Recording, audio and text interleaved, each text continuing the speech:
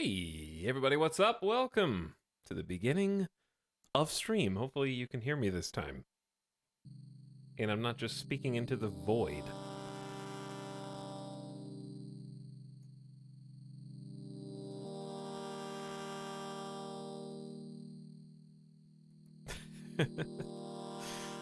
Welcome to the first week of October, everybody.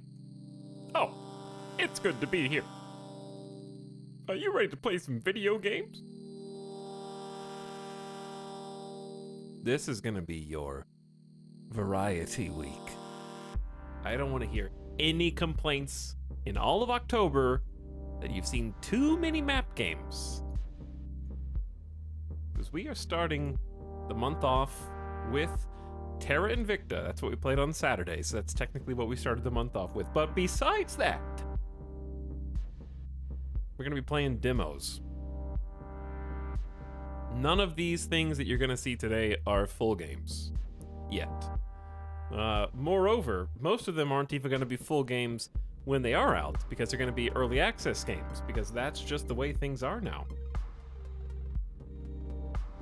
So we are playing demos of early access games, probably. I don't know if all of them are going to be early access or not, but I imagine a fair amount are or will be.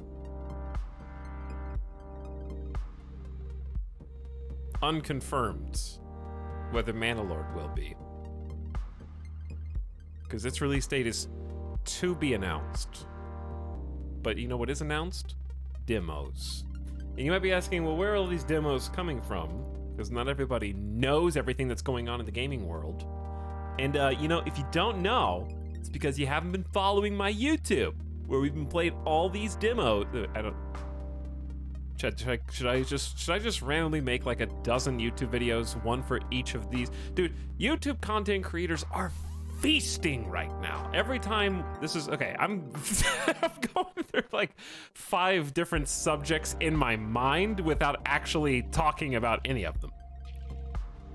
I haven't used a complete sentence to tell anyone anything of substance yet. Okay, so let's start at the beginning. Steam is doing an event called Next Fest.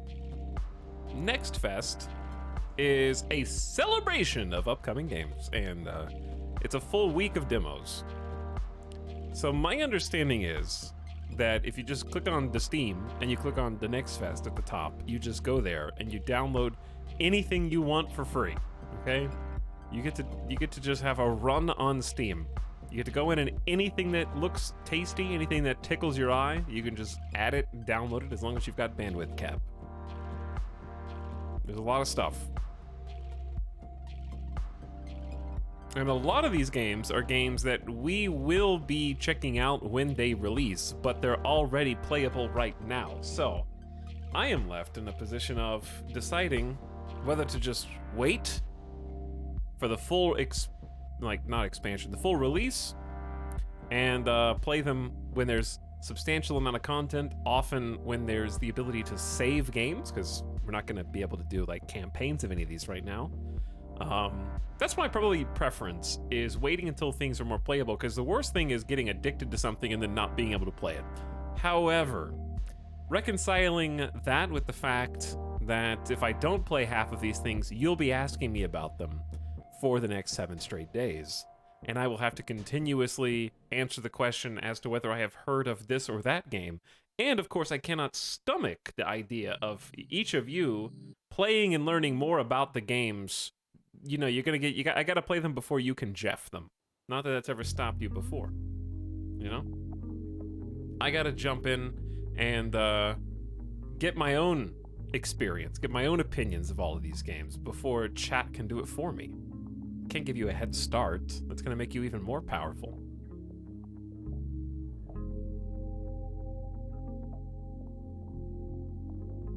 And I have to take every opportunity to sort of pull the rug out from under you when I can, chat, you know? Keep you on your toes. Member of the Manalord's team here, how are you enjoying it?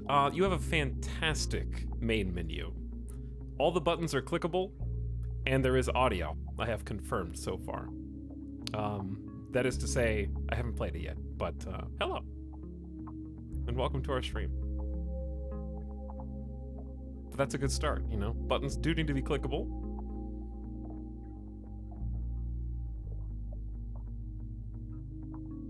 Is there an FPS cap, though? Most of these games are not even going to have settings. I don't know how many different demos we're going to play today. We're just going to play each one until either it's done or we're done. With the idea of just sort of getting a taste of a whole bunch of cool upcoming releases. So some of them won't even have settings, and that's okay. Because, the amount of heaven and earth a lot of these devs, all of them indie devs, have to move in order to get the same day release for all these demos. Some corners definitely had to be cut by some people, you know? Because for a lot of the developers, this is like, God, is this like a job fair? No, this isn't like a job fair. What is this like, chat? It's like a science fair. And we're the judges, except we judge with money eventually. Scholastic Book Fair. Costco samples. It's an expo. It kind of is like an expo.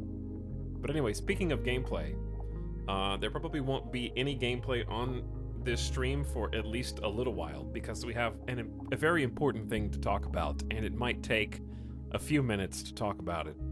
The second thing that if I didn't speak of, I would be very much questioned, and I'm going to continue to be questioned regardless, is RimWorld has a new DLC. RimWorld has been tweeted out by Tynan. Tynan had a very cryptic tweet that said soon. And it had a picture of the new key art for the new expansion, the new DLC. He called it. I did call it. I did call it. You prophesied it like a week ago. Somebody go back and get the clip. Somebody go get the clip. Who can find it? You probably didn't even clip it. But I just had this gut feeling. I was like, it's time. I'm ready. It's time. But anyway, here is the key art for the new RimWorld DLC. Big. It's very big. And there is a lot going on here. Very, very much going on here.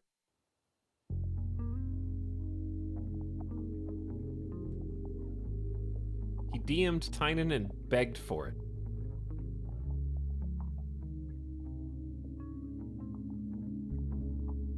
Okay, so let's look at it on this screen.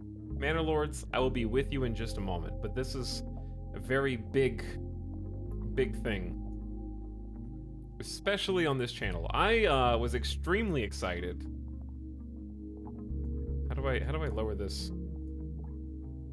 Streaming is hard. There we go. Did you see the Discord post which conclusively proved from this image that you are Tynan? Have we seen Etal and Tynan in the same room? I can neither confirm nor deny. Okay, so there's a lot to digest, and I haven't gone to the theory crafting subreddit yet. This is all just my own observations. My theory at present is that this is going to be called the Mechanoids DLC.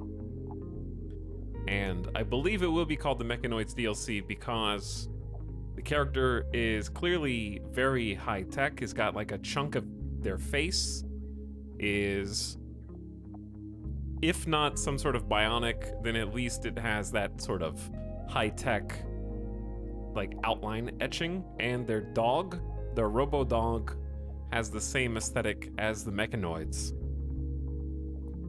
Also the little baby that is there's a baby and then a little mechanoid baby, which raises a lot of questions. Why is there a baby? Like I said, this is a very dense image. If I were a RimWorld YouTuber still, I would be making a theory crafting video on this right now. But my guess is that the M just stands for mechanoids, and that this species is the originator of the mechanoids that you fight in RimWorld, the creators thereof. And that's not... none of these are unique to me. I'm sure the rest of the internet has come up with these same theories, but these are my theories. I made them. Another sort of interesting bit is, of course, the very distinguishable horns, giving a devilish look to the characters. And there is a resource in the game, a drug, that uses nanomachines, also very high-tech in their own right, Luciferium. And who better to have created Luciferium than a devil species with horns?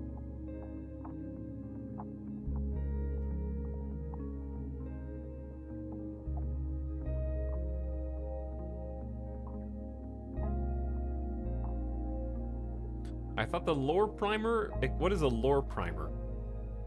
Explain the mechanoids as terraforming units developed by humans.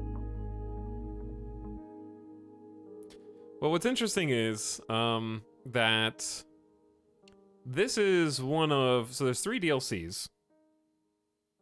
It's on the main menu.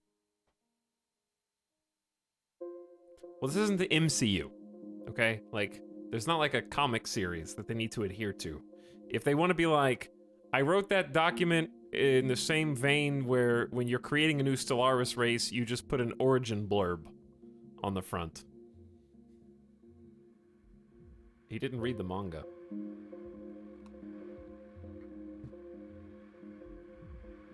But yeah. Okay, so anyways. Other things of note. The blue juice or serum is going from either the robot to the chest plate or the chest plate to the robot, or both. And also, it's present inside of the gauntlet, which I'm thinking there'll be some new augmentations, some new weapons, some new things that empower, like, I'm thinking equipment that empowers your pawns. Chat has been very vocal about the satchel. The satchel that has a clip. And I really think that it's possible that there might be some new pieces of gear that empower your pawns, either by letting them carry more things, by using more strength, just cybernetic augments that help with things that aren't necessarily combat related. And some of it that may be combat related. And it would be cool if they had sort of a recharge where they needed to be refueled from time to time. By God knows what. Of course, there's a baby, which just asks and begs so much. I don't know why there's a baby. I don't know why there is a devil baby. That in and of itself is most curious.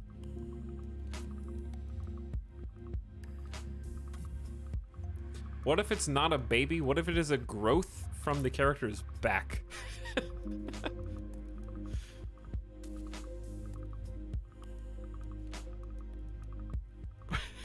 Monkas. Second head. That's just crazy enough to be a thing. Sentient tumors. Ugh. Then, of course, is the issue of there actually being like a... I think that is a different planet than regular RimWorld. I don't know why it would just be the same planet with a purple filter, because that seems odd. Some people were saying, and I was actually thinking like, oh, is there going to be ship gameplay? Because there's all these ships in the background. But I've cooled on that after remembering that Royalty also has ships in the background. So That doesn't necessarily mean anything. And they're all fragmented and broken up as well. However, the planet looks considerably different. Maybe they just use a different PNG for the planet, but like that's clearly a purple planet. It could just be a purple filter and Tynan is a big tease.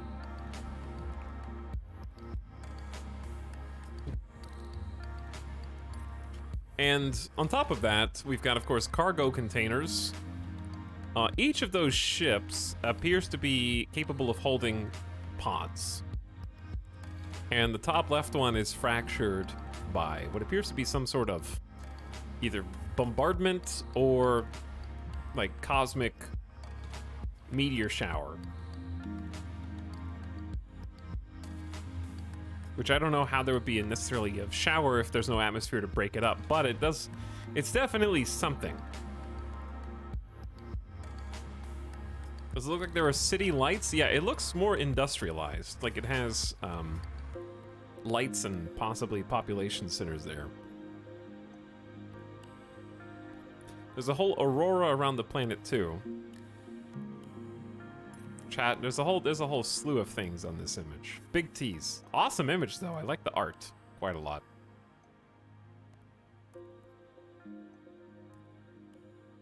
It's got to spin off the Architect stuff. I don't know that it does, because here's the thing. I don't think it has to do anything with Architect, because all RimWorld DLC does not require any other DLC to be playable, and I don't think this is going to be any different. So I think Arconexus and royalty will not be necessary to play this, because why would it? Could it be RimWorld, but in the past? See, again, I don't think it's going to be... I don't think it's going to exclude anything. It's got to be something that goes on top of existing RimWorld.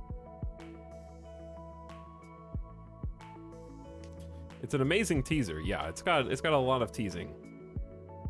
Is there a precedent for key art informing the gameplay? Not necessarily, but like this is different than the rest of the key art. Because like royalty was royalty, and that's pretty much it. It's just royalty, there's a guy. But this one is some very, like, there are some things you can't do. And you can't make key art that includes a baby in RimWorld and be like, actually, yeah, that was a red herring. No pun, it's literally red and a herring. There are some things you can't do.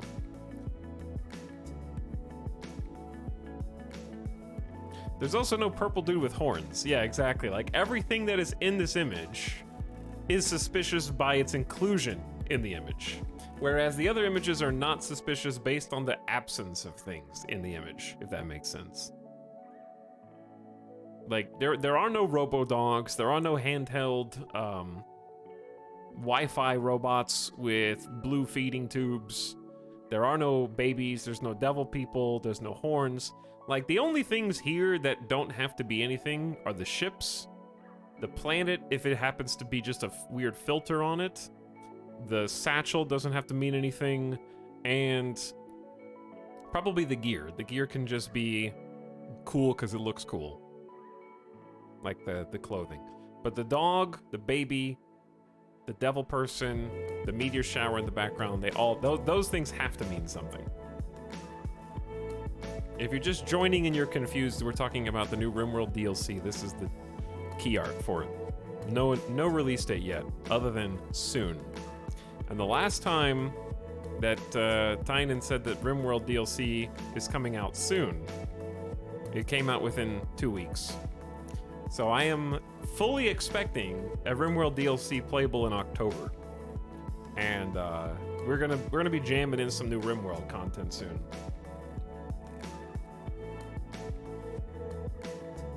If it's later than this month, I'd be a little surprised because of how they handled Ideology.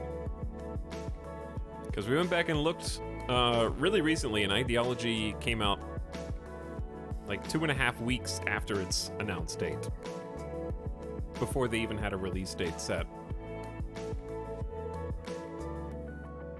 Unless they just feel like teasing more than usual. Also, how can you not release a devil horned themed DLC in October? Like, if you release that in time for Christmas instead of Halloween, you've missed the boat, in my opinion.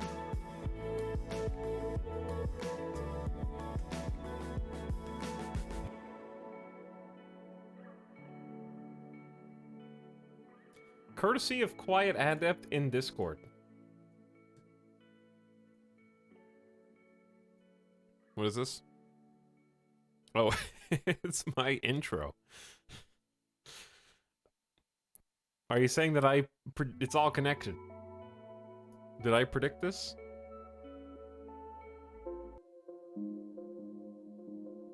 Just saw your tweet? There were some tweets today. There were multiple tweets.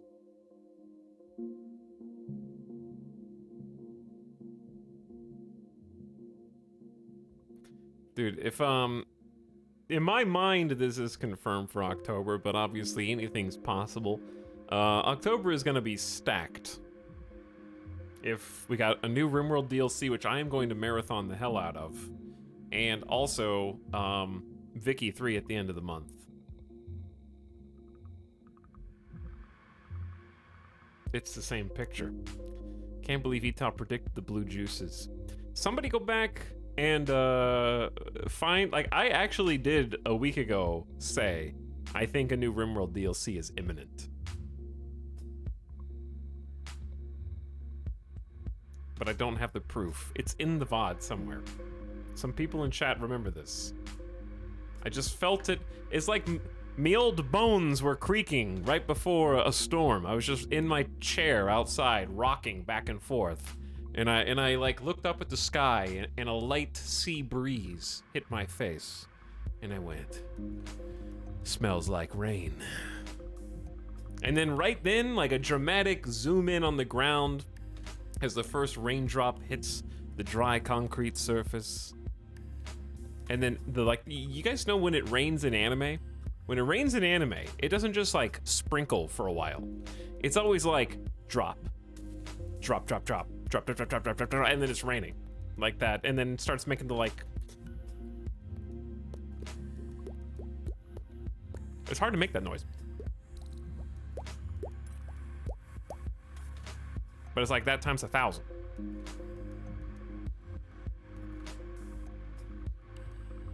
That's how it rains in Japan. All or nothing.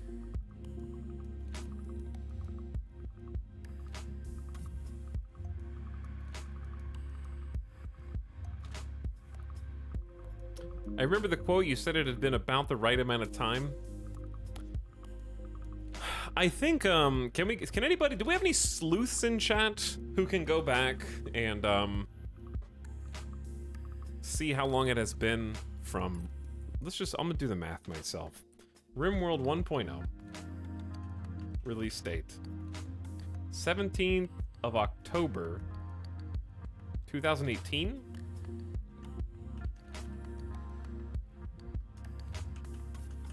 How has it been that long already? Okay.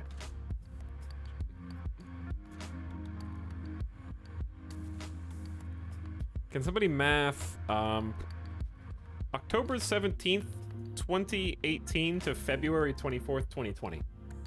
How many days is that? If you still love me, I'm gonna leave again.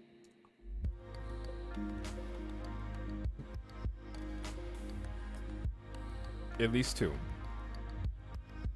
A lot. 786 days, is that true? That can't be true. Because it's not even 2 full years, you just made up a number. Okay, math based on calendar. Is there a website that does this? Chat, nobody knows.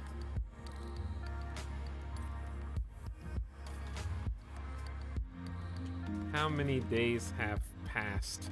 Calculator. I bet the internet has solved this. There's a date duration calculator. I will use the power of the internet. 10, 17... I almost typed 19. What year am I living in? Good God. My brain just teleported me back to the 1900s for a second. Ancient old man. Getting old, chat. Or maybe I'm just, like, I still put my birthday in. Like, because whenever you have to go to, like, adult rated M games, you know, if you want to play like Battlefield or Call of Duty, you had to make a fake birthday. So I'd always put 1969 because that was old enough, and I still put in 1969 even though I don't have to. Like, I could just put in my regular birthday. And I'm still pretending to be so much older than I am. But if somebody was actually playing games from 1969, they'd be like 53 years old at this point, which is more than old enough to play anything that comes out now. Okay, anyway, we're calculating time. I'm gonna do math. Feb 24, 2020. Feb 24, 2020. All right, calculate it. It's approximately 496 days from the day that RimWorld released to its first DLC, okay? Now what we're gonna do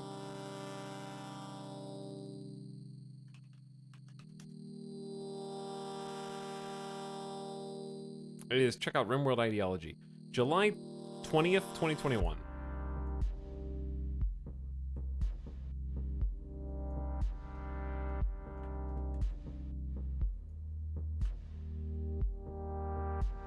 Okay. Calculate. 496 and then 513 days. So, like, that's pretty damn close to one another. That's about 500 days apart.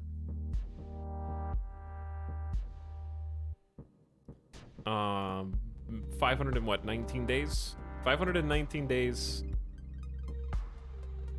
Wait, no, that doesn't make any sense. What's the average of 496 and 513?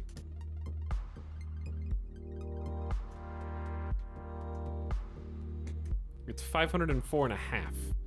504 and a half. I'm gonna make a prediction, chat. My prediction is that the next DLC, the W, is gonna come out even sooner. Okay? Here's my prediction. Because we know, like, like, we don't know, it's not confirmed, but we know in our hearts that there's gonna be DLCs that spell out RimWorld. It's just gotta happen. It has to, right? And I refuse to believe that they're gonna be making, like, the D DLC, like RimWorld, the D DLC, in how many more days? Let's say that this new DLC that we're looking at here comes out tomorrow. So then we're taking 504 times WORLD. So like times 5, right? That's 2,522 days. That's 6.9 years. Okay, we live in a simulation, I'm telling you. How does it come up that much? How does 69 come up that much? It's impossible. We live in a simulation made by memers.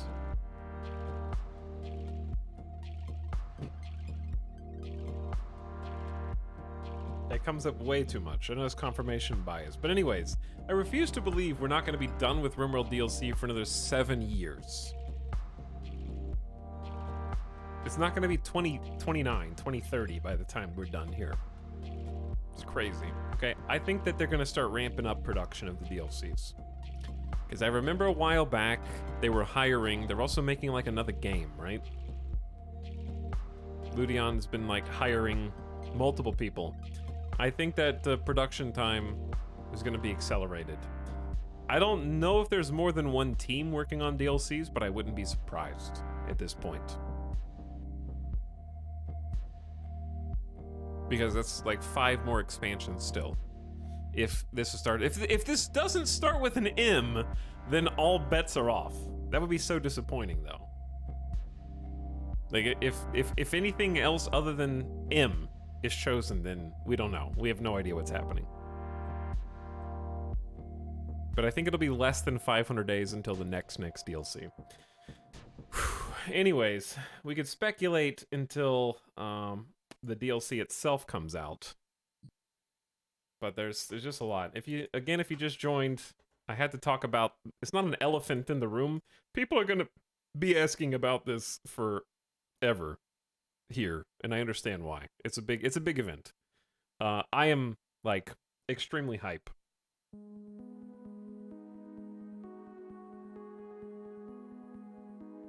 This got me genuinely giddy today.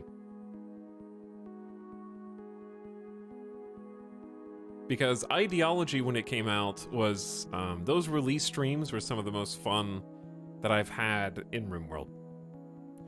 And we will be the playtesters again, because that's what happened in Ideology. We did not get the most balanced version of the game, that's for sure. Hey guys, did Etalyx see the new RimWorld expansion image?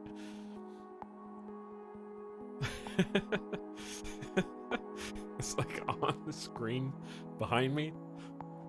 Oh shit! Wow! Holy moly, dude! It was behind me the whole time.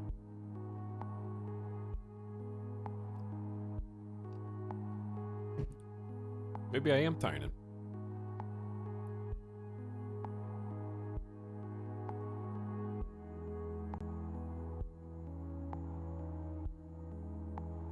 Tell your reaction in 30 seconds and have someone clip and command it. No, we're just gonna make a command that says I know what's going on. Marge is excited for RimWorld. Wow. RimWorld. Oh, my God. That is amazing.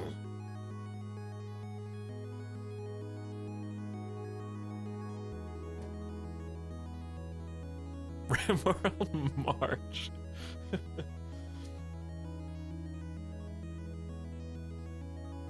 That's what the M could stand for. It's possible.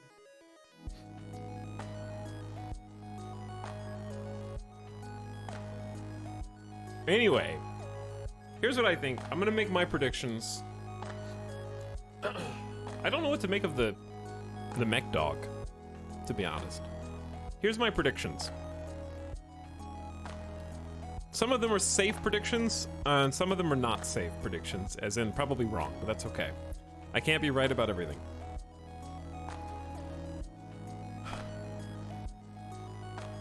I'm trying to concoct a theory that also includes the planet behind them. And that's the part that's throwing me. Because part of me thinks that has to be the same planet, because I really don't think that there's going to be spaceship travel between worlds. That being said, there can be spaceship travel between worlds if it's done in the same way that it currently is, where royals pick you up and take you to fight zones. Like if these guys have transport ships and they just take you and load into another world, then that's possible. But I don't think that there's going to be like save our ship built into the game. No way.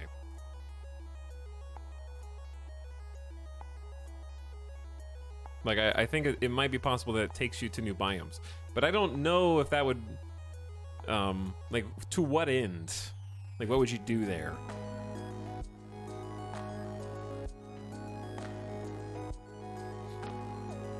Did you notice the dog has actual fur? Like, it's a cyborg dog?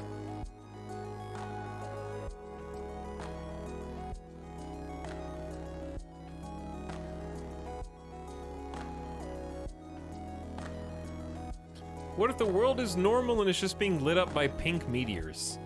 Possibly.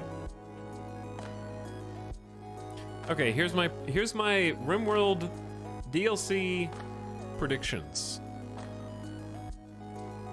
Okay, I don't know if I should say predictions, because my predictions are much more tame. Here are my RimWorld M DLC hopes, I should say. Hopium. I think this is going to be a new faction similar to Royalty. The progenitors and originators of Mechanoids and Luciferium, who have the highest grade Glitterworld tech that will enable you to use either Luciferium or some other special resource to power both cybernetics and augmentations that will enhance your character in various ways, from carrying more cargo to using power gauntlets to assist in everyday chores and activities, while also finally adding the oft-requested features of making cybernetic pets, as well as using babies to trade on the black market. Okay, I have no idea why the baby's there. Like, I'm still drawing a complete baby blank. That's the one thing that I can't quite reconcile.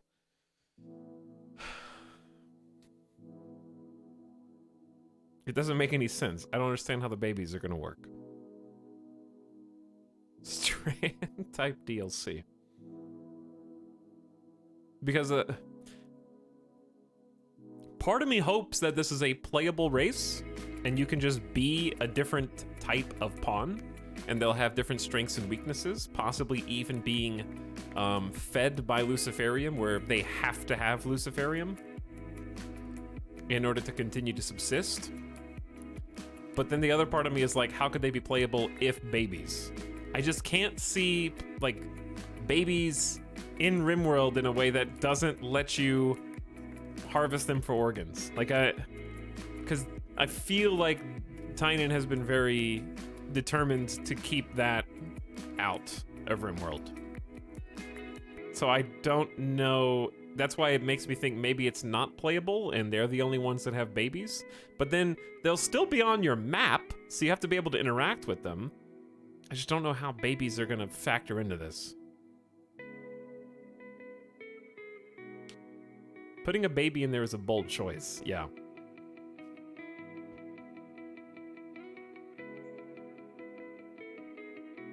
I guess I'll just have to wait and see. But I feel confident about the augmentations for pets, cybernetics. I'm pretty confident in the new gear that sort of challenges whether you're constantly wearing power armor and maybe shaking up the armor meta, where you basically just make the badass gear and then your pawns just wear it infinitely by making you choose to put on... Wait a second. Maybe it's not alternatives to armor. Maybe it's new armor slots. Because there are no glove or arm slots, and there is no waist slot.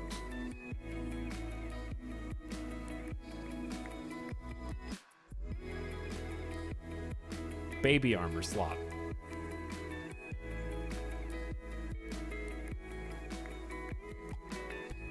There are shield belts. That's true. But I'm thinking more for, like, I guess, carrying things. But yeah, there's like a back. It's more. The thing about shield belts is it's actually a back slot.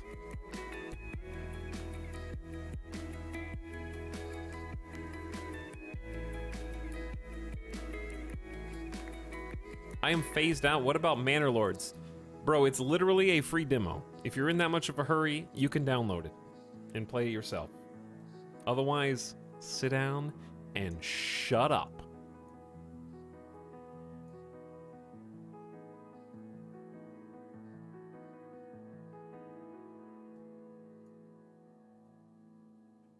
I did, but my PC is potato. Well then, get comfy, potato gamer.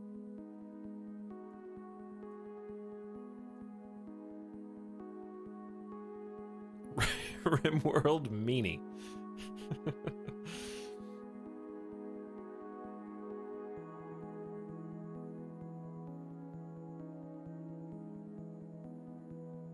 Chad, this is going to be an auspicious year. We're going to have new RimWorld DLC in like 2 to 3 weeks, I hope.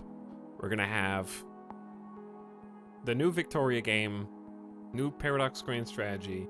We're going to have Dwarf Fortress confirmed, I said so, launching on Steam before the end of the year too. What a time to be alive. I mean, I was right about the RimWorld DLC predictions.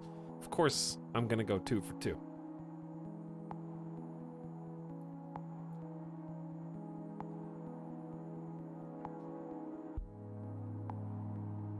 A golden era for E-Type games. Yeah, E-Type games. Hi, hope things are good. That's a neat background. Thank you, Extreme Bunny. It is neat.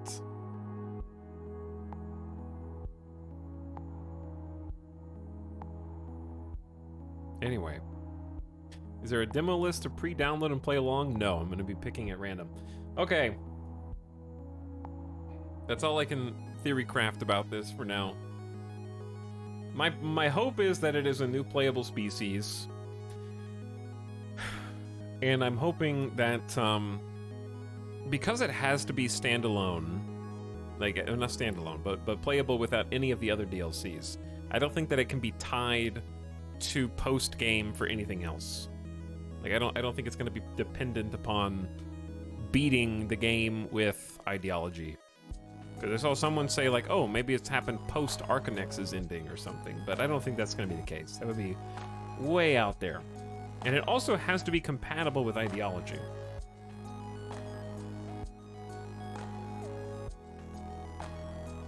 And royalty.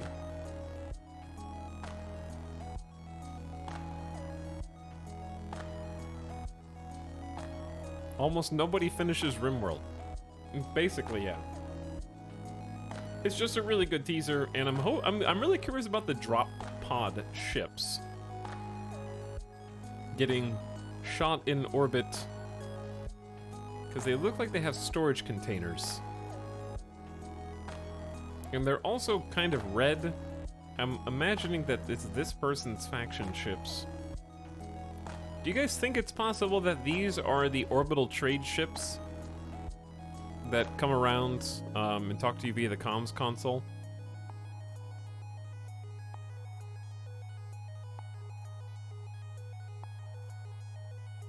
Merchant would be cool. Yeah, like RimWorld Merchants. I don't think that's a good name though.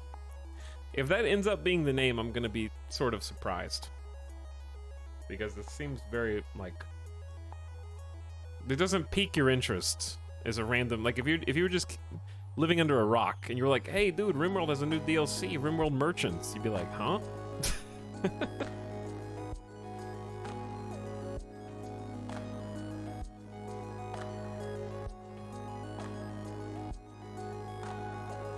RimWorld Mercantilism. Macroeconomics.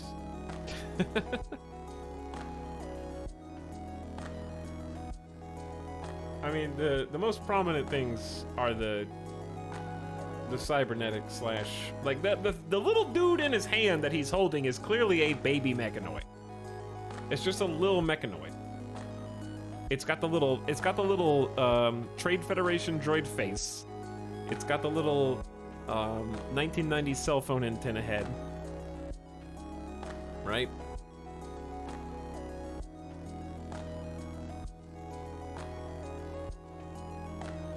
That's a little baby mech. Alright, I'm done. I don't know. I'm gonna keep this here for now, because someone will ask me about it later. I had to talk about it. It's big news. It's big news, because it's predicting the advent of, like, a week of RimWorld streams in a row. Unless it comes out at a really awkward time.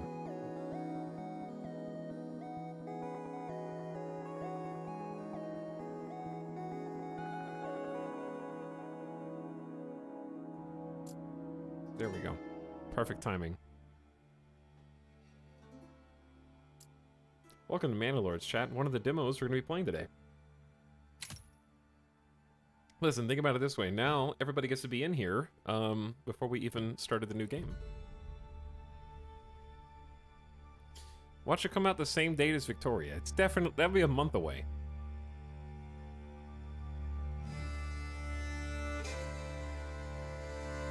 RimWorld Manor Lords. Is that the DLC?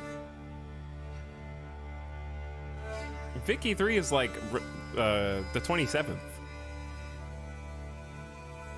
It's like the 27th, I think. Why?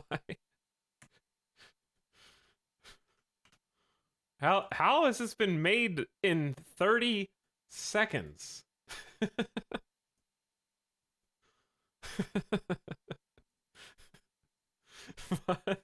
It's so fast.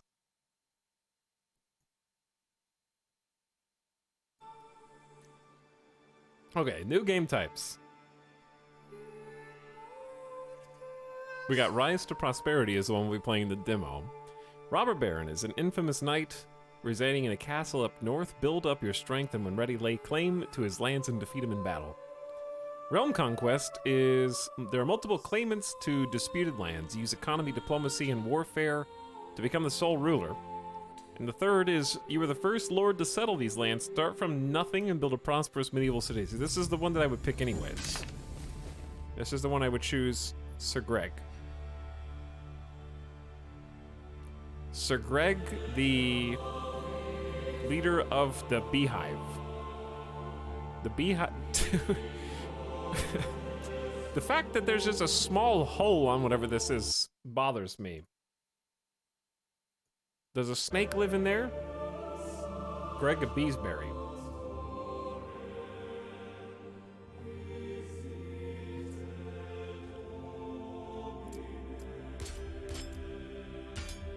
Well, I'm definitely not going to be Sir Greg of the Bees.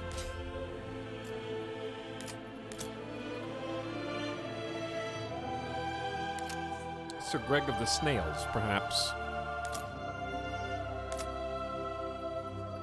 How about, Sir Greg of the Leg? Sir Greg a Leg. That's 3 legs running on an endless loop. See, why don't we have that instead of wheels? You know? Why did we go straight to round wheels? I feel like this would have worked for cars just as well. Maybe a little bumpy, though.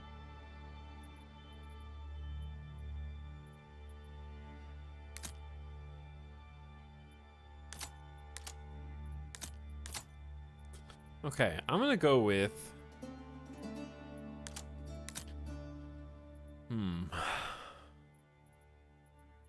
I mean, I did like the snail. I always like keys.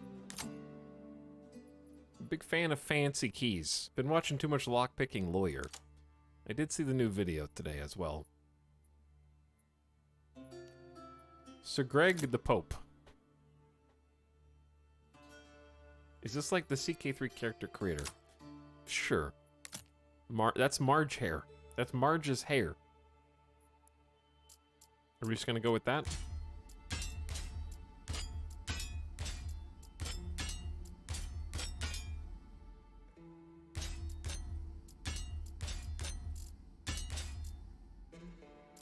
Okay.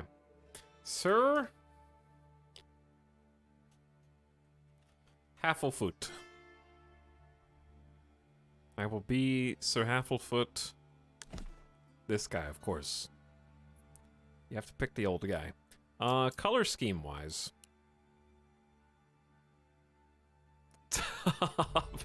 That's a Hobbit name. Because it ends in foot? I guess it is. Yeah, that is kind of a Hobbit name, but I'm sticking with it now. I did watch Rings of Power yesterday. No, I'm not going to talk about it right now.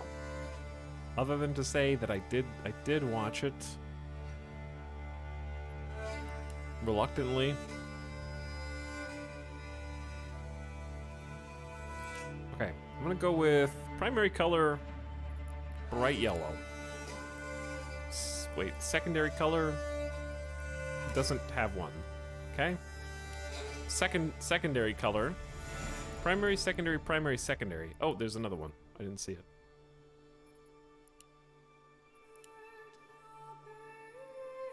This is a very ugly crest that I made. It's my fault. It's the color scheme. But I'm gonna stick with it. Half dog, half horse? Why not?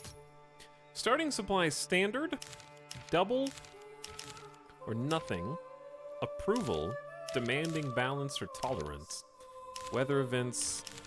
Let's just start standard, balance, balance. I have no idea how to play this game. So let's go.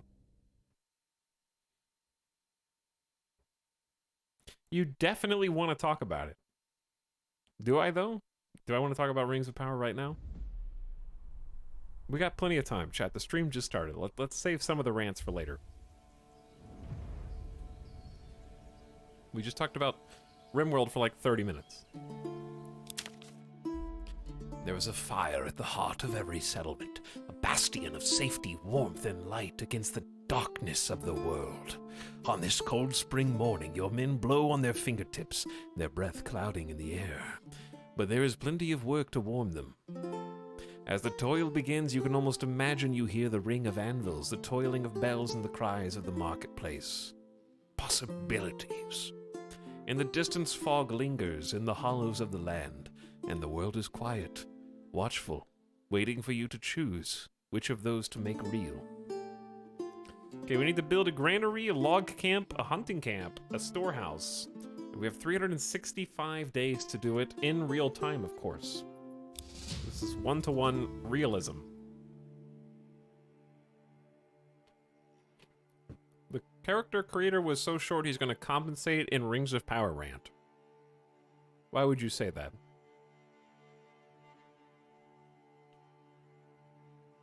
Shall we get the zoom all up in here? Okay, we always got to start with every single strategy game paused. Do you guys... I'm just making sure that you can't see... before we continue, I made the mistake of updating the streaming software, OBS, before I started the stream today, and it completely changed the entire UI. So that's why I was late today.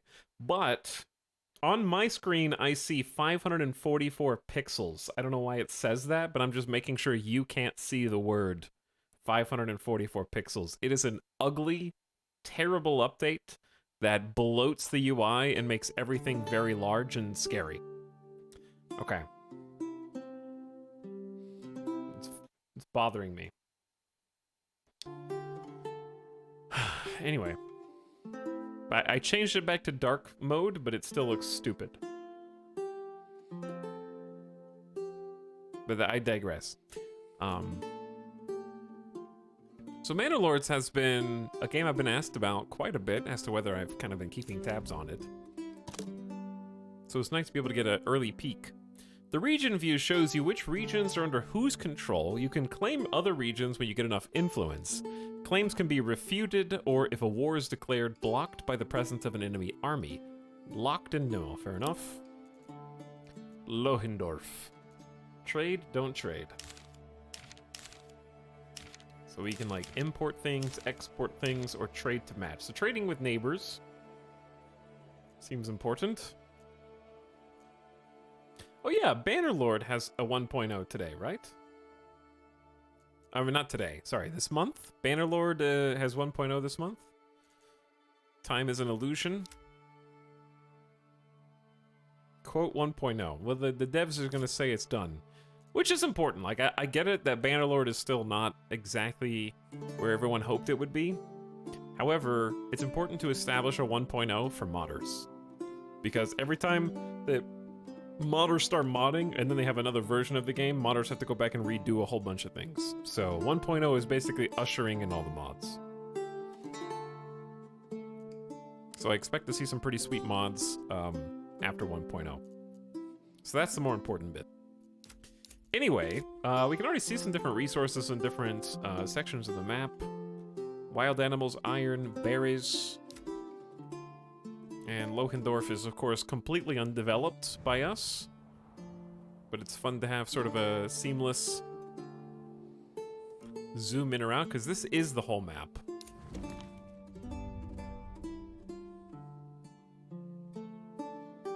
Alright, where am I? I'm over here.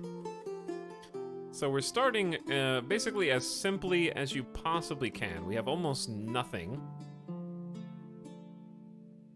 We just got a handful of people. Let me look at some UI stuff. So we have 5 unassigned families. They don't have permanent work. If there's nothing to build, they help out with jobs. Assigned families will focus on a job that they were assigned, but if there's nothing to do, they'll help with other things. Total population is 5 peasant families. We have a 50% approval rating, because I gotta get elected to Peasant Lord office at the start of the next political cycle. God, I am so tired of seeing political ads on YouTube. Every time I try to watch YouTube on my phone, I don't have ad block on my computer anyways for YouTube. It's just so many people screaming at me. And if I didn't know better, I would say that it's all AI generated because it's like the two basic same talking points every single time.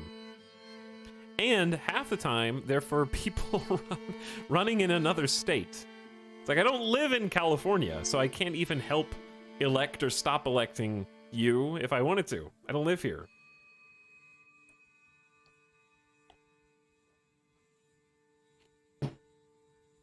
Anyway. Cow. You can zoom in on the cow, confirmed, and it moves. Very important gameplay feature there. I was looking at this, I got distracted. We have public order governs the chance of crime occurring. So there's a 100% chance for crime occur. There's too much public order, I'm suspicious. Chat, how much public order is there in chat right now?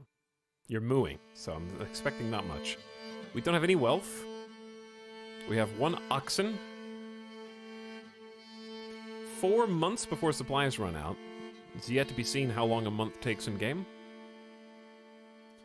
Here is my current settlement level's Settlers Camp. Each level gets you a development point that you can use to specialize your town to make it more efficient. Next level is a small village. 5 burgage plots. Currently showing surplus goods. Currently showing total goods. Okay. Here's crops we can process into food and crafting materials.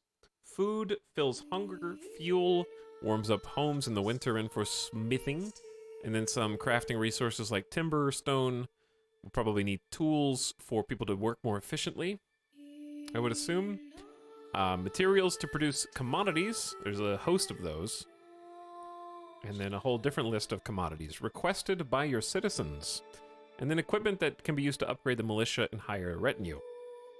Alright. Visit mode. Press to walk around your town in third person. Very work in progress. Issues like clipping through houses or weather glitches will occur. It is I, your lord. It is so nice of the people to resist attacking me for my blue and red. I am this civilization's Superman. And I expect to be treated as such. Do you know how difficult it was to obtain the blue dyes used for my tunic? Blue is a royal color that does not occur naturally.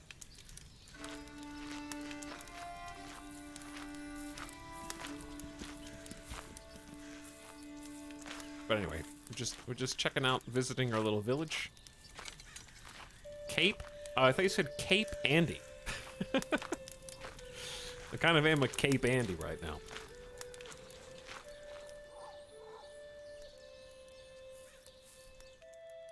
King of these 3 tents, you're damn right. Those are my tents. I'm leasing them. We have 0 gold in the treasury.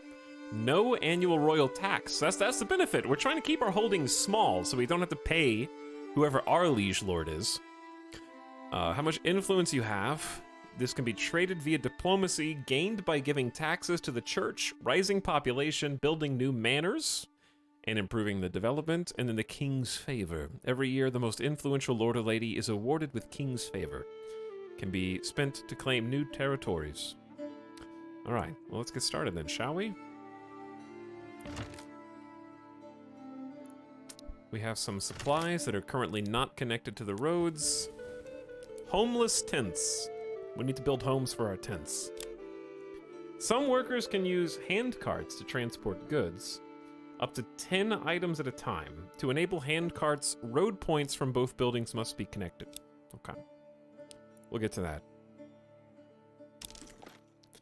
Down here, we can make a bunch of stuff.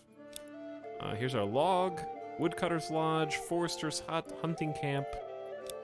Excellent. A mining pit, granary, storehouse, hitching. Okay, so storage, things for the village itself. The burgage plots are for the families, so we have to get those to advance our settlement level. Okay. Food stalls, firewood, clothing, taverns, and a church. Bunch of different farm buildings, industrial buildings. Okay. Trade and administration.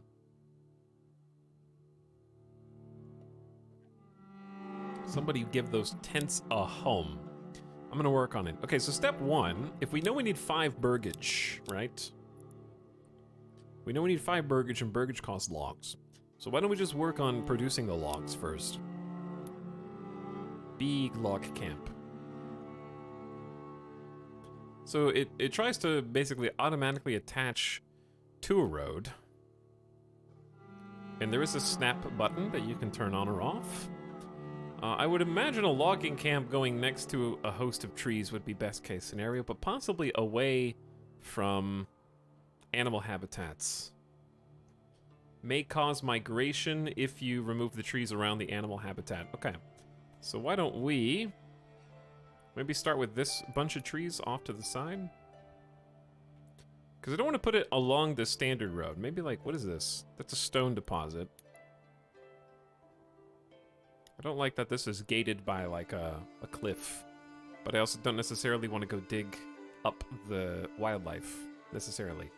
And this doesn't, I don't know if this is enough. But let me try and find somewhere where there's only like one uprooted tree. That looks good. And we can also rotate it. Let's go with one uprooted tree there. Unassigned peasants will automatically build. Got it. And then we'll definitely want a road.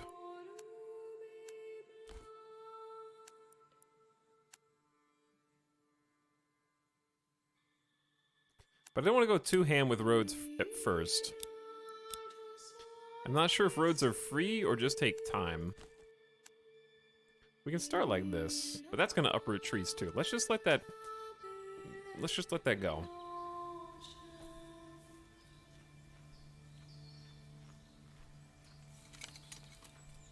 Chat is a hive mind that has the same thoughts simultaneously.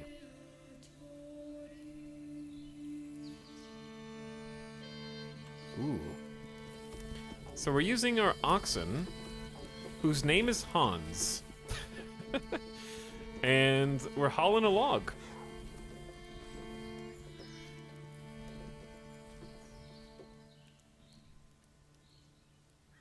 The world has changed. I feel it in the water. Don't get me started. Do not get me started.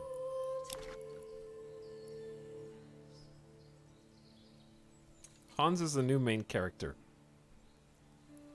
You might be right. Okay, so if we can only drag logs over there one at a time, that's going to be a bottleneck. And by the way, chat, I don't expect to know the right build order for anything yet, and that's okay. You don't have to bag seats. You don't have to worry. We're just experimenting. Because we have some objectives over here anyway. Granary, logging camp, hunting camp, and a storehouse. Establishing a foothold. A granary should probably realistically go near where we are currently living. This looks like a pretty good spot for some huts. Or some little plots. I think it depends on where the food source is going to come from. Because, like, we're going to be hunting over here. We don't have any farms. Some buildings have flexible borders. Place 4 points for a designated area. The cursor will snap to rows and other plots to try and create an organic shape. Organic building. You can leave more space for future extension upgrades. Okay, maybe just taking a look at this would be good, because some of this terrain is more fertile than others, right? Like, that's for a field. The field can produce crops including wheat, flax, and barley. The farm, workers plow the field as soon as winter passes, then sow with the chosen crop, harvesting them in September. Pasture is for sheep. Then we have a sheep farm. Harvest wool from the sheep, then a windmill to grind grain, and then a communal oven for bread.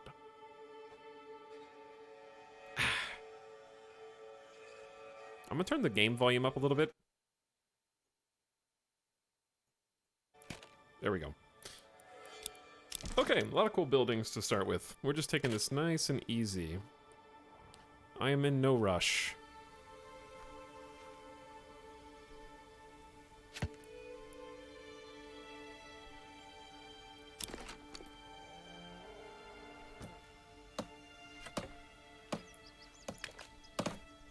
hammer away.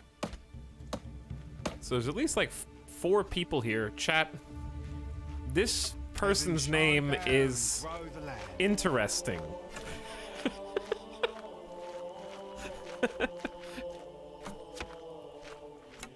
And very unfortunate. I love how that is the first peasant that I find.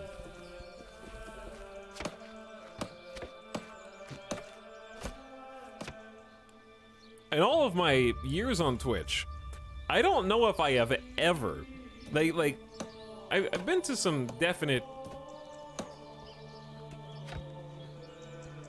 I don't know if I've ever heard any streamers say that on stream.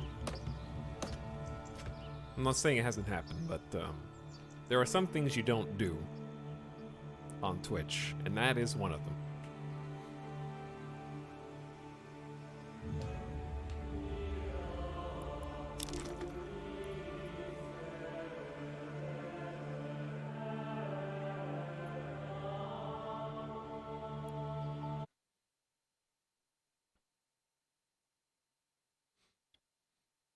British streamers say it all the time.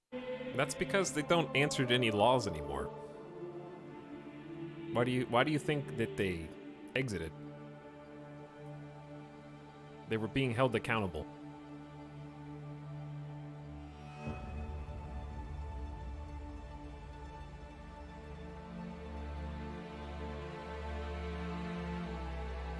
It's a lawless land.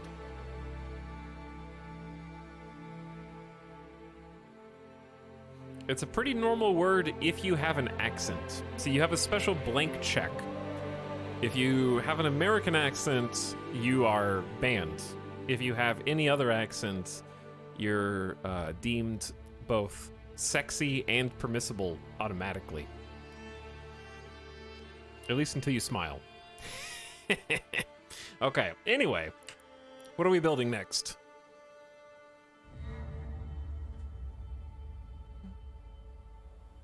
Let's build a granary.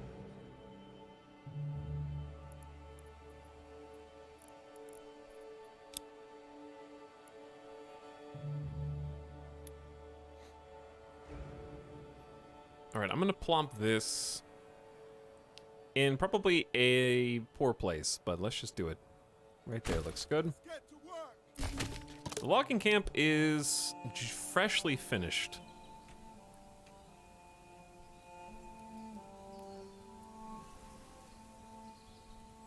You can now select this building to add or remove workers. Okay, it's currently disconnected from the road network. We will need to fix that. And I can set a work zone. I'm just going to choose directly around the logging camp. We need more men at the camp. I don't think we have that many people to assign. So I'm going to start by just assigning 2, because then there's only 3 unassigned families left. It can store up to 28 logs by itself, and then it shows me who's on the team.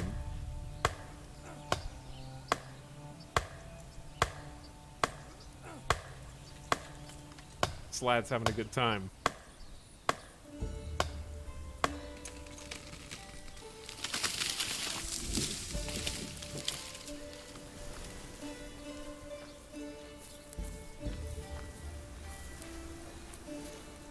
Being a logger seems like a decent life, yeah, until a tree falls on your head. Then what? You just logging out with your pals every single day? And suddenly, somebody cries timber, but it's too late?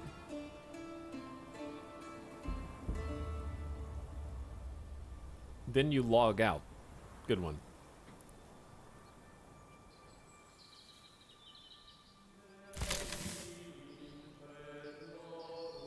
Okay, we can probably be building multiple things simultaneously because we do have...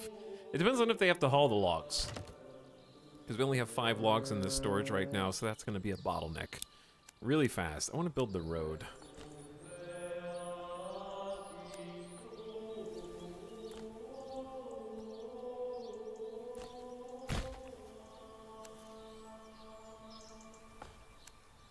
You can also adjust the curvature of the road with control and the scroll wheel. So if you want it to be like more of a right angle, you can do that. Or you can make it a wiggly boy.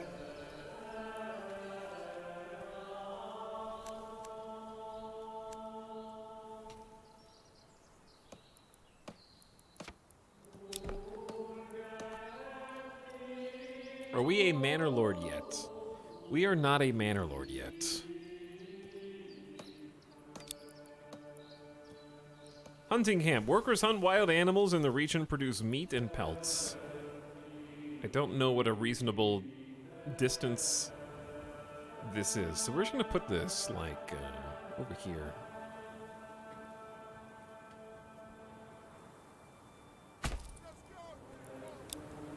Are roads free? Chad, are we going for organic roads or are we going for grid roads? Actually, what about curvature roads? Okay, is that too much curve? Is that too much curvature?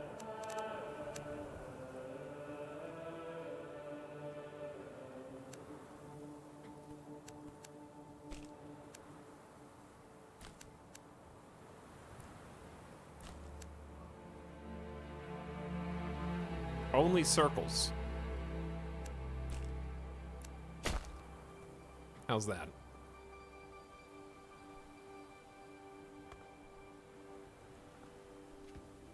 Ooh. Where are you going? A traveling merchant is heading up and down the roads. So this is going to be a main thoroughfare throughout the... Oh, there's more, actually. Zoom! I like when games let you zoom all the way in. Those wheels are especially greased.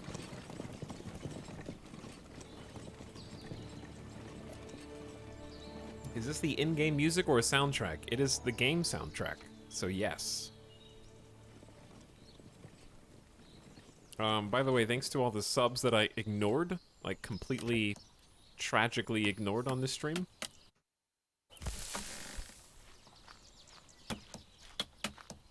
All of you, out.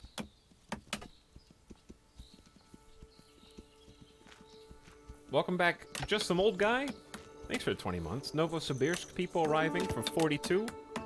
Hello, Corey Gaming. Too many errors. Thank you. Tasty Tango. Enjoying some demos today. Metalbit Zoom Eat Mod Squad for 62 months. Hello, beginning of stream slub. Starwolfkin says, thanks for having great streams and the best community. Okay. Great streams? Yeah, I can see that. I can understand that. That's agreeable. But best community? I don't know about that.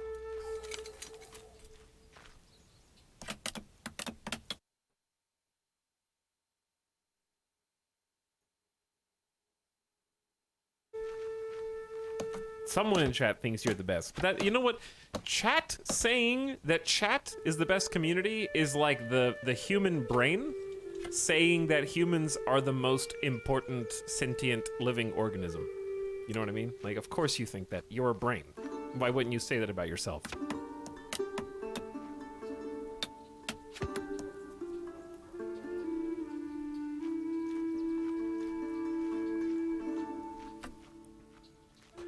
We are the finest there is, it's true.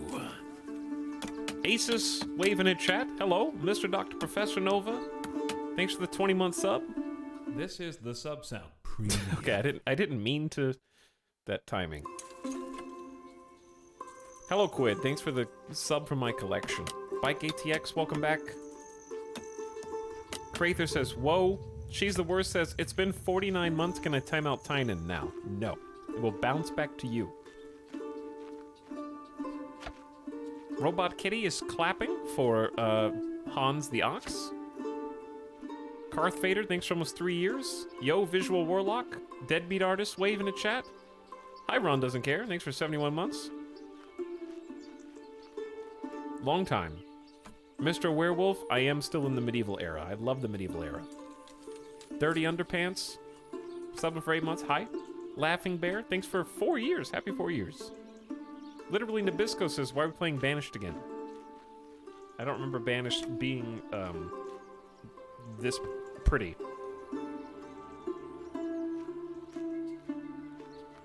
Stang Zero MTB, thanks for 7 months. And welcome to stream. And what's up, Rather Skinny? With the brand new sub. Yo. Very kind of each one of you. Thanks for hanging out. The nice thing about this game ultimately releasing, when it does, whenever that is that Farthest Frontier has already come out and taken the heat for like playing Farthest Frontier was just an exercise in patience for me, because there was so many people in stream who would just come in and be like,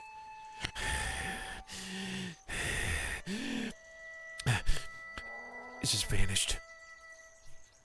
So it's nice, like it's nice of Manor Lords to be able to use them as a human shield, to just be like, okay, everyone got it out of their system, hopefully, by the time this game comes out.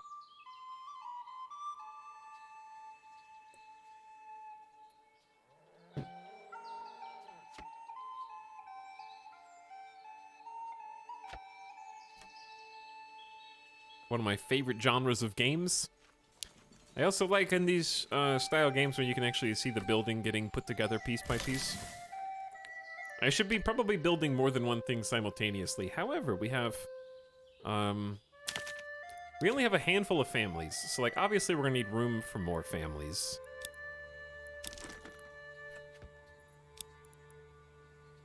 Provides living space for one family. When upgraded, gives a development point and extra living space. If large enough, has slots for extensions.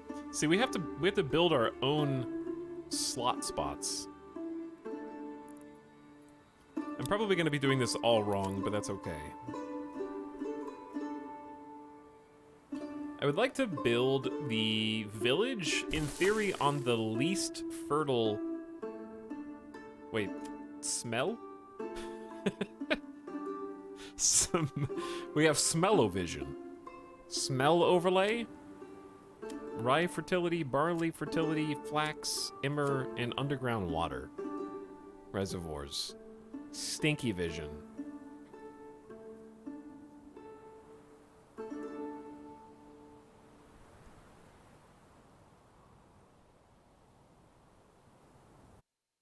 Okay. Well, in my opinion, I'm assuming green is good.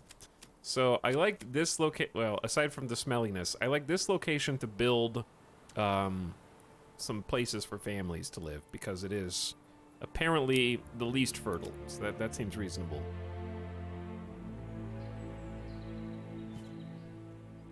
And I haven't really built anything with this tool yet, so we're gonna kind of like test this out. I'm not sure how big to make this either.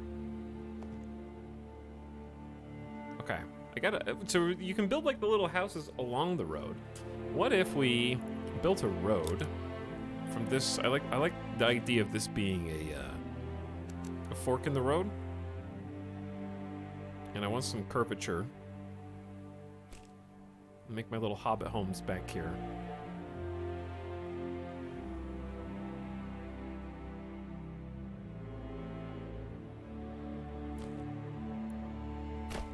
Okay, make a little road splitting off from there. Then if we wanted to make...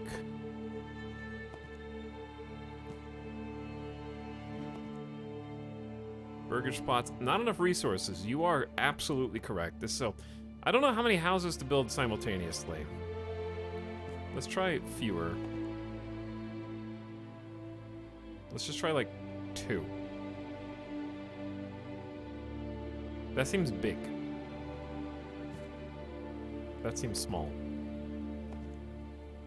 But if you make them bigger, you have expansion space. All right, let's give this a try.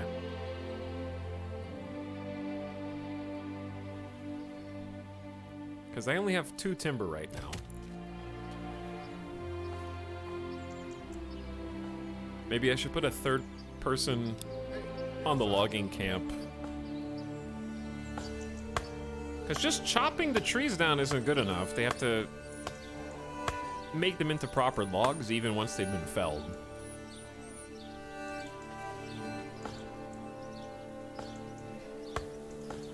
Okay, let's get some info while we're waiting for that, because I could fast forward too, or I could learn something.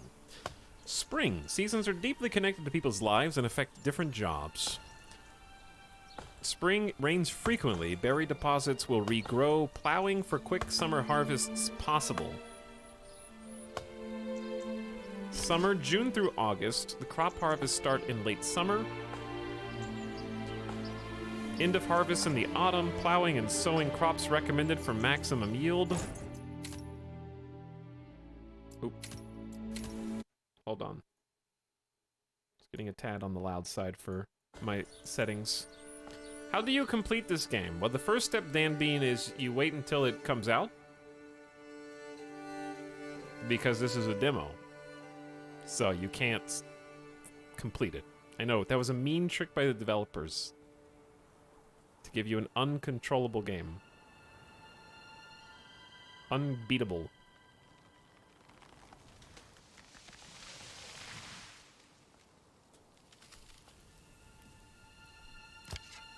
Ooh, we have a hunting camp. Okay, here's the thing. I need to figure out how much food. We have 15 bread, and then we're out. We have 3 months until supplies run out. We had 4, now we only have 3.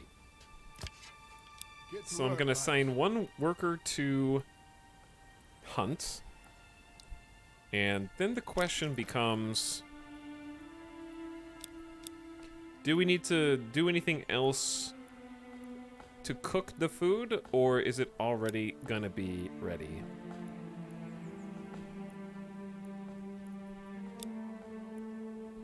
Food stalls, market areas, a well. Provides water access to the burgage plots and enables firefighting. Okay, yeah, that's gonna be something that we want as well, and that costs a log. The water's a bit far from where I built these, huh?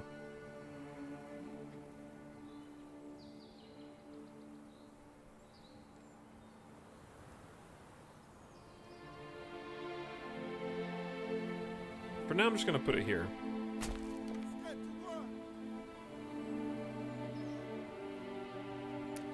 This is from the same publisher as Terra Invicta. Yes, it is. They have quite a few games on the Next Fest demo. So we'll check out some of those.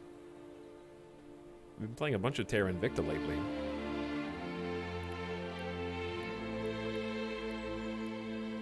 So yeah, I'm not sure if you have to turn the meat into anything or if it's just edible.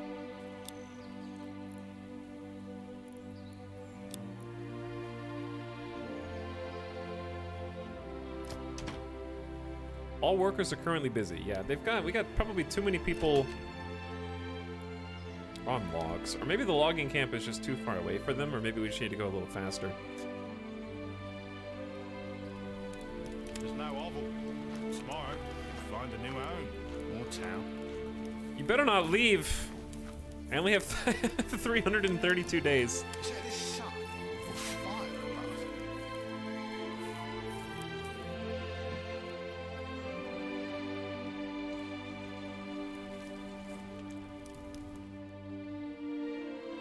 Okay, let's see how we're doing.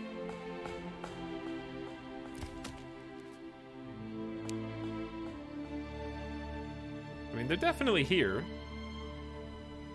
By the way, I like that you can move these around and also pin the window.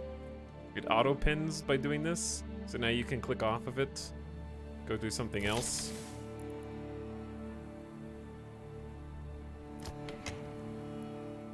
And in theory, keep up as much of these as you want.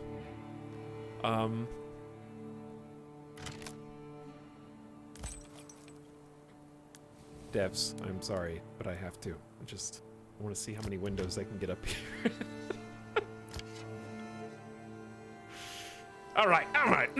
We don't need to look at graphics. I got all the important information I need right here. This is how we're going to be playing the game from now on. Optimal manor lording. Menu stress test. Okay, hang on. We need to micromanage this. We need a second person on hunting. Okay, but that just means we don't have enough people to go logging. Okay, but we need someone back in the general network. Hang on, take someone off of hunting. I think we could optimize this. Maybe we only need two people unlocking, one person on the hitching post general so they can go help us build the other stuff.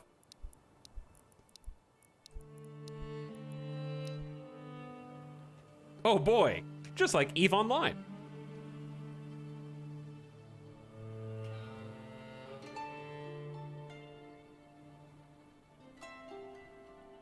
The food is exposed. It has to be moved to a granary or else it can be damaged by the weather. Oh no, we have to assign someone to haul from the granary as well. What is a granary work area? Oh, someone's doing it. Heaven shine down and grow the land.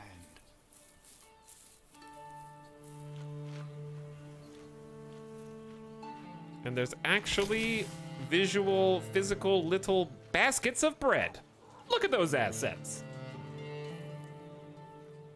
I love a pile of meat just sitting out in the sun. This is not meat, this is bread. If you are seeing meat out in the sun, you might be at a nudist beach.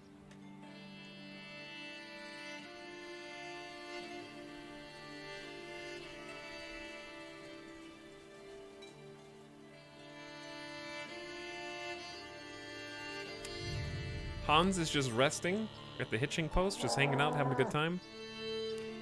All right, what else can we do? We have exposed storage. The stocks are exposed to the weather and can be destroyed by rainfall. Build a storehouse. Okay, that's going to be presumably for the firewood and the tools, of which we only have one. So a storehouse is going to be just 2 logs. Provide storage space for generic goods and logs to shield them from the weather or damage.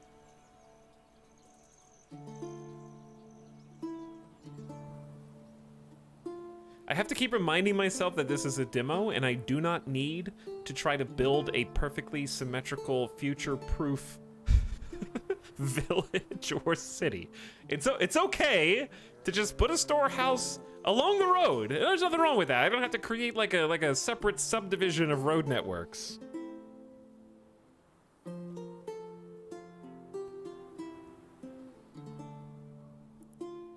I am a little surprised that roads appear to be... Well, actually, roads appear to be free to build, but as long as if you build something on them, they grow into big roads. I think.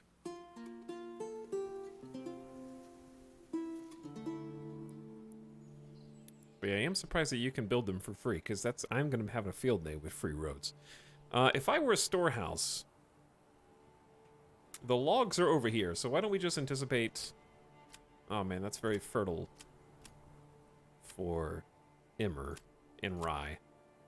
But there's more space. I'm still gonna just storehouse right here down the road. I know we don't have enough resources, that's okay. See, I would like to be able to queue things up before I have the resources to do so. Is there a way to do that? Because planning is pretty important for games like this. But I don't think you can click unless you have enough resources in the stockpile somewhere. Even though I actually have 4 logs in storage, but I think they're already reserved. But yeah, that's the only thing that I don't see right now is the ability to create a build priority. So, being able to like queue up, say, 4 or 5 buildings at a time and then decide what order you want them to be built, I think is a pretty necessary feature for this genre.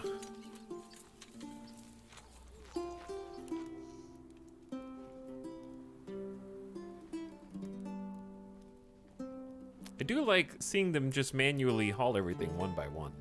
And there's your little cart. Is that this sun? Or fire above? And you are on your way.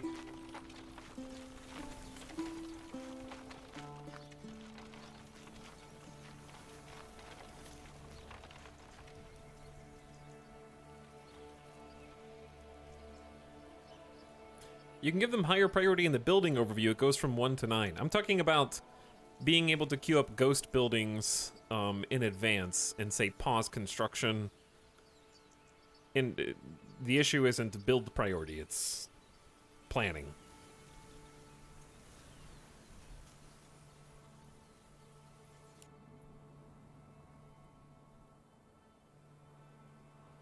I haven't been watching my hunters. Let's see what the hunters are up to.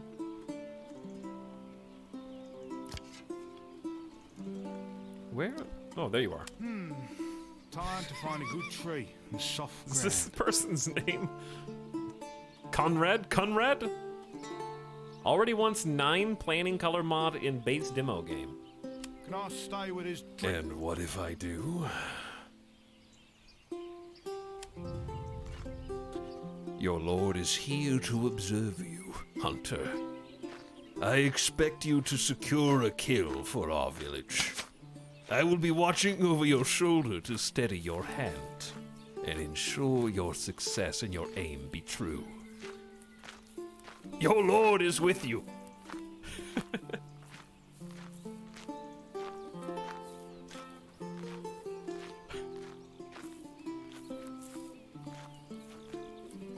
Aye. This is what I like to see. Very productive workforce. That is at least a 1, 2, 3, 4, 5, 6, 7. I believe that is a 7-point buck. We can do better. Wait, no. It's an 8-point buck. We can do better. This is a good representation of Etal in chat. This is,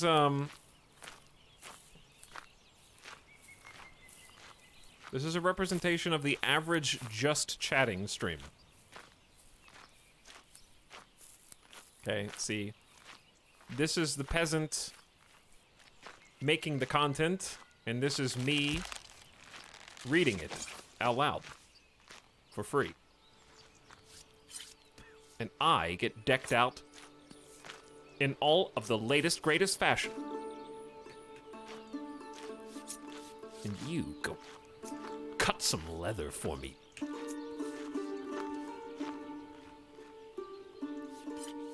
It's hard writing all these words.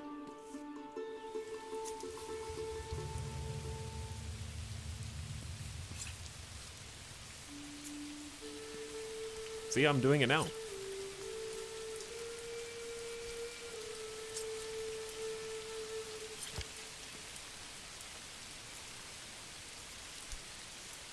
Lord E waiting for peasants to move boxes from room to room. I can't move the boxes though. There's nothing that, my hands are literally tied. I can't do anything. What do you want?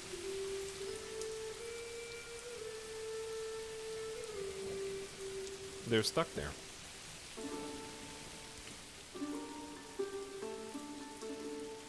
If the boxes go, I go. In that case, I'm going to give some subs to myself. We need to speed that along.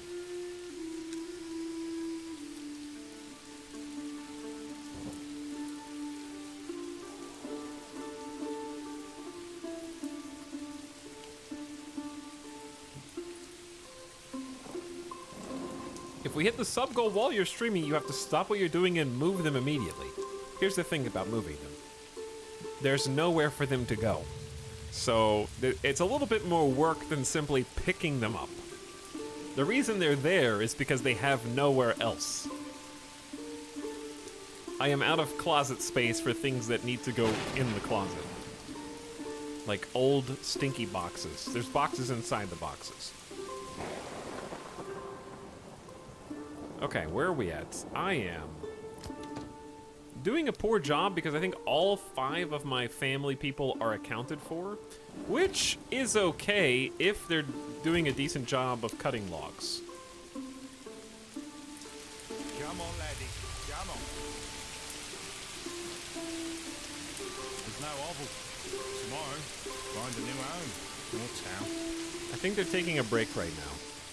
They're probably going to eat. But we can do up to 16 times fast forward. Wait, is Ox stuck? Chat, where's Ox? Someone in chat said there's an Ox stuck button, but I don't... The Ox is right here.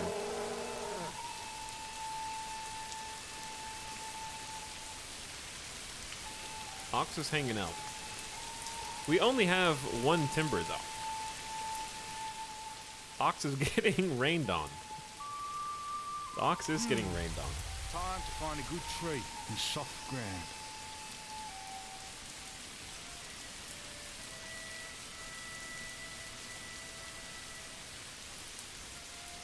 See, I think they're just like on break.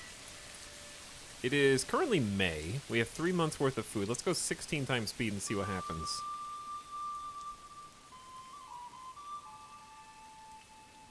You need people assigned to the ox. There already is someone assigned to the ox. Unless I'm...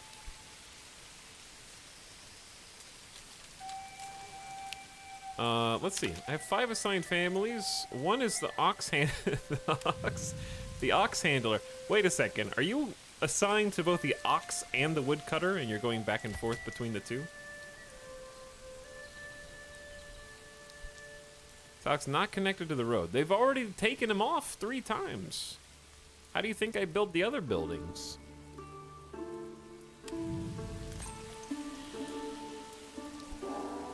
We've been using the ox to build. I mean, I'll build the road.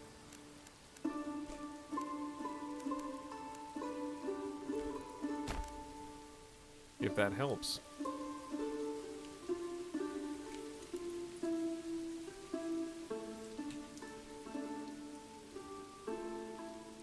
Because it might.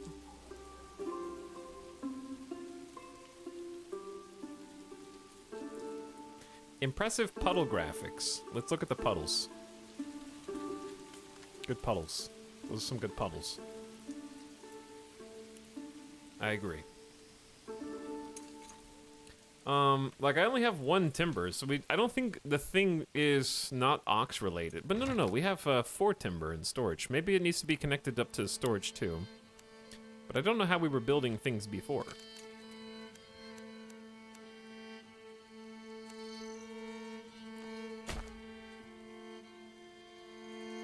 I would like to connect all this.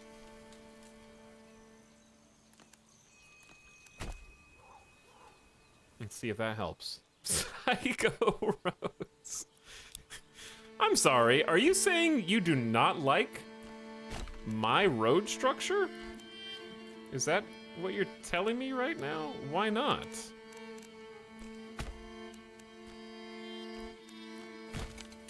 What's the problem with it? This is freedom of design. The devs refuse to lock you down to a grid system. And if you don't use a grid, then damn it, as the player, it is my choice to build these damn roads however I see fit. Especially if they don't cost any resources. The roads look like Taco Bell art. What does that mean? He's gone mad with civil engineering.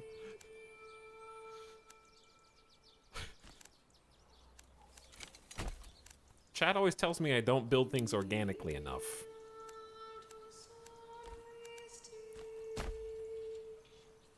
And that I'm too reliant on grids. How is the AI supposed to path that? What do you mean? I've given the AI so many options to path.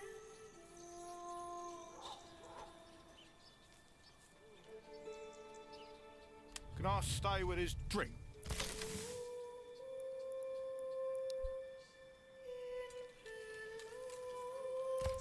Okay, I want to see where the people are. How come you can't say... like... You can't say that without singing The Little Mermaid. Even if you say where the people are, bam, Little Mermaid. It's in your ear. It's in your mind. One of the characters is literally procrastinating.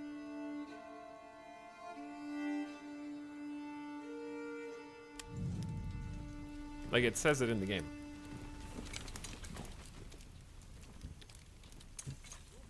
Me IRL.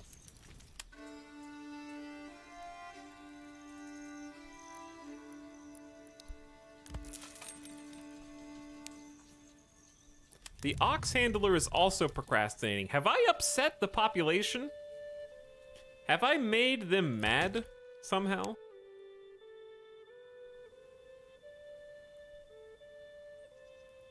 Do you need a family free for construction? Well, the woodcutters should still be constructing. You made them work. They're probably mad There's no about the oval. roads. Tomorrow, find a new home or town. Chat, someone said there was a ox stuck button. Is that true?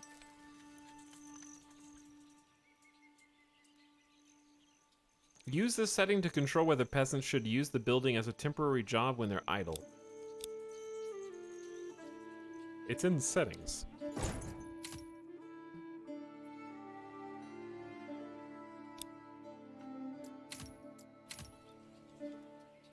He did turn around. He did turn around. I don't know if that means anything. He did move.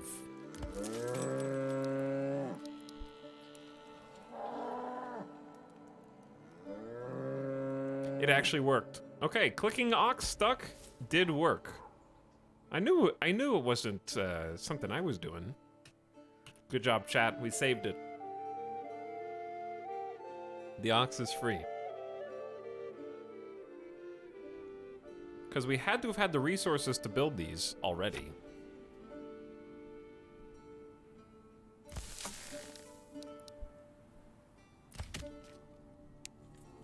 However, okay, so the people in the logging camp, I wonder if I need to change the work area, maybe. It's kind of a small work area, but it says limited work area, which leads me to believe there might be better upgrades for the logging camp in the future. Very possible. You can increase it? Yeah, see, I was this one. Maybe mouse wheel? It's control mouse wheel. Okay, there we go. That's much, much better. I see it, I see it. I figured you could.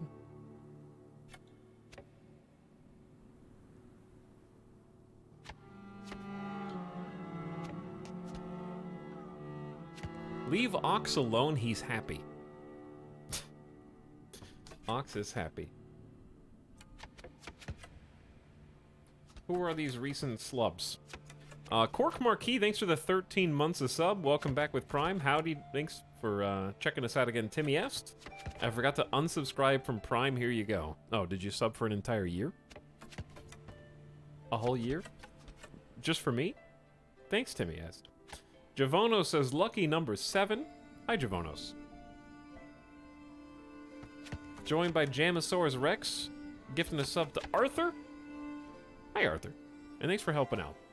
And Sunian pumping it in chat for 19 months. Yo. Sunian and Z Smooth. Very smooth.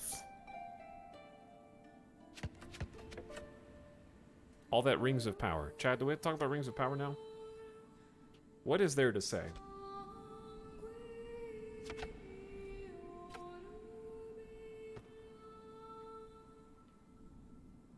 Please, no. Shut up. That's what I said when I turned on the episode too. How did you know?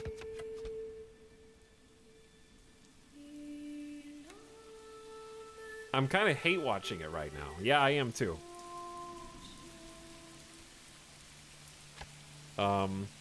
Basically, like, every so often,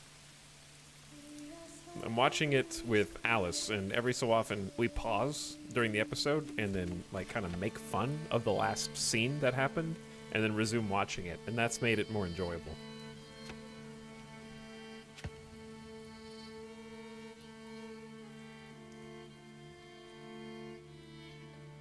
Rude viewers.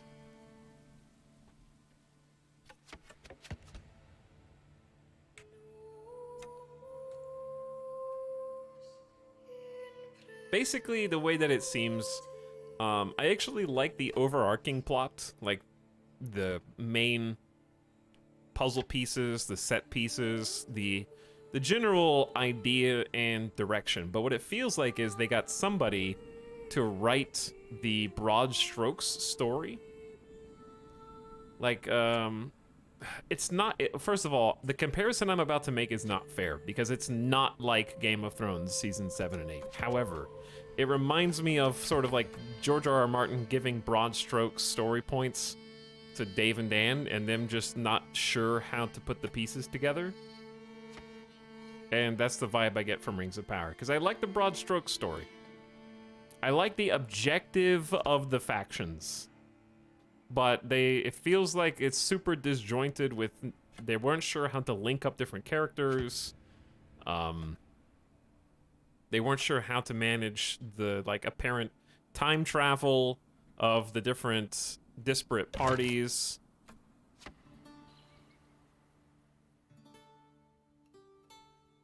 So bad writing. Yeah, basically bad writing. But I know that's easy to say without pointing to anything in particular. But it's just lazy. We're talking about Rings of Power, by the way, chat. I don't want people to come in and think I'm talking about the game. The television show Rings of Power feels lazy. Game demo feels lazy. It was my first writing job. Stop being mean.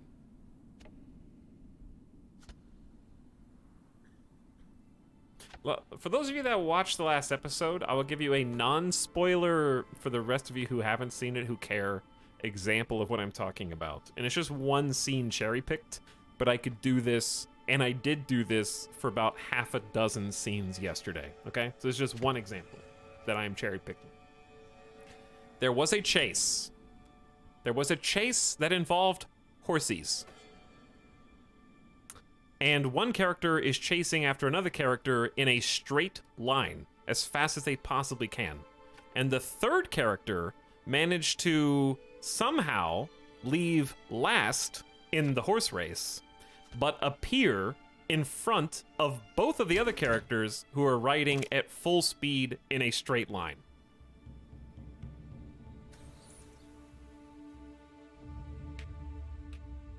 And somehow take a shortcut that got in front of them even though they were not taking any zigzags. He used nitro. Magic? Magic? That's an Emperor's New Groove joke.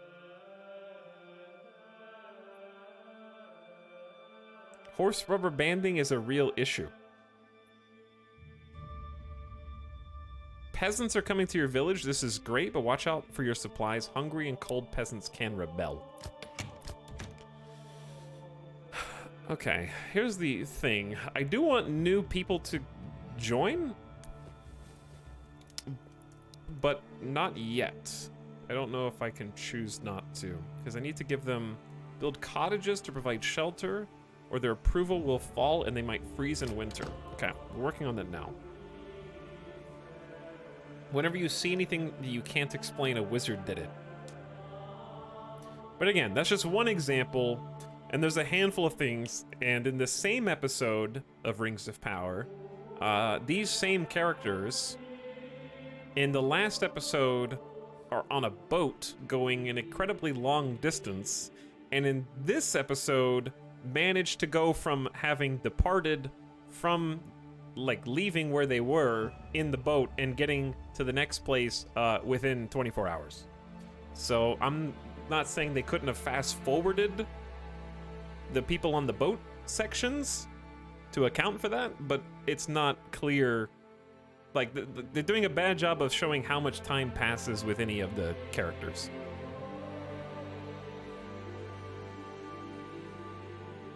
I don't, like, for all I know, they're on different timelines.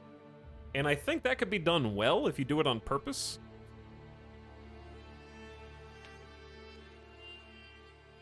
Like, it would be kind of neat if one of the characters' storylines in Rings of Power is actually not concurrent with anyone else's. Someone that tried to do that is... God, the shittiest season of TV I've ever watched, which is unabashedly Westworld Season 2. I don't care. It was awful. That was offensive to me. having watched that season of TV. Like, it hurt me physically.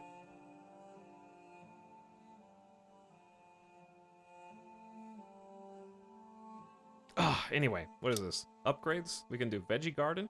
We have to have tools, chicken coop stuff, goat shed. I still haven't seen season 3. Yeah, I haven't seen season 3 either. So if you haven't seen Westworld, I would recommend watching Westworld season 1 and then stopping. And it's actually a fairly self-contained story. Number of food types in the marketplace, number of clothing types. Okay, this is cool.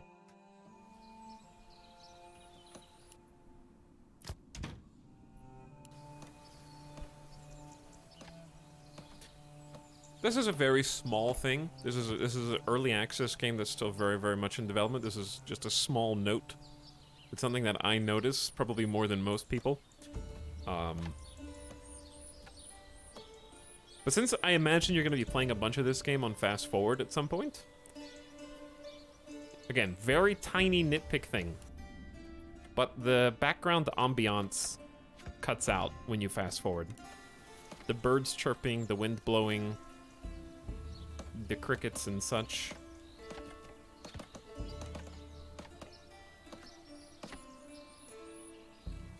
Because I think this game has generally good audio. I like being able to zoom in and hear everybody doing their little hammering. You can even hear their individual footsteps, which you'd be surprised at how many games kind of skip on that stuff. Because they're like, oh, you're never gonna zoom in, right? You'll never notice that. But this game is like, please zoom in. Zoom in and look! Look at these 3D models we worked so hard on! No water access. You are absolutely right. Do you know why there's no water access? Because I haven't built a well. Do you know why I haven't built a well? Because I haven't built a well. Let's up. Buildings with the highest priority are built before others. I think in this game, 1 is low priority. Yeah. Okay, so 2 should be a higher priority, so we need to build that first.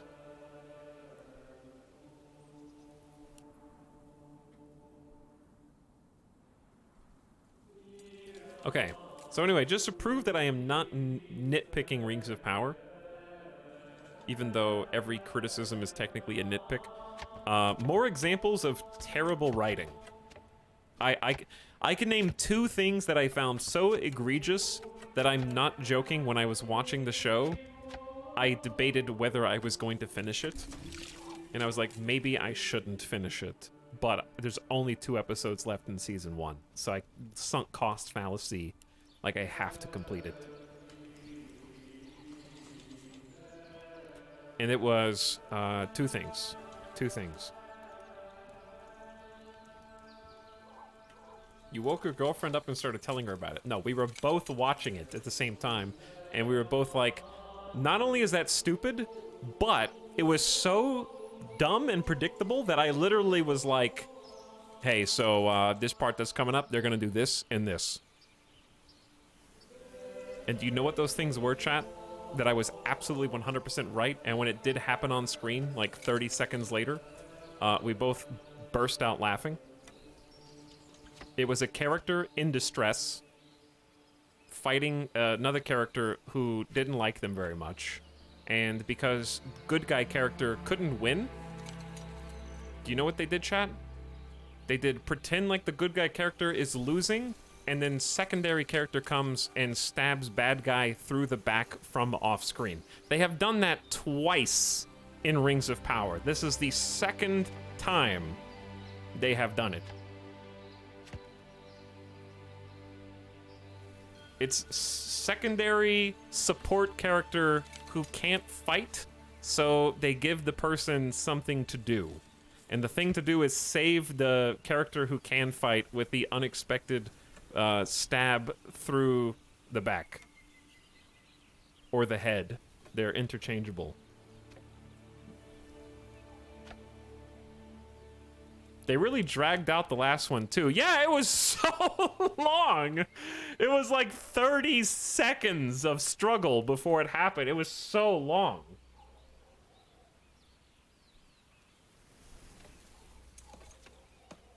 And I looked over before it happened, like about a full 30 seconds to a minute before it happened while the characters were fighting, and I looked over and said to Alice, I was like, sword through the back, incoming.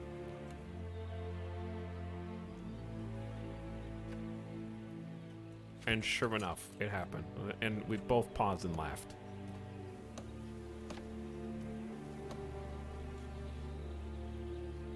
Because it's so predictable. Do you know what else happened in the same episode, chat? The same episode? This is not a spoiler in that I'm not going to name any characters, but I guess if you are watching Rings of Power actively, you're going to know. Here's the thing, it's not a spoiler because there's no tension because every character has plot armor. There is no tension there. Like, I'm not going to name any characters or say any specific situations, but there was a character who, in the same episode as the cliche trope of sword through back to relieve tension from off screen, there is a character stops breathing for a significant amount of time, and then they zoom in on the character, and then they're like, like after like 20 to 30 seconds of not breathing, and that was the tension relief. In the same episode! That's what I mean by bad writing.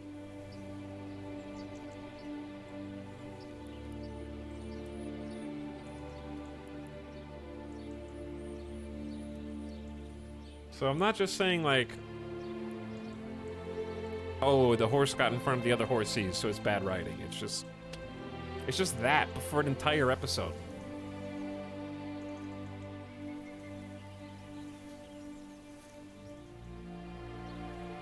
Bad directing too. The thing is, there were some highlights from the last episode. Like, I actually didn't think that the directing and the cinematography was bad.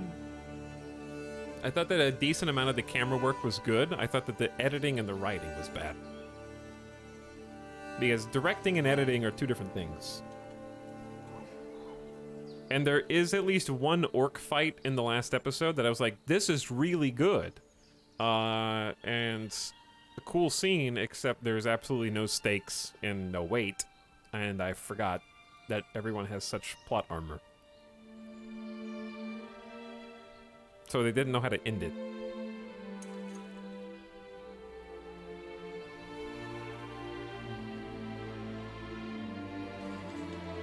I was rooting for the orcs, basically. We actually have enough timber to do another. We need to get. I'm gonna increase the size of these burger plots.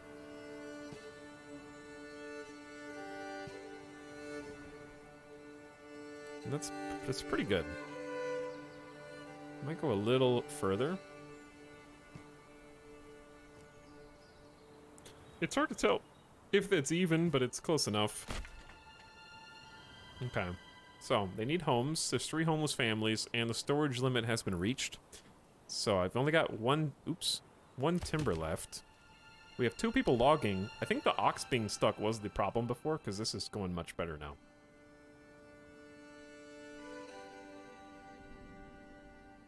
There's only so much even a decent or good actor can do with bad writing. I don't really have a problem with any of the, like, actors or actresses at all. I think that the writing is pretty bad, though. Like, the only person that I'm not really a fan of, I think, and, again, I can't, I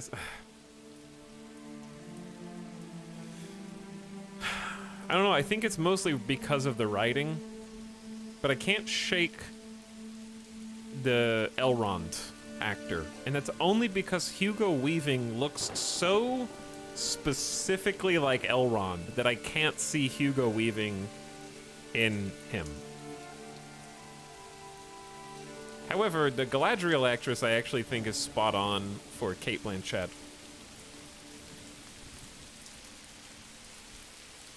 So I think that casting is good.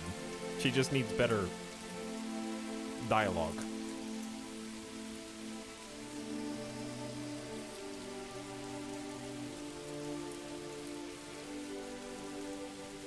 I love Elrond, the best part of the show for me. I just think that the writing for Elrond is like, they keep trying to make him say wise things or have interestingly wise conversations. But it reminds me of like somebody on the writing staff for Elrond dialogue put in parentheses, put something wise and elvish here later. And then they made it up like on set. You know, like all the old quotables from the actual books? There's so many things that you can quote and they have like some kind of moral significance. It feels like they wanted to channel that, but weren't sure actually what to put specifically. Rings of Power is actually all improv.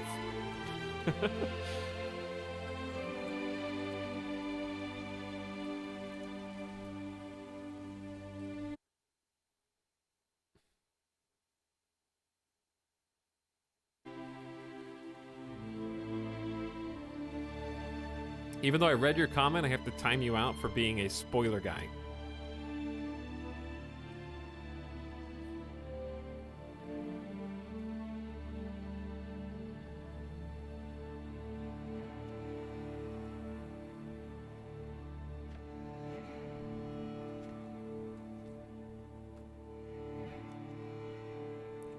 The spoiler guy. Crazy Cherry says, hello. What's up, Crazy Cherry? Thanks for 3 years of sub. Happy 3 years. We are waiting on more timber to build a storehouse, but we're getting some... I did not mean to click on you. Some burgage plots built. Because it said some more families arrived. There are apparently... There's 9 population, and there's 5 assigned, 0 unassigned families. So I think we're just needing to build some more space for more people to settle in here.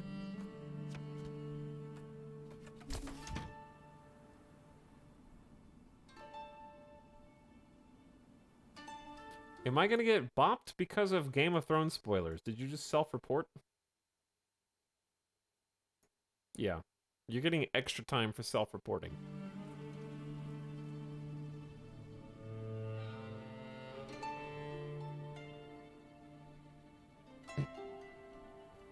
Tattle on yourself.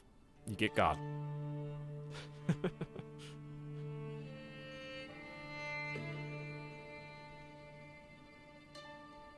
Etal, help, I made vegan brownies and my farts are demonic. Why did I read that? Hold on. Hold on. Is that the plot of the new RimWorld expansion, by chance?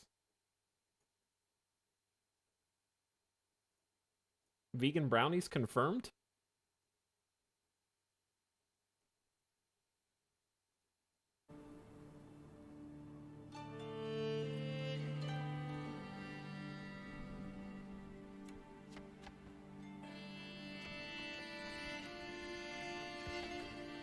How much can we pull from a single image?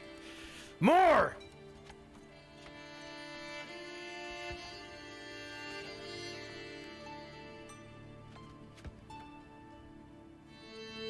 I can definitely pull more. I could definitely pull more from Rings of Power, too. But yeah, there's parts of it that I liked. The things that other people on the internet took issue with, I did not. Like, I saw some outrage over the method that an orc is killed by a main character on a horse in the last episode, and that was perfectly fine for me. In fact, most of the fighting was fine. It was the actual plot that I took issue with, and the moment-to-moment writing. Like, I actually laughed my ass off when there is a fire and the characters are like, oh my god, what do I do? And then finally the characters are like, what if we just, I don't know, stepped over it? And then they like kick a small piece and then walk out. Like, oh my god, fire! Wait a second. This actually is not a problem.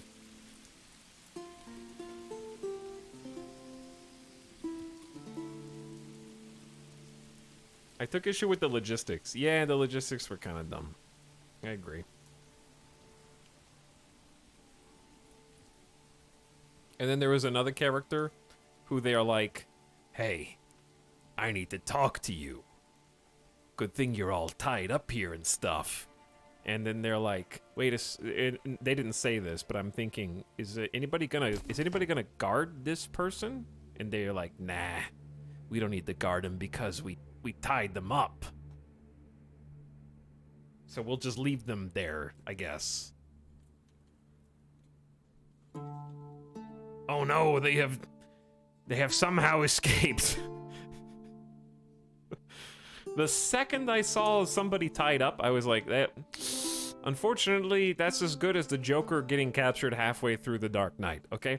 I got news for you. That person has to be in season 2, so they're not allowed to be captured yet. Joker getting put in jail like halfway through The Dark Knight is like, how much runtime's left in this movie? Oh, okay, he's fine. I'm so happy I haven't wasted any time on this show. I don't feel like I wasted time. Despite the way that I sound, I actually gave it a very honest, earnest attempt. Because I didn't get this way until I started to feel like I wasted my time. Like, the first 2 episodes, I was more positive than negative. I was just like, this is taking a little while to get going, but let's give it a shot.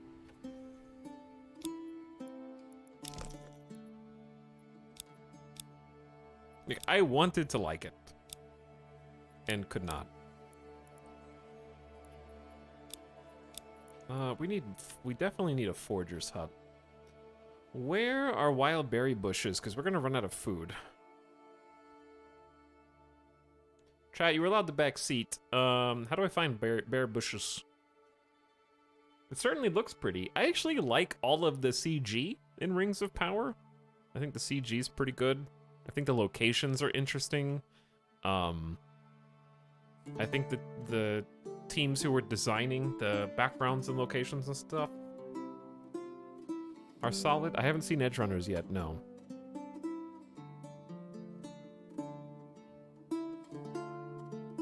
Berry icons. It's a purple icon, they may not be near you. Okay. Yeah, that's way the heck over there. I guess we're blessed with 3 different hunting areas, but I don't have enough families. I guess I don't need to build another building if I have room for another hunter.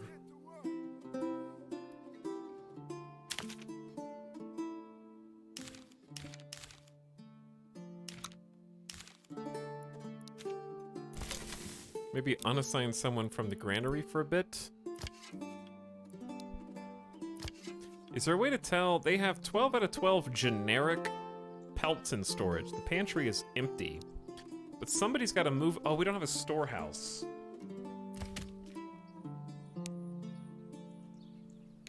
Also, chat, I'm just not sure how to continue. I feel like we're not really wood cutting. Unless this is full. It's only got 2 in storage. How do I make woodcutters stop helping with building and come over here and cut more wood? Because we've only got 1 timber that's not reserved. No rants against House of the Dragon. Is this a good sign? I actually just haven't watched the last 2 episodes. So I have to do some catching up.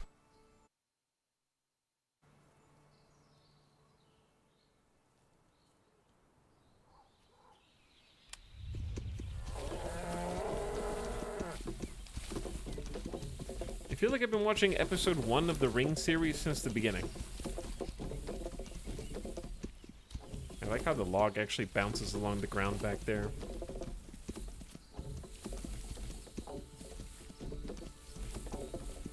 Why do they all Chad walk? Wouldn't you, if you lived here?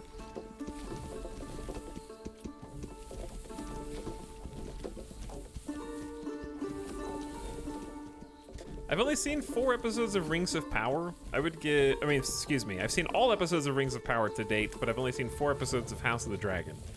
If I had to rate them, like, honestly, if I gave the Lord of the Rings trilogy a 10 out of 10 because nostalgia, I'm a nerd, and also it is the foundation upon which most fantasy exists, and it's also my favorite series of movies. Basically of all time. Like, it just is. I know that saying Lord of the Rings is your favorite is like saying that Attack on Titan is your favorite anime. Okay, I understand. Which, coincidentally, I'm rewatching Attack on Titan now. Okay, that makes me a normie, so be it. But I would say The Hobbit is, like, if Lord of the Rings is a 10, The Hobbit is like a 6.5 out of 10. Like the trilogy. And the only reason it's that high is because the second movie with Benedict Cumberbatch's Smaug is actually like a solid 8. Maybe 8.5. It's a pretty good movie. Second movie of The Hobbit's pretty good. First one is tolerable. The third one is atrocious. So it averages out somewhere in the mid-6s.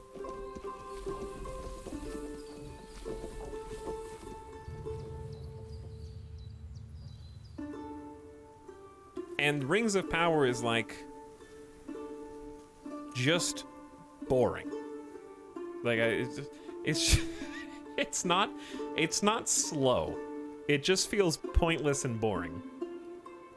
I don't care about a single character in the show. There's the only character that I care about is the orcs. Because I think that their designs are cool.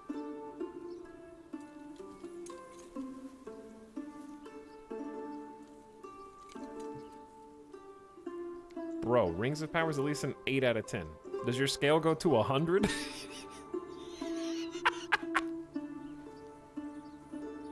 Oh, got him. Oh, got him.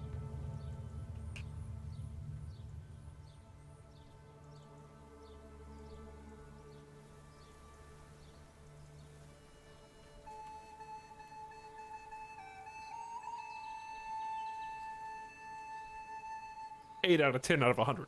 Do the math. 8 out of 10 out of 100. We need a storehouse, but I don't have any logs. I'm actually a little confused. I'm stalling a little bit, but I am a little confused. Because I think the people that work at the logging camp, I built their homes too far away from the logging camp.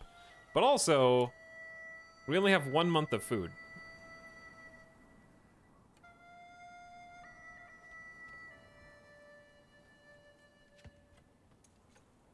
And they never work. They're waiting.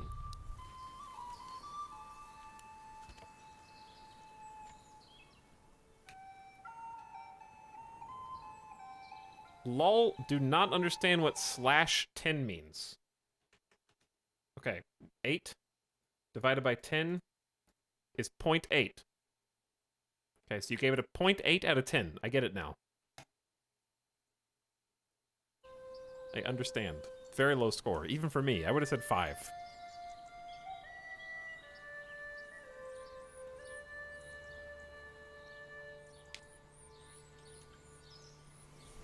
How close do you want to live next to wood chopping? Not that close. Let me check the area of work is definitely there. We have 2 people on the job.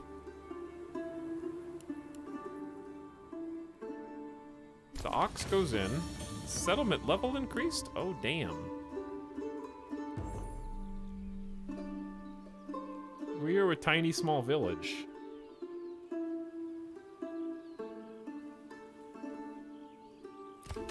And I know it's not full. Chat, if you have back seating, feel free.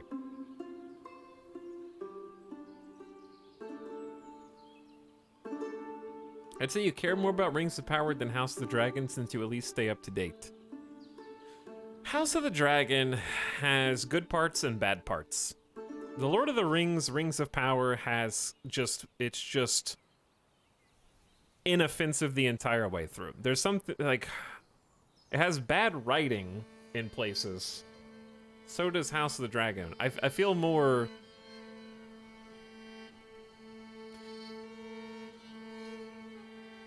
House of the Dragon has no issues. Do you have fields or is berry picking a thing? Berry picking is not a thing. Hunting is a thing. But unfortunately, everyone is staying in their home right now. And I'm not really sure why. I have a theory. My theory that why they're not hunting is because they are full of pelts. So they have stopped hunting. Even though your stream says no back seating. Okay, that's understandable. There. fixed.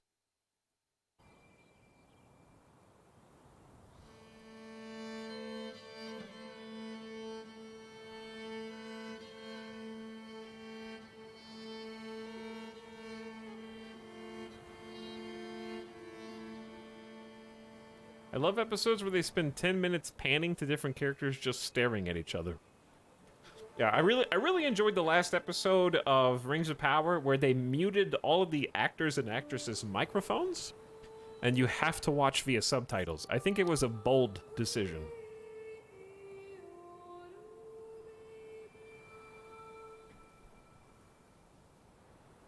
Like, I know Rings of Power takes place thousands of years before Lord of the Rings, but I feel like representing that by taking us humans also back many years to the time where we had to watch silent movies and just read what the characters said via the text at the bottom of the screen was questionable.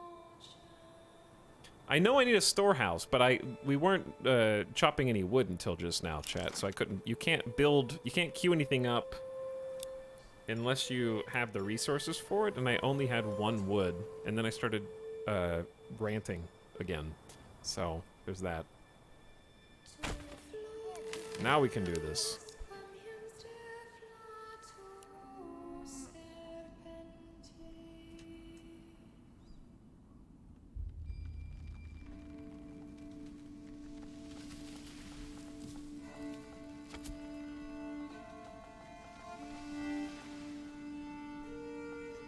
Really dark scenes need a 4K TV. It is really dark, yeah. I'd agree with that. Not as dark as Game of Thrones, in terms of, like, TV brightness.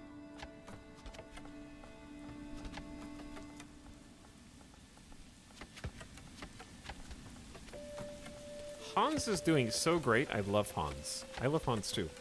What is this game about? It's, town, it's called Manor Lords. You're the Lord of Manors. So have some freaking manners, Mirrodin. Introduce yourself to chat first before coming in here and asking questions.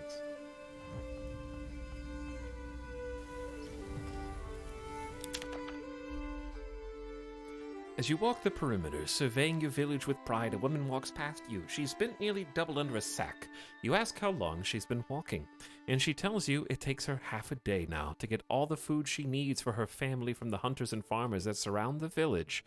If only there was a marketplace where your people could acquire food, clothing, and firewood, they'd be happier and have more time for other work. Construct a burgage plot. Level 2, construct food stall, firewood stall, and clothing stall. Except I have 1,800 days. Okay, we have a storehouse built. Here's the issue. I don't have enough people. I don't have enough people because I built the homes too damn far away. They really are too far away. It's too late now. But the reason why I want to plan is because when you only have 3 timber, and I want to mirror these houses on the other side, right? You can't, because it costs too much. You don't have enough resources, so you can't queue buildings up, so I have to do them one at a time. But since it's kind of a free-form editor, it gets more difficult to line everything up.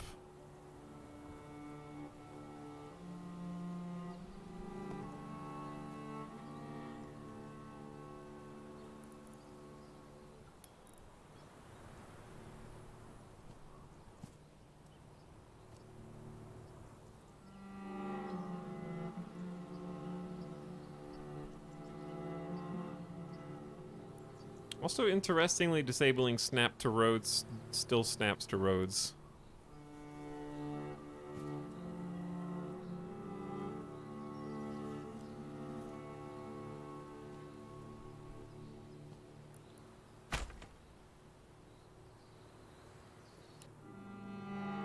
It's September. I think you're screwed on the food front. Oh yeah, we're totally starving right now.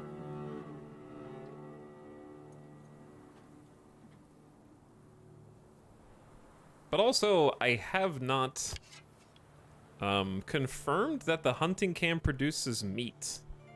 Have we physically seen any meats come from the hunting camp? Or are they just eating it? He forgot to feed chat. He has forgotten to feed the chat.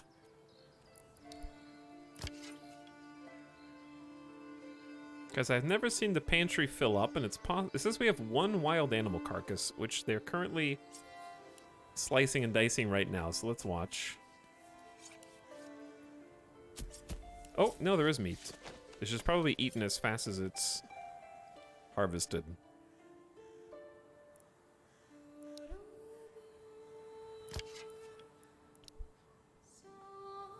But I don't have enough people. I already have 2 out of 5 people dedicated. Like, we actually have more than... We have 5 families. This is different than having 5 people. We have 4 woodcutters. Yeah, we have multiple families assigned to hunting. So they take turns, I guess. That's why I'm trying to build another house. Because we need more families here.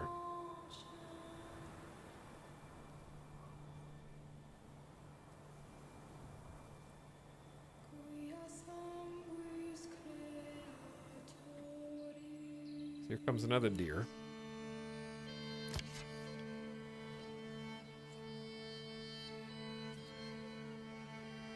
If the hunting grounds are at 20, they will stop hunting. What does this mean? When a population of the herd drops to this number, they will stop. There's 35, so I don't think that's a problem right now. But that's a way to make sure you don't, like, overhunt in an area. Backseating, allowing buildings to use idle workers is very powerful. Well, I mean, they should... Oh, they're not on by default. I had assumed it was on by default. Build more storehouses or employ more storehouse workers? Right now, I don't have an extra family to assign. Because I got 2 on hunting just to try and survive.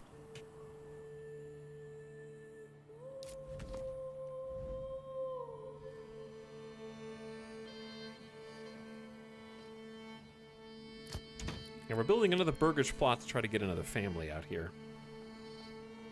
But we definitely do not have a surplus of either logs nor food.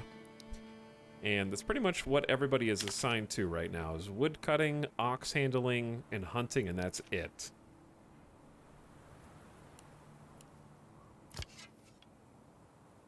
But there is some food there. It just depends on how much they need to eat. More mouths to feed. I need more mouths to feed so I can make more food. I need more food. Make sure you have enough food and fuel and storage. We definitely don't. I think I shouldn't be trying to make suburban neighborhoods.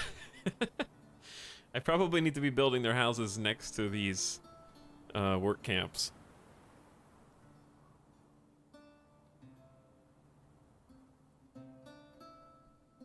They're just a little too far down the road. It's understandable. Probably should have built like a log camp, because then we could have logs, iron, stone, animals all right here, and it would have been so nice.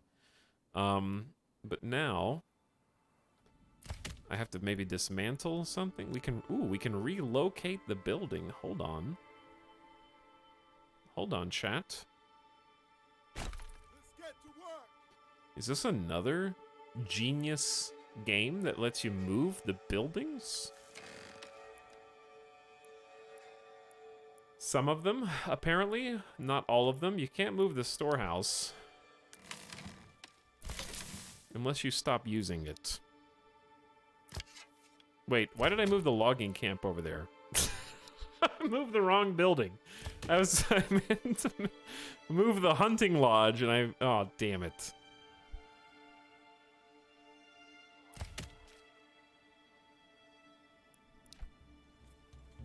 Chad, I think I screwed up this town.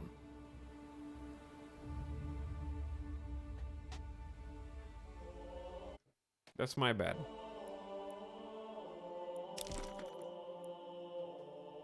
Restart. Shadow Fox, how dare you suggest I restart a new game on this stream of all streams?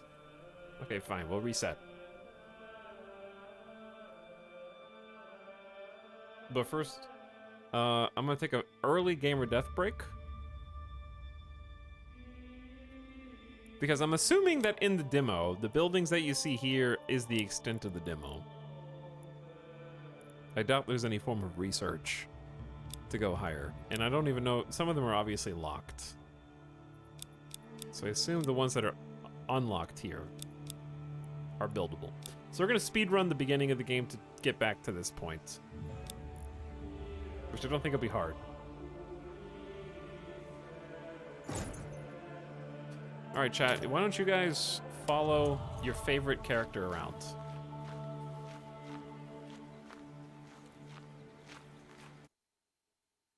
While I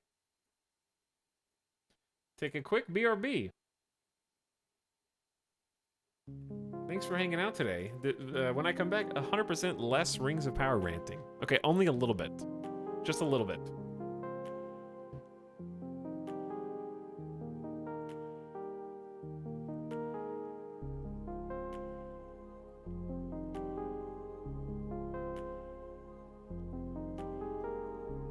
Give me like 6 minutes.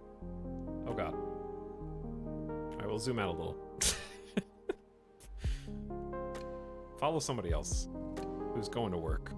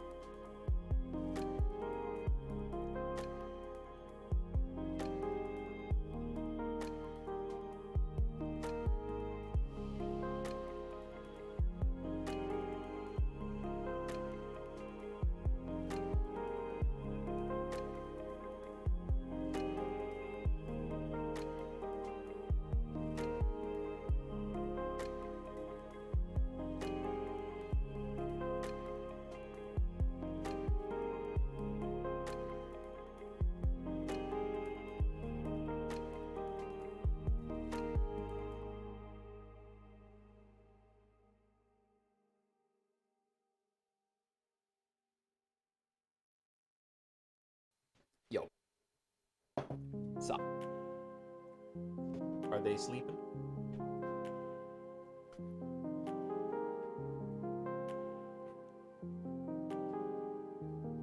First time chatter Osel Adim says BRB question mark. Yes, that is internet lingo for be right back, which refers to my status.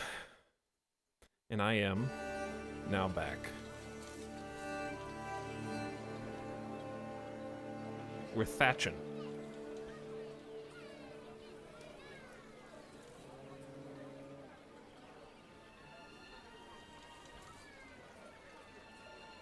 All right.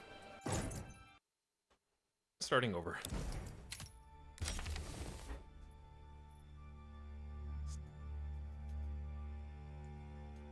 This is the future kingdom of Sir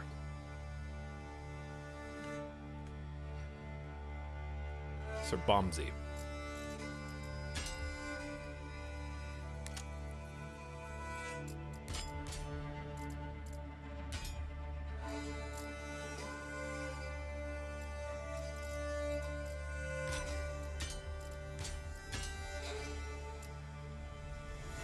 He's still in the coat of arms creator.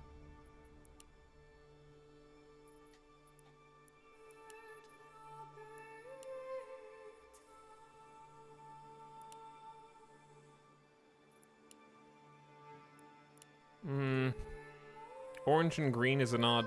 That's fine. Go with that.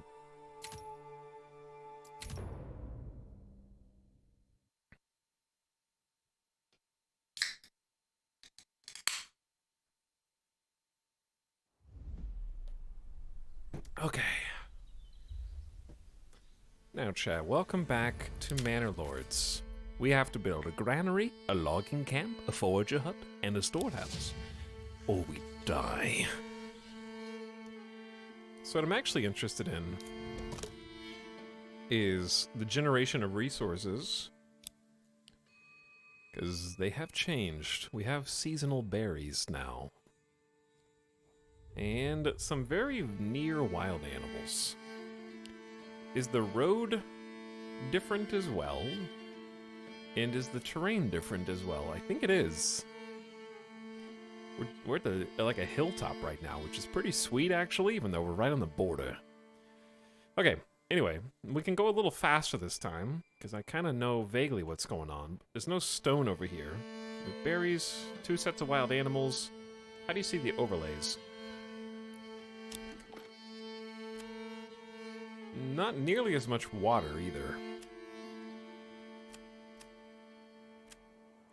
Extremely fertile for rye.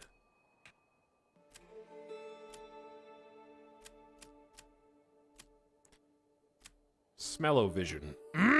Smell-o-vision. Alright, we're gonna build over here this time, because right in between the berries and the wild animals. Okay, so I know how to build the road. Let's start. We have 8 logs, and that's it. So step 1 is a logging camp.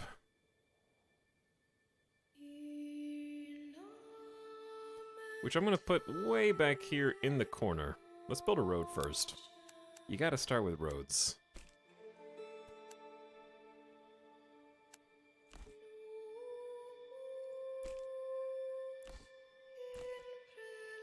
Alright, what kind of curvature do we want for these roads?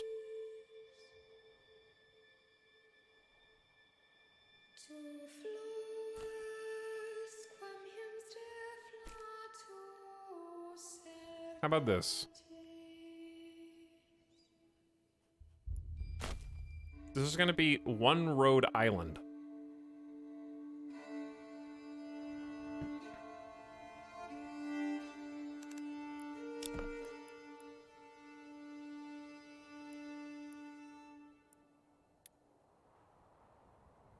Should we build a traffic circle instead? Okay, we could do that. I wonder how far, like, downhill, like, down a slope they can walk. Because we don't want to cut the trees away from any of the wild animals. But I don't see any reason why we can't cut trees away from berry bushes, right?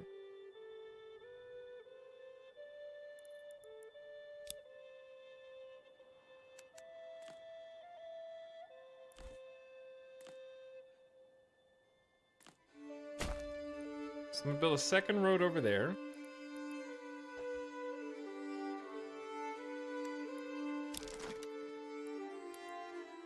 And then the logging camp, I want to uproot as few trees as we possibly can in the process. Like one tree's perfect. But I'd also like to rotate this. But I don't think you can. Because just hold left mouse button to rotate, but if it's snapped to road, you can't. Alright, that's fine. But it's okay. We need unassigned peasants will automatically work on this. Beautiful. Let's go ahead and start on food nice and early.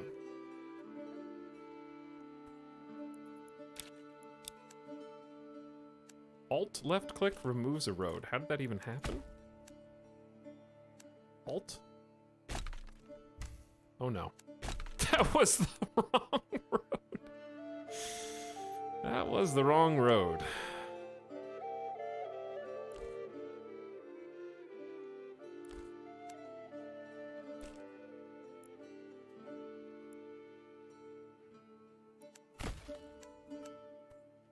Has Etel ever played mini motorways? I don't think so, no. It doesn't ring any bells.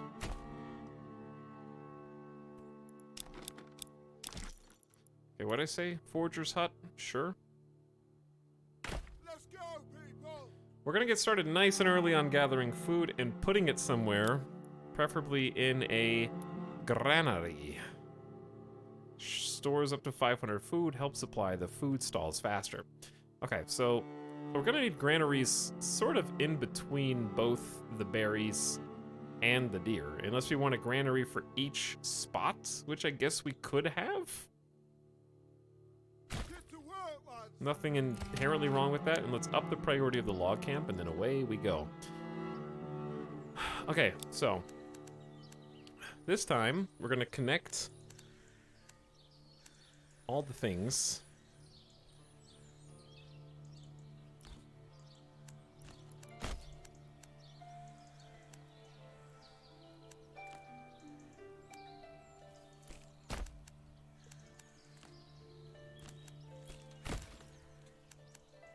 So there is no question as to whether we have a roadside connection. There we go. Gather up a log. They don't even need the road. See, they just make their own path. If the roads are free, it's a pretty useful planning tool. It is, except you can't plan any of the buildings. You're not allowed to put down a building plan unless you have the resources for it.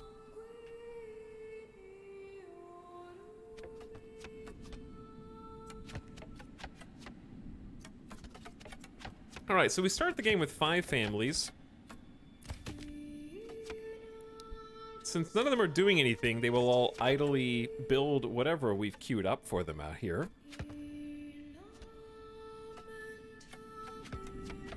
And then we'll have to start specializing them. So the first thing we're gonna run out of is timber, obviously.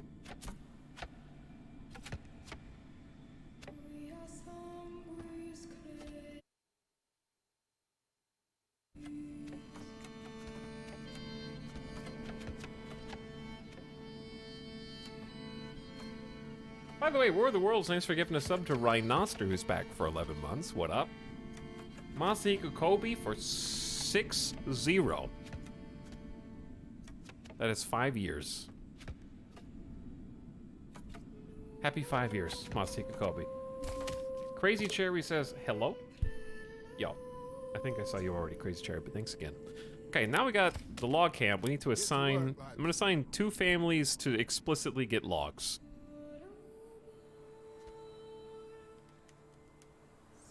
We're gonna have 2 families on foraging, 2 families on logs, and then 1 family to bounce around. And then we also need a work area.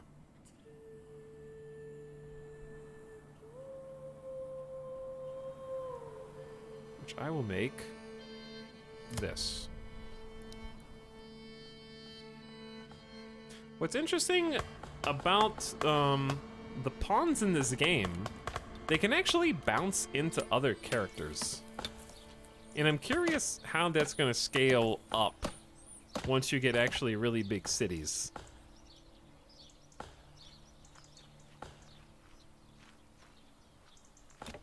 As far as congestion on the roads. I assume there'd be some incentive to upgrade your roads and your road networks. From dirt. Is that families assigned or like individual people? It's families. But what's weird is the families start with one person per family. And then we only have 5 peasant population right now, and then people join over time, but they'll join a particular family.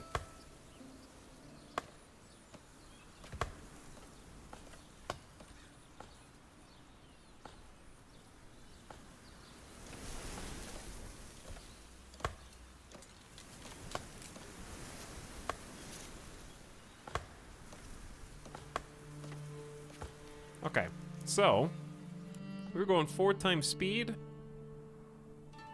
Might go 16 times speed, just try to catch back up to where we were for a minute. It is in fact connected to the road. The people are logging. They are pogging, logging, and we're gonna give them some much closer homes this time. Okay, here's the forager hut. 2 families can go ahead and start gathering from the local berries. And the granary is being built next.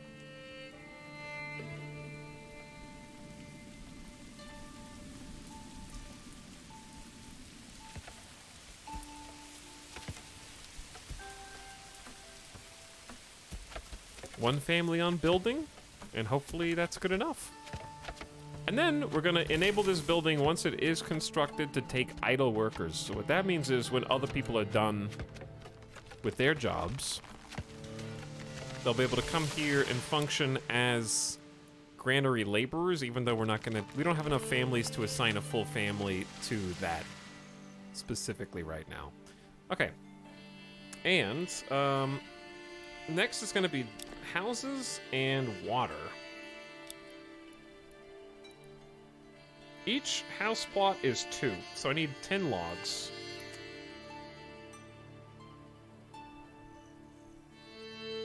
Let's find where the water is first.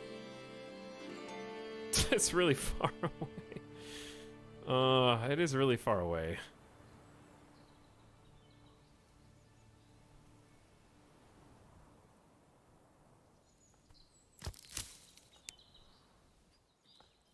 There's no oval.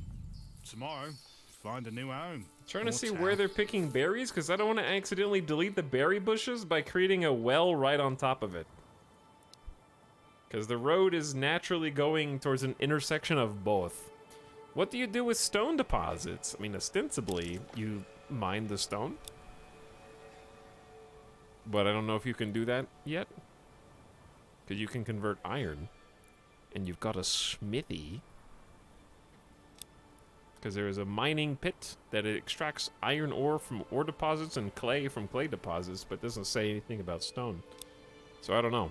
Stone, I would imagine, is probably for like higher tier constructions, like the more castle-looking buildings. But I guess you could try building a mining pit next to it. I don't have one on this map. The next stone deposit is over there, which you need to claim with influence. We don't have enough.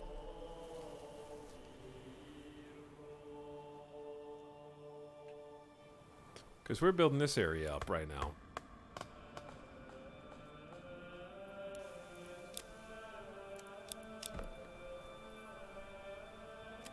Okay, so the water, again, is like just super awkward. I'm just gonna build the well first and then go from there.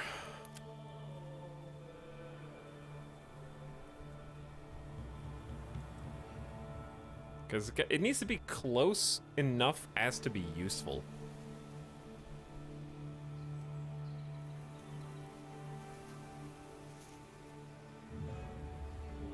So what I'll probably do is make the well there. Take all the curvature away from this.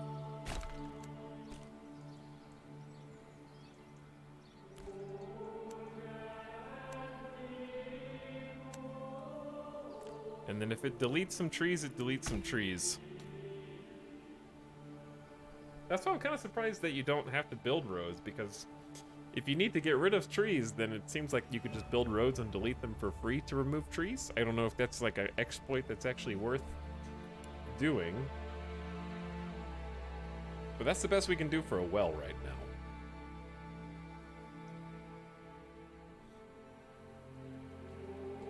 And we're already losing a bunch of berries, so maybe just getting a animal hut would be useful too.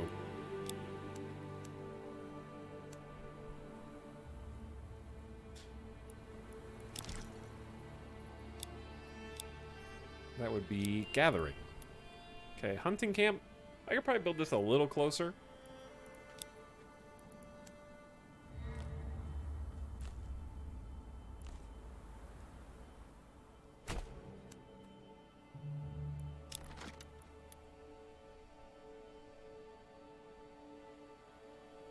Uprooted trees, 1. Very sad. Very sad. Goodbye, tree.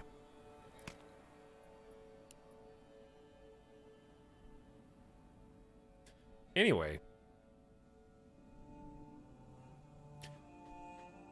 Whew. Let me see what chat's talking about.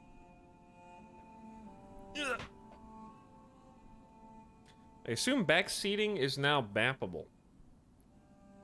Not necessarily. There's a lot of stuff that I needed to get help with, especially like unstucking. In my first game, I had a problem with the ox getting stuck. And that was helpful. Alright, the well has been built. It is connected to a storage network. Next up, a hunting camp for backup food and also pelts. It depends on the mood, yes. Whether you get timed out for backseating is completely up to the whims and the mood of chat.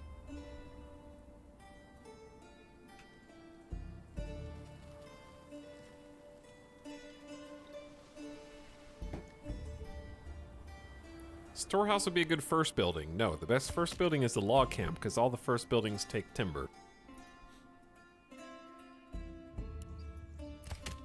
So you definitely want to make sure you have timber. And we're getting timber a lot faster this time. Like I have 13, whereas last time I couldn't get any. Is there a difference between jeffing and backseating? There is actually. Someone roll the Jeff clip.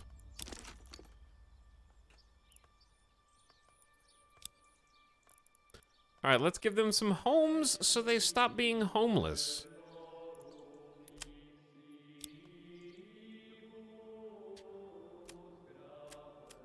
The plan was to build the homes sort of like right here where it's the least fertile for a lot of different things.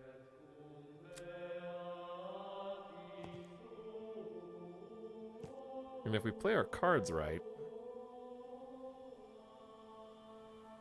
we might even be able to get 2 sets of houses. But that is not what I intended at all. Okay, this makes more sense this way. I need you to follow along, please. Okay, that's not what I wanted either.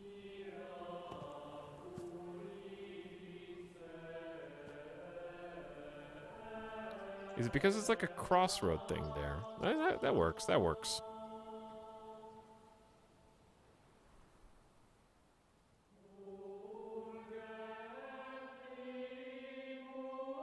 Or does it? No, it needs to be like higher up. There's something with this one funky road.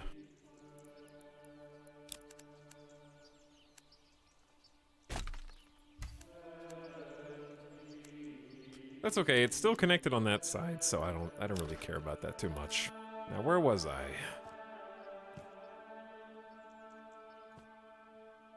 Ah, much better. So we want all of them to have that like cross in the background. Because then they have room for an expansion. I'm having difficulty...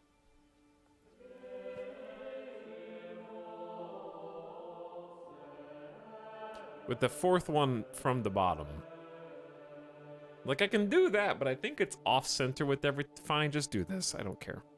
It's gonna cost us 12 of our 13 logs, and then we'll have 1, 2, 3, 4, 5, an extra house.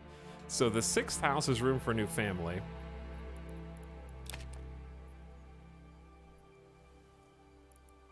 And then, now that we have 2 timber, we will go ahead and make a storage shed. Or storehouse. Where's the iron? The iron's over there. We're gathering lumber over there. So I think the storehouse right across...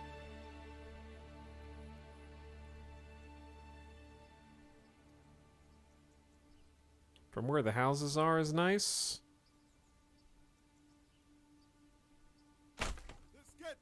And we'll just raise the priority of that. Okay, there we go.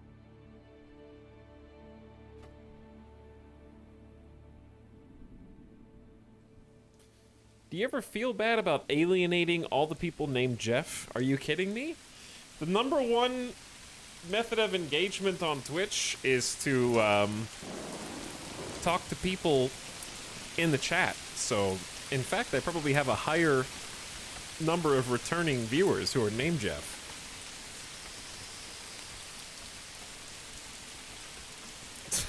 It's the best thing that's happened to Jeff. Name one guy you know named Jeff. Northern Nine's name is Jeff. I Am That Cat's name is Jeff, and you can't prove otherwise. Okay, we read this one. We're supposed to make a well and 5 burgage plots. Which I'm working on now. Yeah, that's right. Our boss is named Jeff. Chat's my boss. The name Jeff originally came from the fact that in the Star Sector stream where we started using that, there were at least 3 people in the chat with Jeff in their username.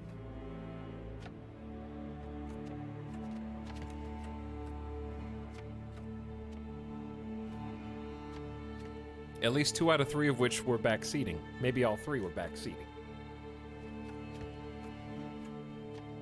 Incorrectly.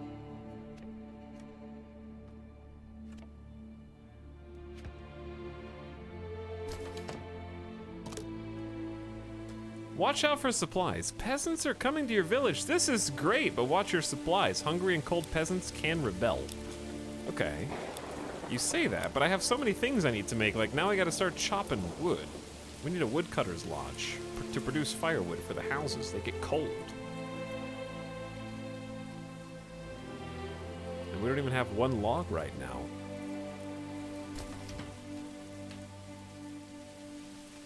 Does anyone know how to pay the royal tax to the king? Yeah, it's, if you look on the screen right now, there should be like a button that says subscribe on it.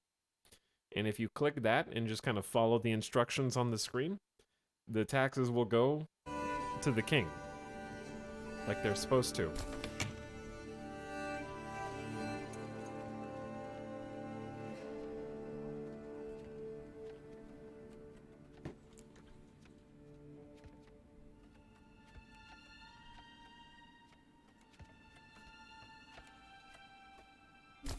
So each of these houses can support a family.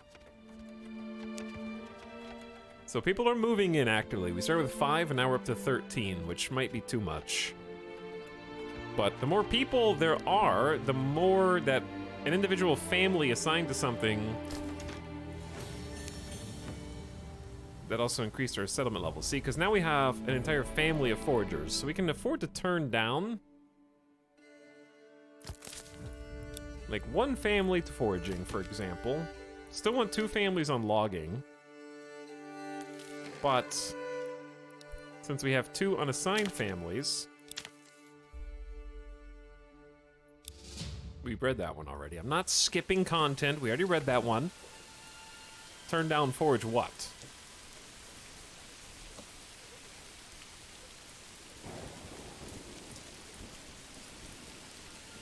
exactly.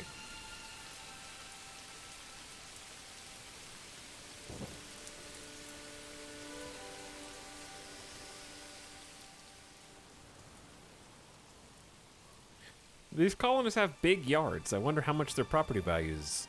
Well, here's the thing about big yards, okay? Back then, when we were claiming all this land, nobody else here has claimed it. So, you know, I can take as much as I want.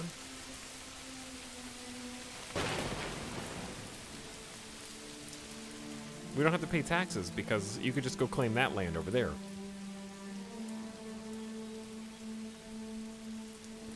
It's free real estate, literally. Okay, we need a family on the hunting camp. And then we have one unassigned family.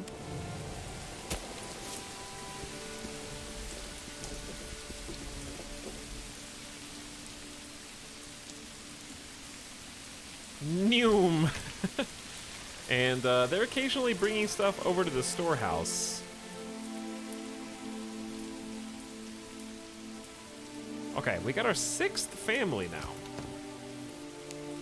Only one person. Herman? Hello, Herman. You're doing great. Anyone know how to get the demo from Steam? Have you tried opening Steam and clicking download or play and make sure you logged in first, I guess.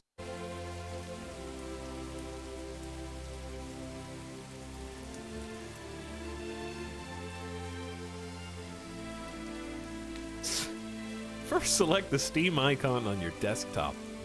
This is now one of those videos where every time the person on screen clicks, it has like a yellow circle around my click point.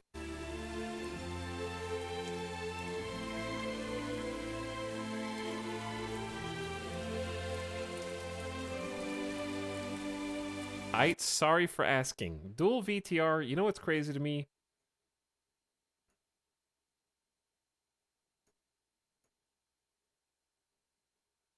What's crazy to me is that you said hello XD phase in May of 2022. That's the year of our Lord, 2022. Hello. How you doing?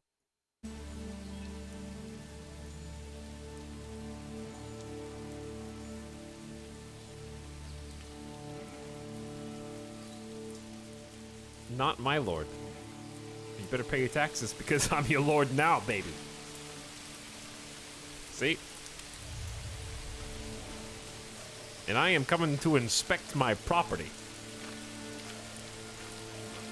Make sure all these peasants are paying the damn taxes. Better see some subs. I'm the lord of the thatch.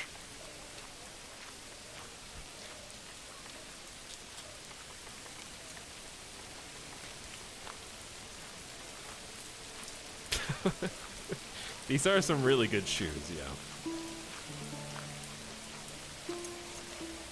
I'm gonna put a. You heard of steel-toed boots? That's what these are. There's like a knife at the end of them. I keep a knife on my hip, a dagger on the hip, knives in the toes of my boots.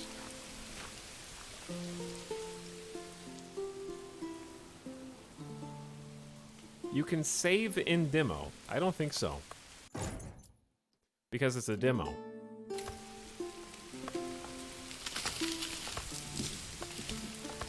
It is unfortunately for you not the entire free game. For free.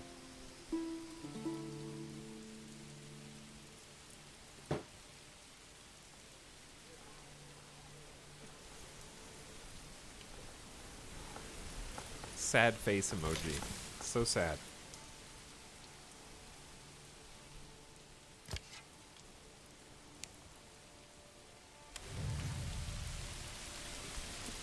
Oh, he's hunting. He's hunting. I'll go find some deer for you to hunt.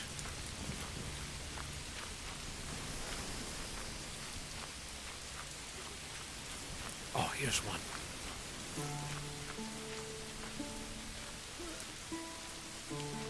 Did you already kill this one? Who killed this one? Oh, I heard a twig snap in the distance through the thunderstorm. That means somebody is either evil and approaching, or someone is good and they're trying to scare me. They're trying to spook me for fun, just to see how I react.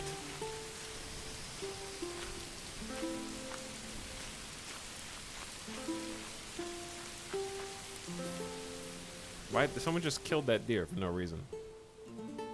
I used to do that to my younger cousin. I've spent a lot of time at my aunt and uncle's house. And I had a couple cousins there. One of them's 5 years younger than me. So, because I was 5 years older than him, it was written into familial law that you have to, like, bother them as much as possible. Just the rules. And there was a bathroom at the end of their hall. And the hall broke off into 3 separate bedrooms and a closet. And every single time my cousin would go to the bathroom, I would spring to action. They would shut the door, and that's when I knew it was my time to strike. I would choose at random one of the different bedrooms or the closet to hide in.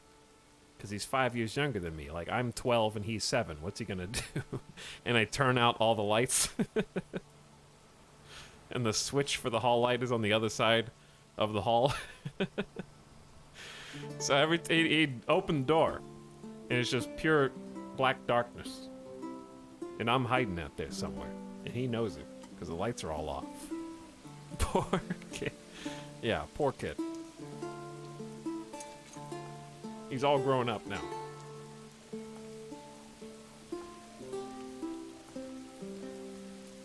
And then walking down the hall, creeping, looking like, oh, nope, not to the left. A little further. Keep going. And before you know it, there I am. Waiting for you.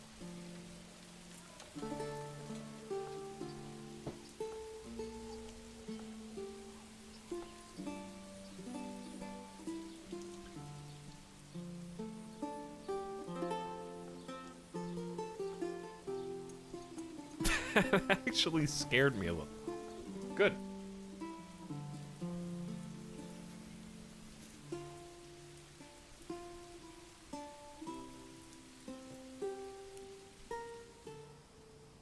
All right, Burgermeisters. I've got 6 timber. Do we have the woodcutters lodge? Did I make that or no? That's a storehouse. That's a granary. Forger's hut, logging camp. All good. All good. Nice things. I don't think I made the woodcutters. But we do store logs here. So having a woodcutter on the other side of this just... Let's get to work. sounds lovely. Forester plants new trees. We will need that, but I'd say right now we definitely don't.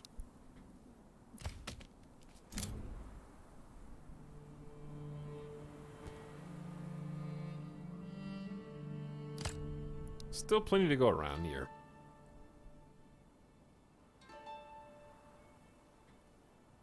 How much food? I have 3 months worth of food.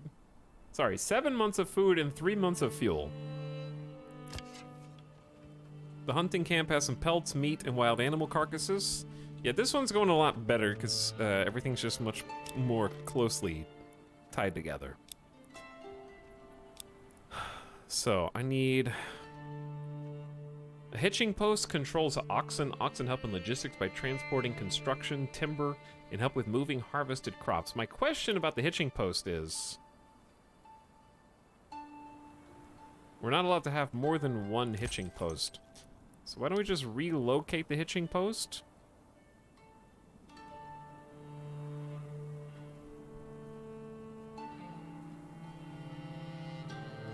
Somewhere more central in the town. And those supplies need to be moved too, so they're still not done with the supplies. Okay, Woodcutter's Lodge. We have a family to assign to this too, and they should be going from the storehouse over.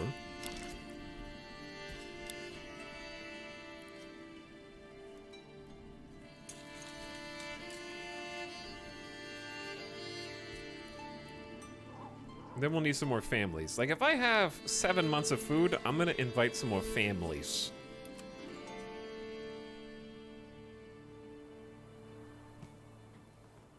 Now, you might be asking, should you really be building 1, 2, 3, 4, 5, 6, 7 more homes simultaneously? And the short answer is no. But is that gonna stop me? Also no. I'm gonna do it. But before I do it,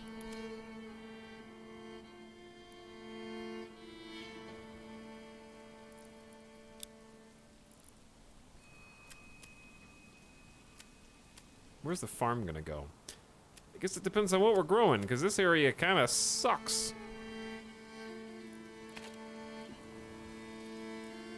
And it's already September. End of harvest, plowing and sowing crops recommended for maximum yield next summer. Berries start disappearing.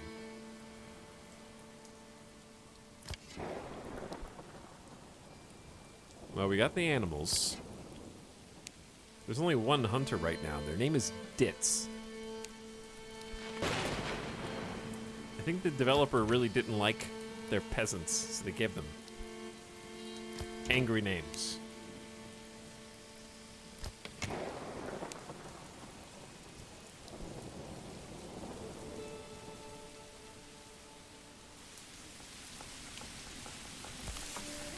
Okay, Granary has room for 5 hundo food. What I want to see is what the unassigned people are doing. I think they're just waiting for a job, which is fair enough. We got the chat. I'm gonna go ham. You're never in a game like this. You should never build this many houses simultaneously.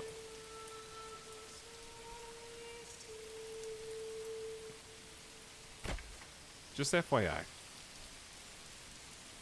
It's a bad idea. It's a waste of resources.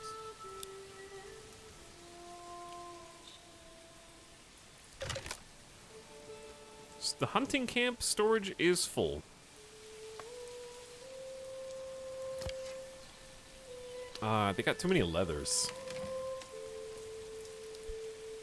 I can actually assign a family just to haul things right now, and that might be good, but then I don't have anybody to build.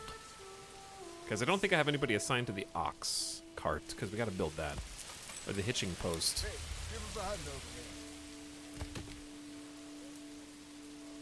I'll take one family off the logging camp and assign one family to the hitching posts.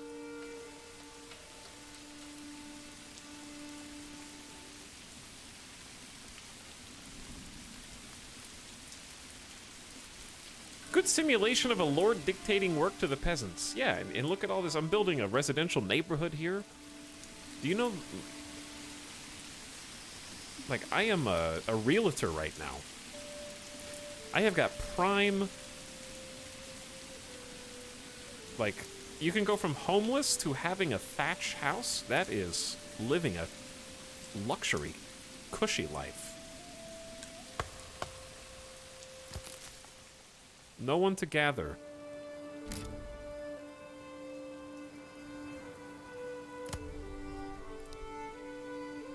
I think the berry hut is out of berries. I still have 8 months of food and only 3 months of fuel.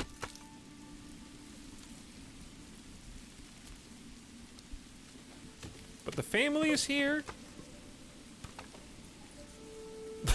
I love... Okay. Do not fix that bug.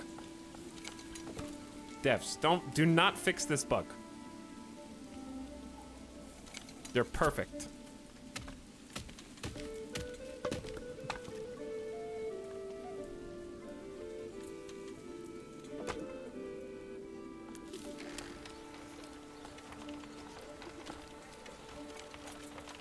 This is engineering at its finest. The funny thing is, you could actually still pull a cart like this. It's just the wheels would be locked to the ground and the rest of the cart would be bouncing up and down.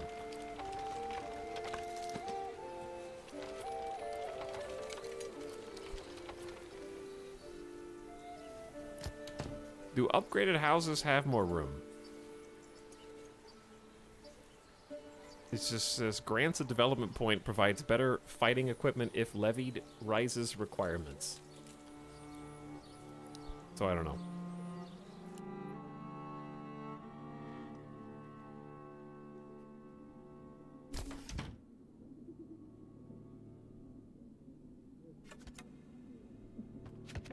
You guys are doing fantastic right now.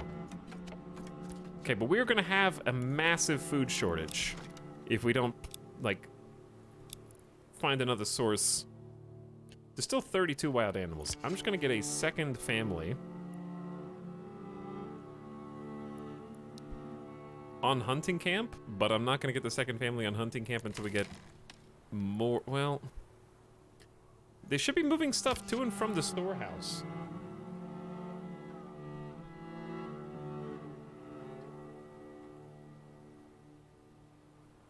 But the pantry is just there at 27. Where's the storehouse? That's different storehouse. Maybe we should just have a different granary down here next to it. That might be easier. 2 granaries is better than 1.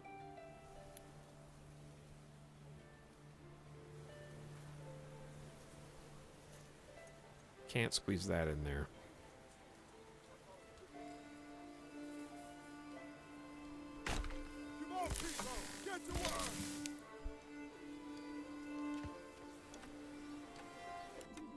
Okay, what else can we build? We'll definitely want, like, a pasture and a farm. Provides grazing space for sheep. Do you have to trade? This is locked in the demo anyways. Breeding breeding is locked. Do you have to buy sheep from a trader?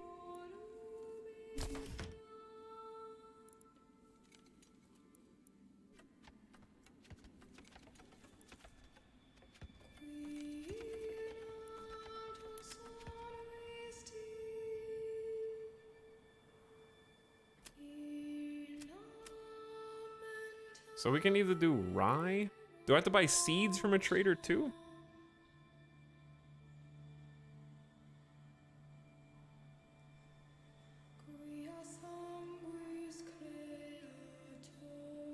Maybe we should build the actual farm first. I'm assuming the farm needs to be attached. I need a tool. I need 1 tool for wood.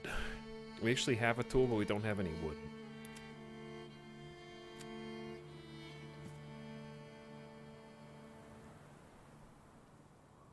How big is this supposed to be?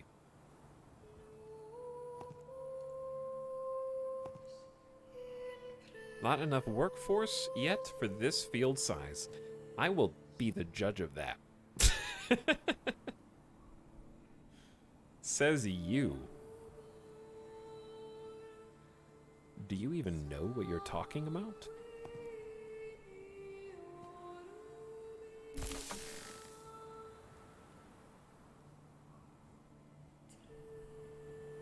Max field workers, 8. Field size, too big. False.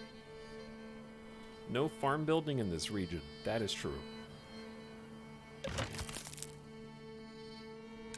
Pantry limit reached. Okay, the hunting cabin is full of food. I'm gonna assign a family to this granary.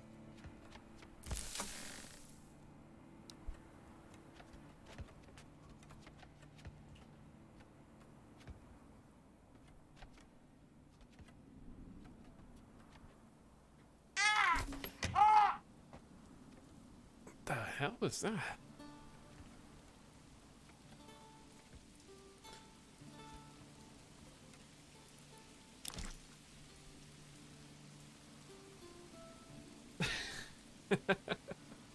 I thought that was you for a sec. What? I thought that was Etal. You guys heard that too?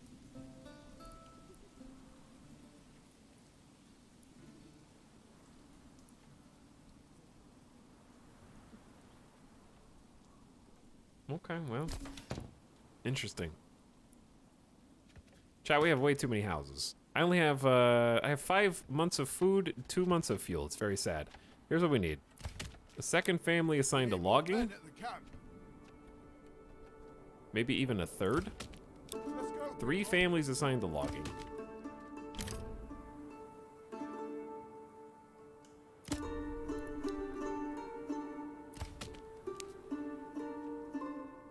They know what to do. Because this place is totally empty.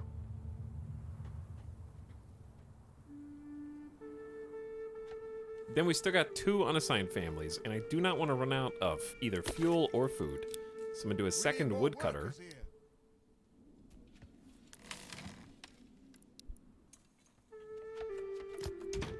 They're still reserving. I guess you can demolish buildings before they're finished. Chat, why do we have 2 woodcutters waiting and 1 procrastinating? Didn't we have this problem before?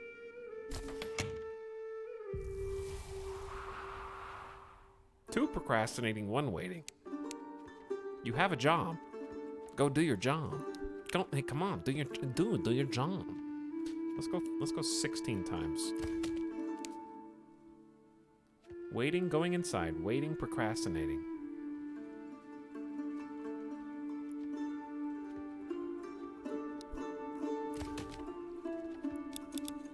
Get to work, lads.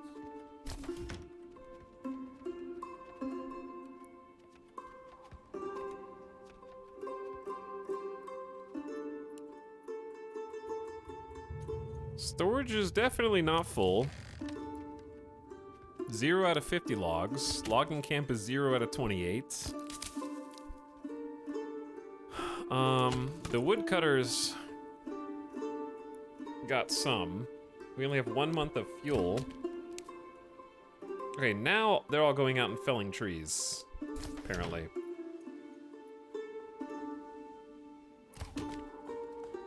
There we go. I think they just take really long breaks. Like month-long breaks in the game.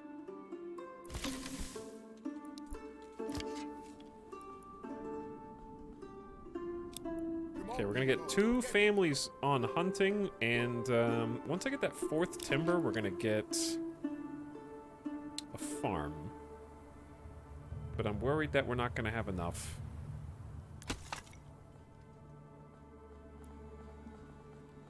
Because it's almost winter and we're gonna need more fuel. We also need just more food in general.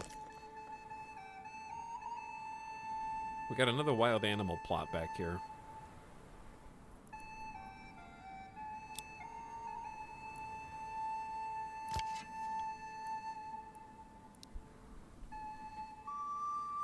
Which may be necessary to survive this winter with this many people, so I'm just gonna take the opportunity to do it.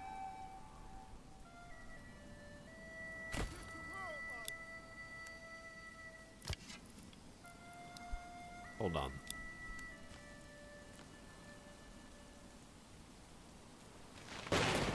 Easy. Relax. There we go. Okay, hunting camp should be nice and easy, because I don't think you even need resources, you just need people.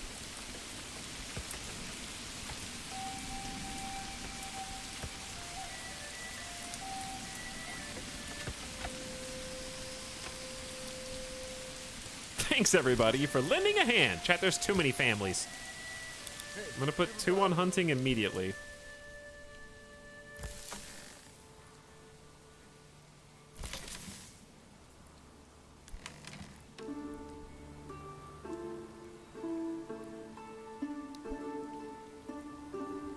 Okay, then there's only 1 left. But we have plenty of logs now, so I'm gonna go ahead and try the farm. You have to have a farm next to a oh dear. Hold on, I got an idea.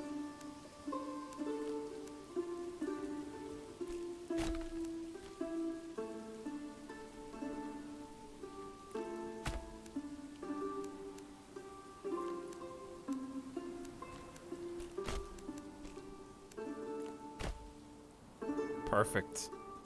Perfect.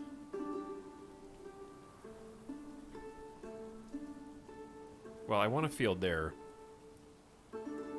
I don't think this will hurt the It's kind of annoyingly far from the road, I guess. It's gonna uproot. Why would that uproot 7 trees? It's a lot of trees. Let's just go back here. And then we have another farm over there.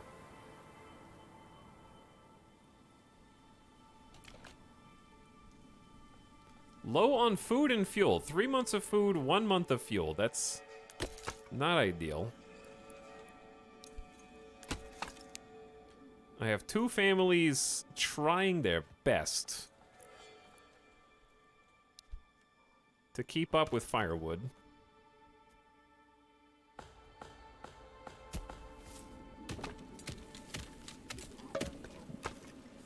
I also really like that you can still hear the sound effects when you're fast forwarding in this game. That's nice. Ooh, it's snowing. Are we gonna die? I don't know. 3 months of food says we're probably not gonna die. I can always put a 3rd family on the woodcutters.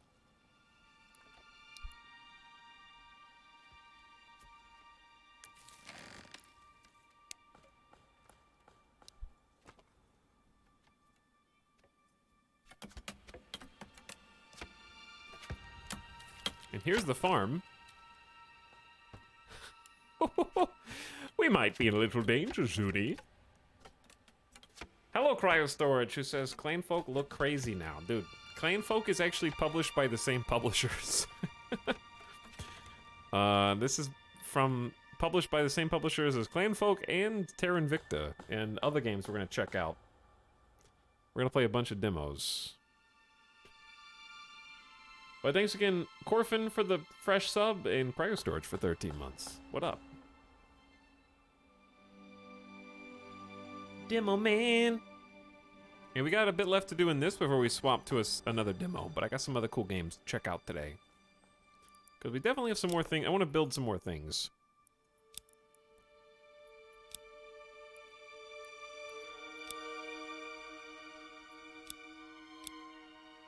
But yeah, this game is also just on Steam. You can download the demo and check it out. Heard the secret demo list leaked. False. No one knows. Nobody has any idea. It is top secret. Okay, we're just keeping it 1 month of fuel at a time, apparently.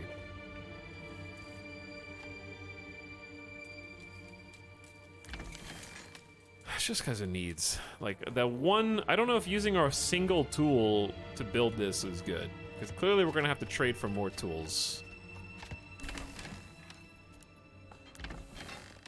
Oh my goodness. Is that up to? Did I make this farm way too big? Let's get to work.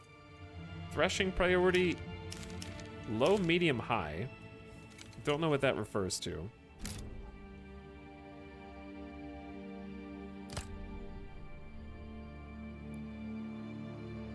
Let's store 1,200 bits a piece. This is a lot of workers. Okay, I need to figure out where we have excess. Like, I don't need 3 families in the logging camp now because we got plenty of timber. I'm gonna get 3 on the woodcutters temporarily. Take this one off the granary. And let the if we click this button, if a family is idle, they'll help out with the granary. Same for the storehouse. Same for that granary. Okay. That way we have some more free families to kind of just help us with different things.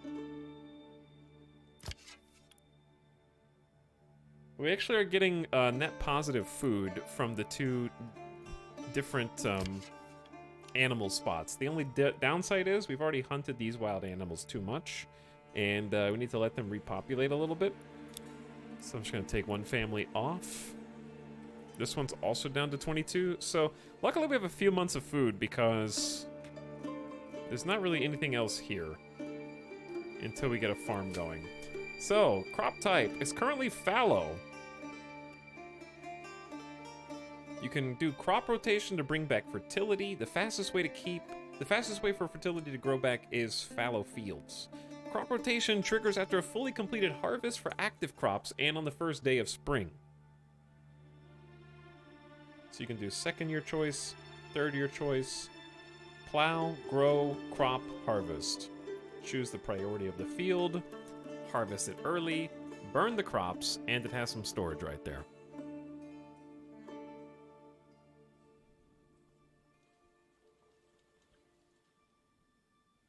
Okay, so the best fertility is Immer, unfortunately, because chat, what the hell is rye?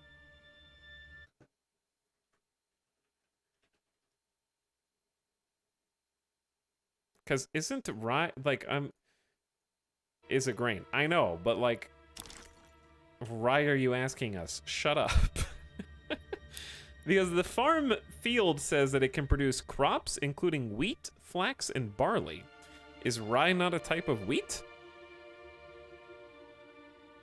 It's a whiskey.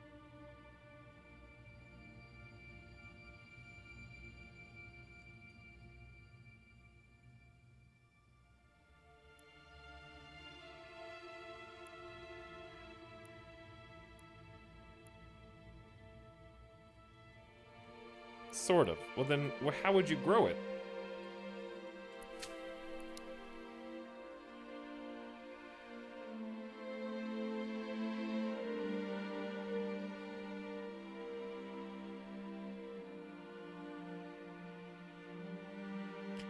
Rye is a grass grown extensively as a grain, a cover crop, and a forage crop.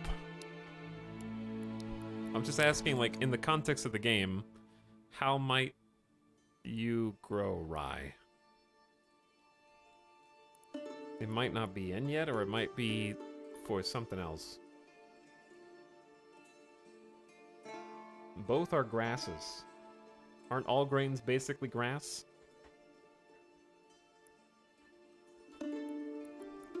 Well, I didn't mean to pick a, like, 68% fertile spot.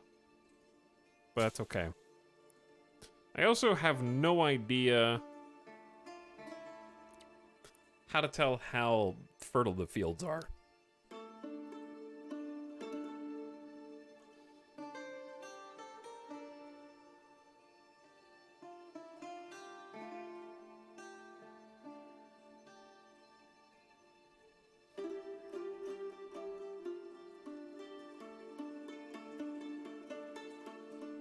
Yeah, it just may not be in the demo, I guess. It's possible. Anyway, it's January, and we've actually got 10, oh my god, 10 months of fuel that exploded.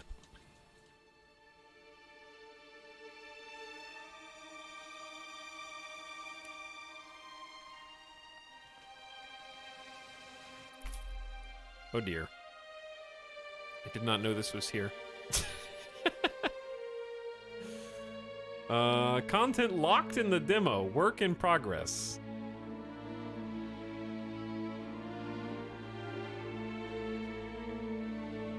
There's a tree.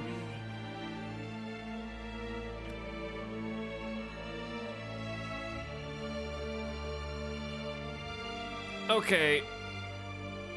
Developers? Be honest. Be honest.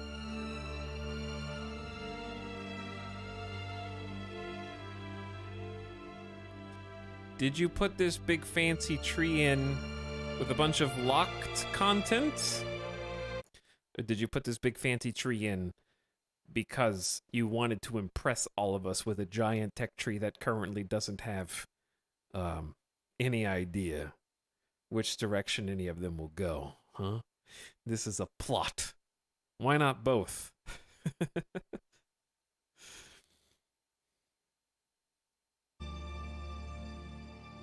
Both. It has locks, though. It do have locks. To do, tech tree. Put something cool there.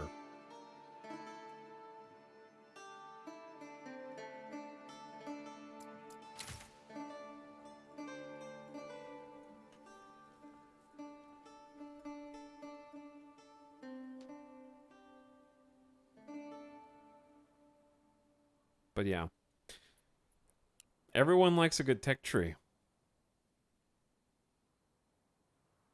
The locks could be anything. They really could. Alright, we can kind of build almost whatever we want. I don't know if it's worth building grazing spots for sheep, because I'm not actually confident how this works. Let's get to work. I do like how the road tool tries to follow existing buildings.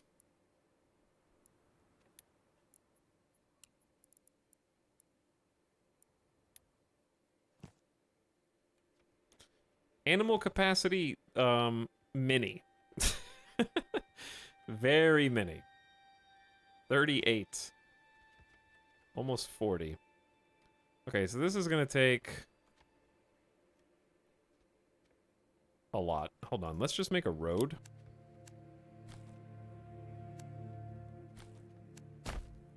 It's a very narrow, very straight road. Okay.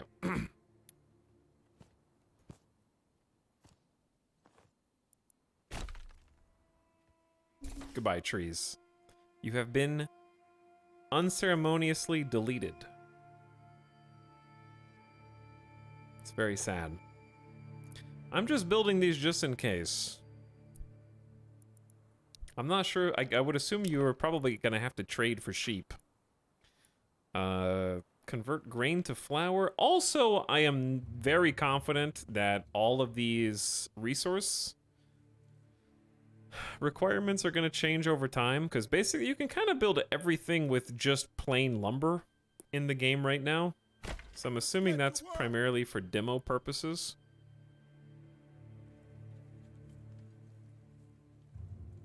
Works most efficiently on empty land, unobstructed by buildings or trees. Oops. But yeah, I'm assuming there's going to be some advanced resources over time.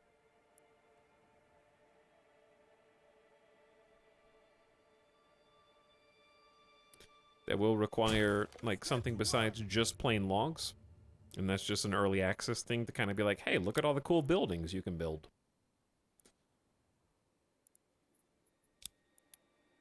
There is an iron deposit out here.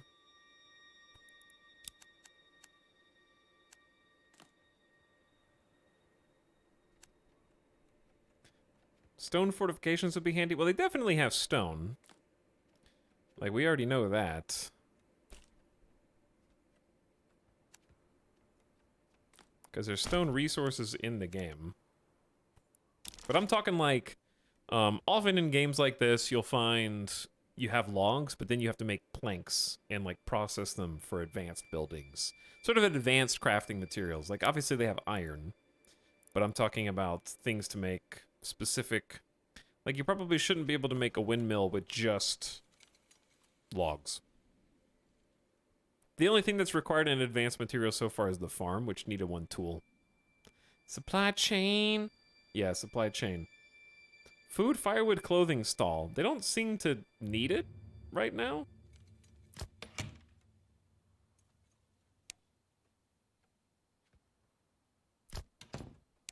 They kind of just go eat whenever they're hungry.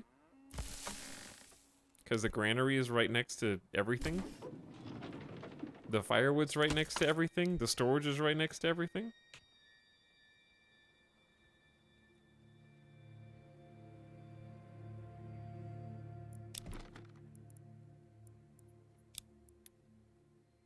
I wonder if you have to build... I'm assuming you can build the mine, like, adjacent. Let's get to work. But yeah, we can build those buildings.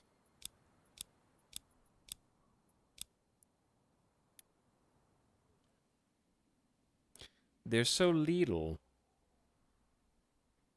And they also can't be built for some reason. Are these, work in progress? Or do they have to be built some things particular? Must be... Oh, marketplace. Yeah.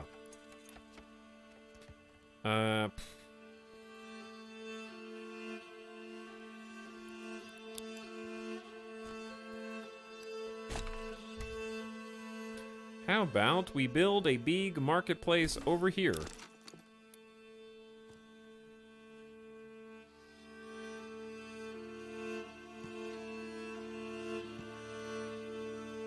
Or not.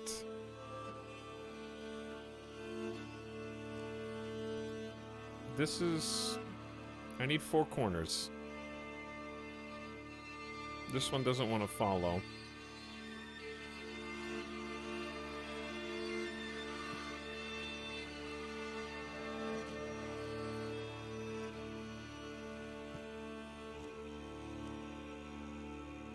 Why is this not allowed?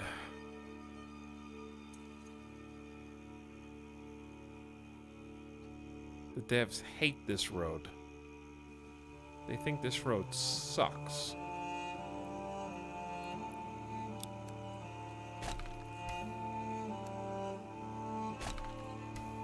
Oh no. Uh-oh. Oh no.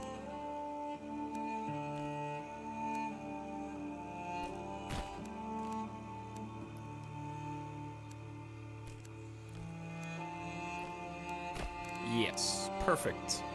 I bet it lets us build it now. Yep. Sometimes it gets a little finicky with overlapped roads, where you don't know a road is overlapping, but it is.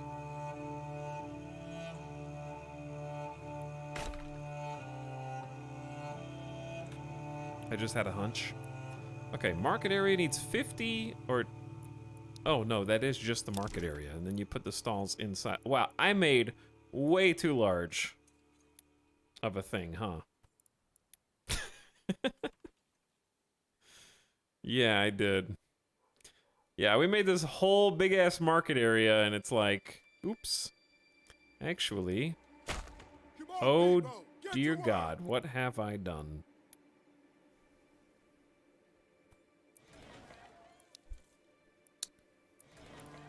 The food stall, the firewood stall, and the clothing stall. Just like real life, the rest is a parking lot. Plenty of space for our growing citizens to spread out, unfurl themselves. It's actually no berries.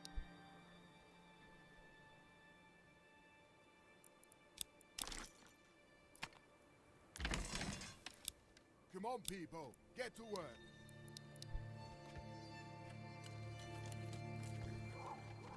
Alright, I got 3 separate families that are supposed to... This is way too much field for the families that we have, but they're gonna do their damnedest.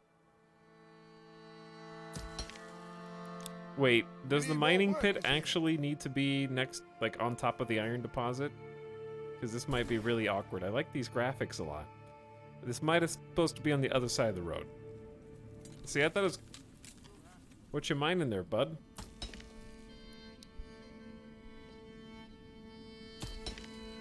What you mining?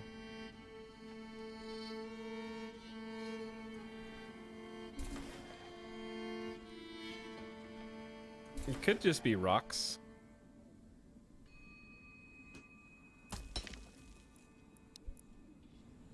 I'm waiting to see like a resource pop in here to see what it is.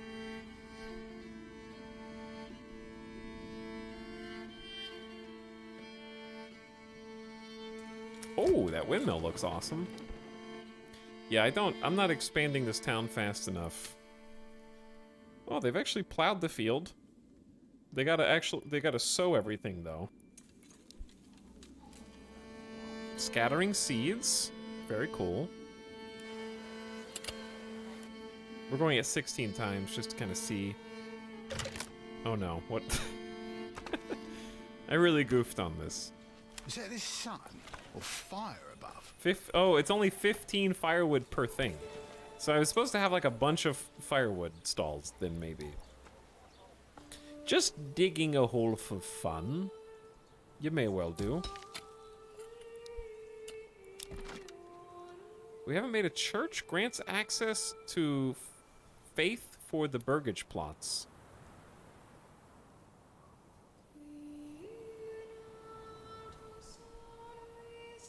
You gotta admit, this is a pretty good, like, spot for the church.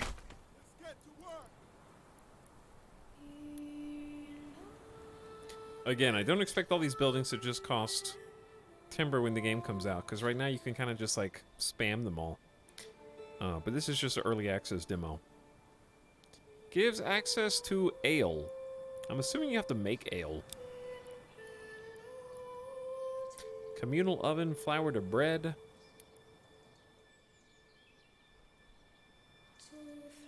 Wait, did I just... We already made that.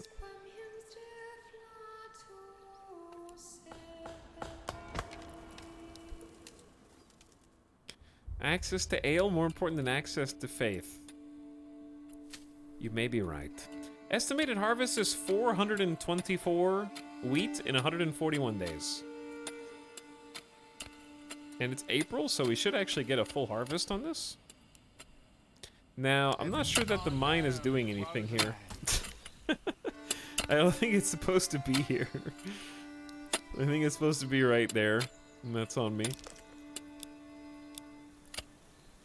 We're gonna make a trading post and a livestock trading post. Trading post by the road?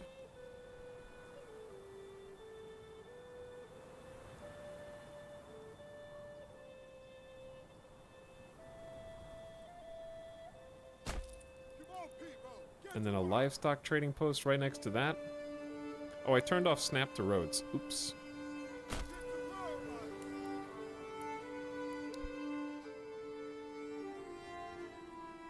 I think they're just mining dirt, yeah.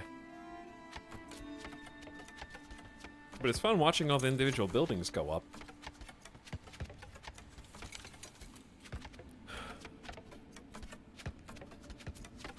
We're supposed to make 3 level 2 burgage plots.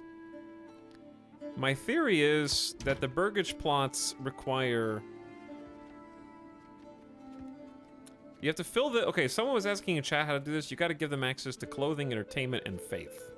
Once you fill these pips, they have to have cloth, leather, or yarn clothing. Ooh, the church. That increased our settlement level. Next level is manor. Level 1 burgage plots, 13 out of 999. Good luck getting that in the demo. 900 and... Someone's gonna do it. That's what scares me. If there's no time limit on this demo, someone will try. If possible, to get 999.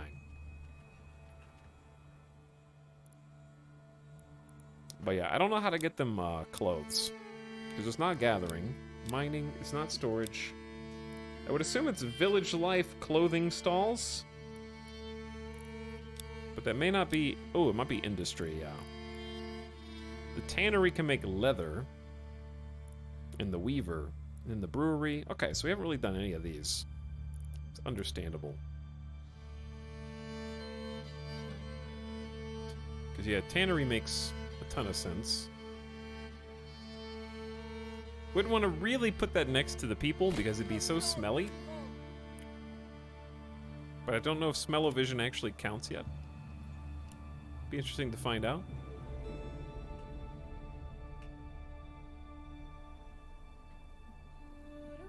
But yeah, the level 2 burgage plots is quite the challenge. We do have faith now. They just need entertainment, so we'd have to grow them. We're growing them wheat. This converts malt.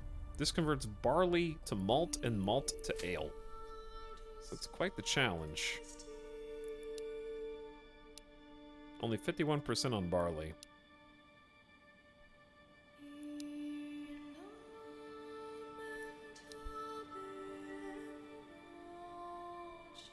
Brighter TTV and Boozatosaurus, thanks for the 46 and 25 months respectively. What up and welcome to stream. Pay the upcoming royal tax. To the region of Reichenfurt, you are hereby on a mission of debt for the lands on which the royal crown has granted stewardship to the Honorable Bomsey. A tax is to be levied upon the land, to be paid in precious wealth or labor. Failure to submit payment will find the lands forfeit, the governance under the stewards, and return to the crown. I don't know what that means. But it's in 365 days. I'm not sure what they accept for taxes.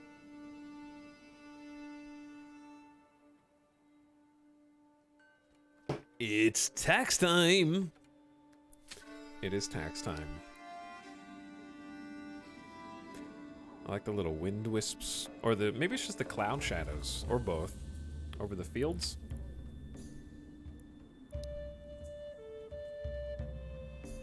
But yeah, now it's June. It's just so wait, it's not really days. Is it? Maybe it is days. Oh, berries are back. We're breaking kind of even on food, but that's before all of this.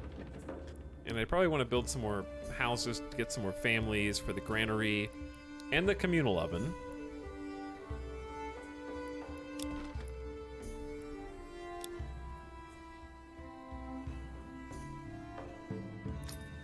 We got a trading post here and a livestock trading post too, so you can like stock this to try and buy oxen, sheep, or lambs, increasing the infrastructure. I don't think we have any money, so we have to make some money first. So I guess if you have excess goods, you could like take them in here. Like if you have 103 pelts, you can export pelts and set a target.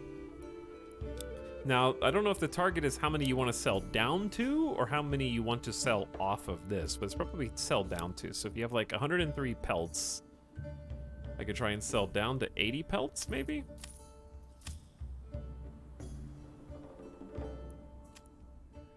Now, you could also like turn those into leathers first, and that would be good. Who's setting the price? It looks like it's just a set price. I don't know if it changes.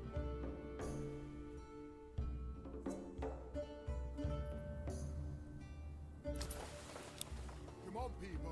Get to Oh, that's disconnected from the network.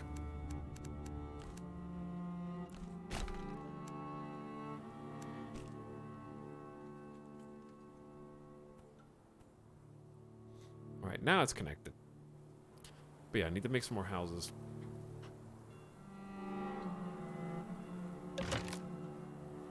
Pantry limit reached. Oh, dude, they're doing the harvest.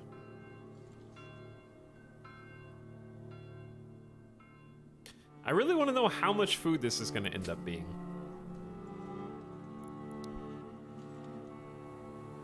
And where do we have too many people? We definitely have too many people in that hunting camp. We're at 24 logs, maybe one family on logging for now. One family on the forager. That way we can have a family assigned to the oven and one assigned to the windmill. Noom! And then create some more houses. Haven't seen any fires yet. I'm not sure if those are in the game or not.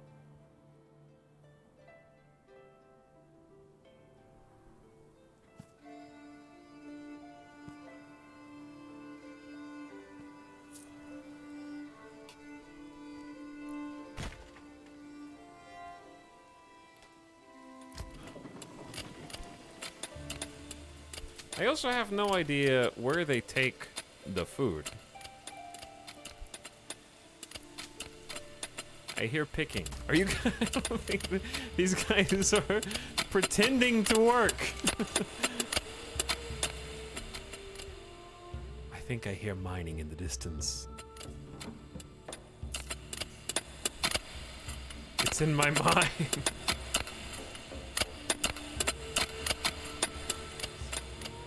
Everywhere I go, I hear picking. He's still in the first demo. I am, yeah. It's because I had to restart to see more of this. So this can hold up to 1,200 goods. And then somebody should be taking them.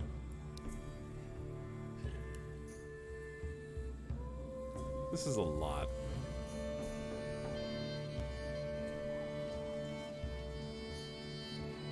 They're picking at my brain. Oh, we made our first bit of money. I saw the cha-ching. Yep, they are taking goods. Someone is actually hauling trading resources over here, and it seems like the trade just happens automatically. for now. That might change later if they have like traders wandering into town. And right now, new families kind of move in instantaneously, like the second you build a house.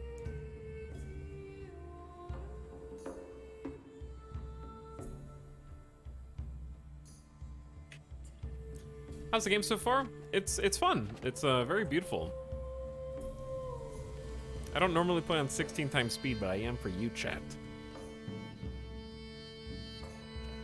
But as far as bugs and stuff, I mean, there's an option in the settings to debug boop mode and oxen stuck, and a lot of things still left to do for sure.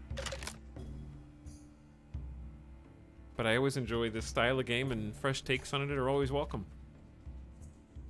But it's a demo of, if I'm gonna call it early access, because it's a demo of what's available, even though I don't know if this is an early access game or not when it comes out. I wouldn't be surprised if it were.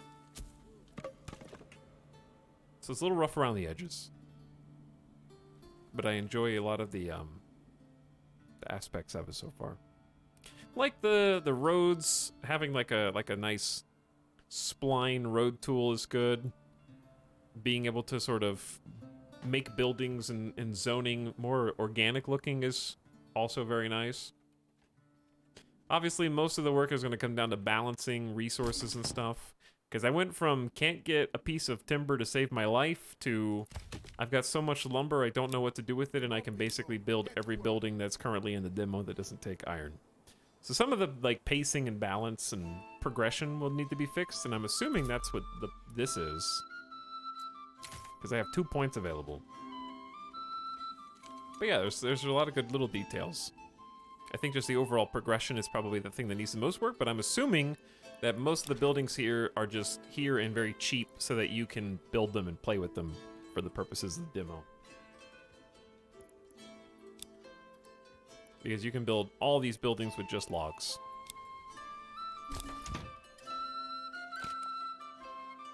So a little supply chain gameplay would be welcome.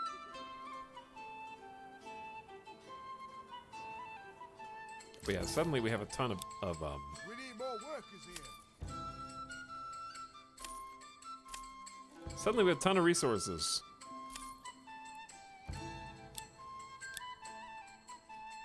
Sheep are 20 each? Wow. Money on the flip side is extremely expensive. But we've already started making bread in record time.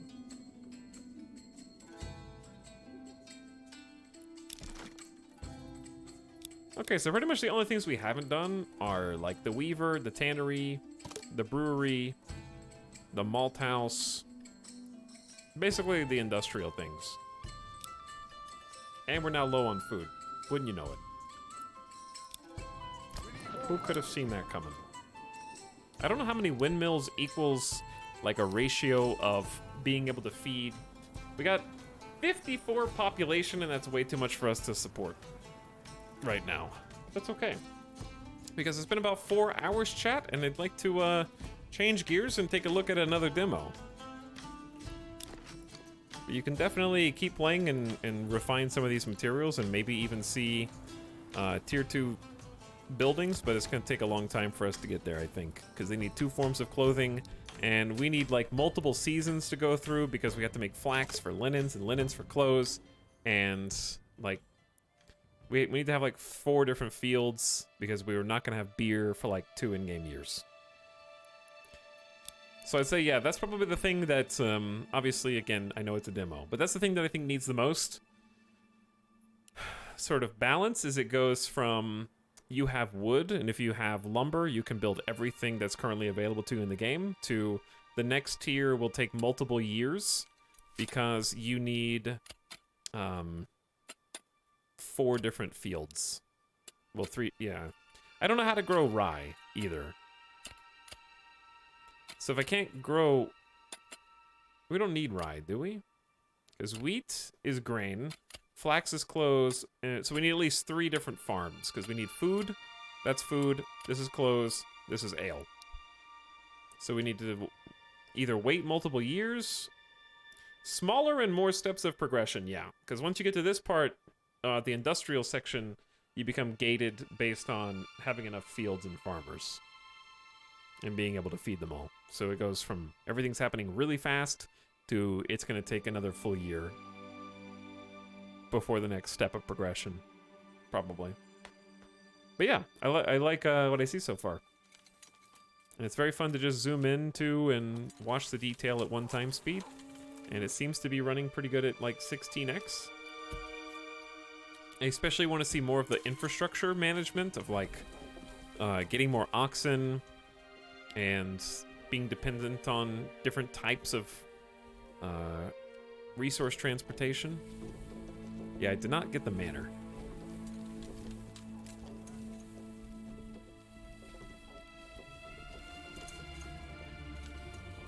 Does the next demo have thatch? The next demo that we're going to check out, I don't know if I should just pick one or if I should let chat vote, because I have no fewer than 1, 2, 3, 4, 5, 6, 7, 8, 9, 10 other demos. We may not play all of them, but we're going to be playing a lot of demos this week. Do you want to stay on theme, or do you guys want to go to a completely different theme?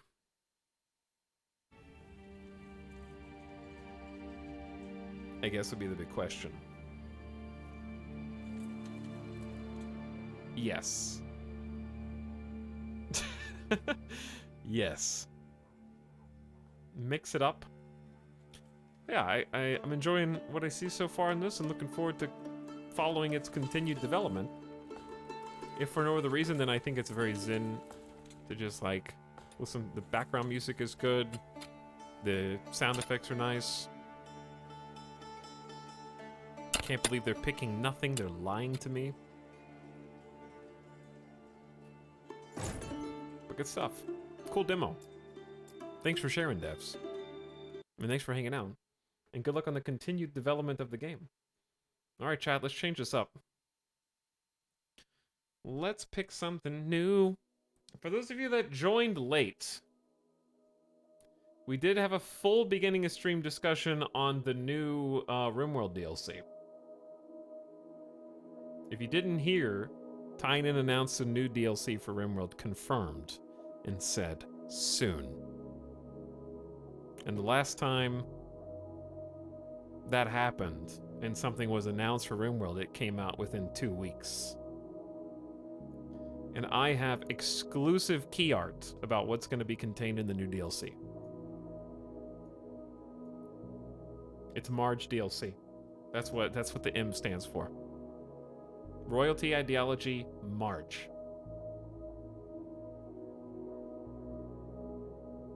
Who made that again? Okay, but no, seriously, there actually is a new DLC. It has no name yet, but this is the actual official art. And we did a full analysis on this earlier as to what we expect it might contain.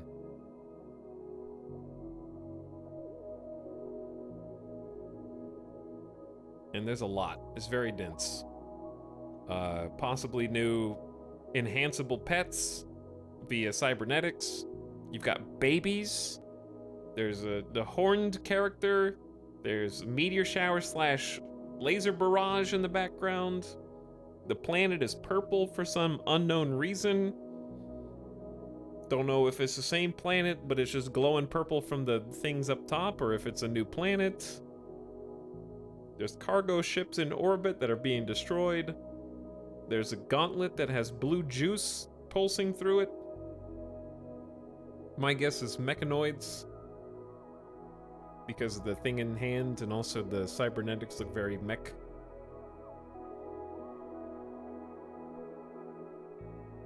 And I want to say that this is the people that created the actual mechanoids, and they're just really highly advanced. That's my guess. Robo-Dog! Anyway, we're gonna be playing the hell out of RimWorlds, because I expect that to come out before October is over. I think 2 to 3 weeks is my expectation, based on previous events. Okay, chat. Do you guys want to go to space?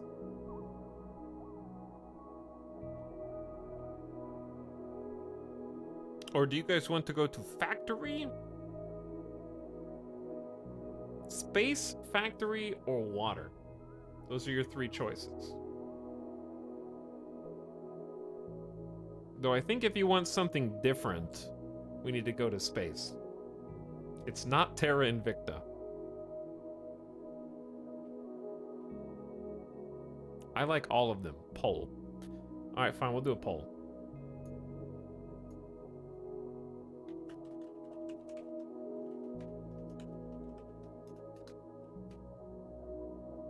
Okay, the factory may also be space-ish.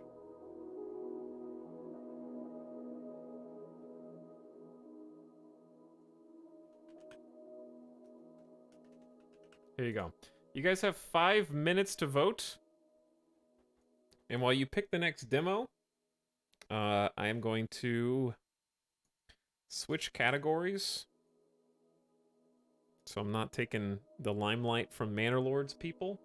And that is the ending of stream song. We are not ending the stream. It's like 7:25. While you're doing that, stand by. And I'll be back in a few minutes. I'm gonna go get a snack. I forgot to get some food earlier. Make your vote. I'll be back shortly.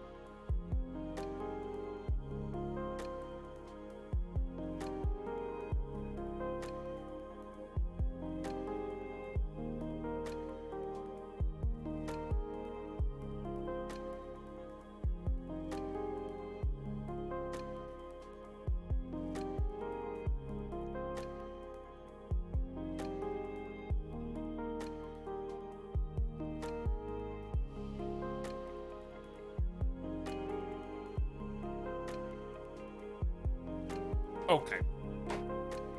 What'd you vote?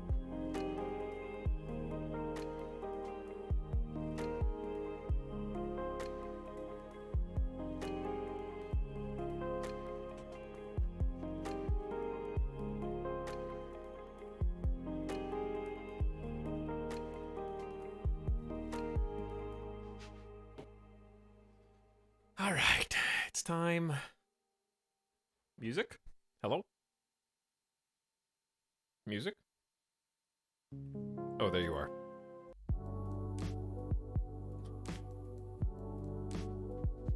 "46% of the vote to space." Well, in that case,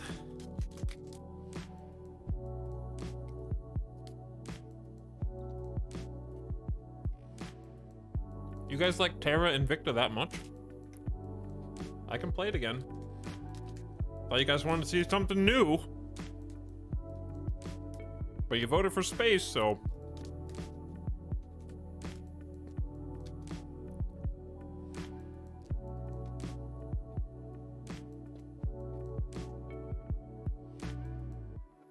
What do you think? He doesn't know. Alright, we're gonna play a game.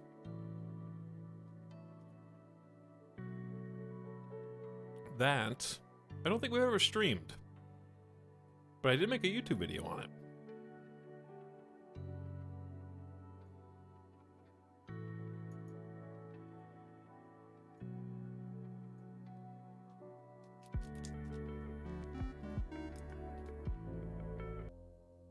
And it is in a completely different form than it was back then.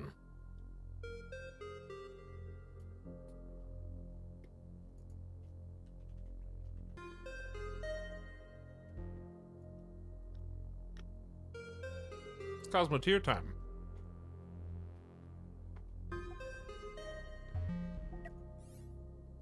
This game, unlike a lot of these games, actually has settings. I'm not sure when this is coming out, but I think you'll think it's cool. The premise of Cosmoteer... Maybe I should just show you creative first. Okay, I'm jamming.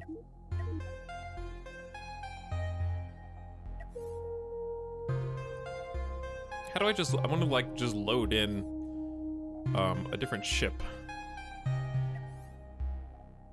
You basically build a ship from scratch.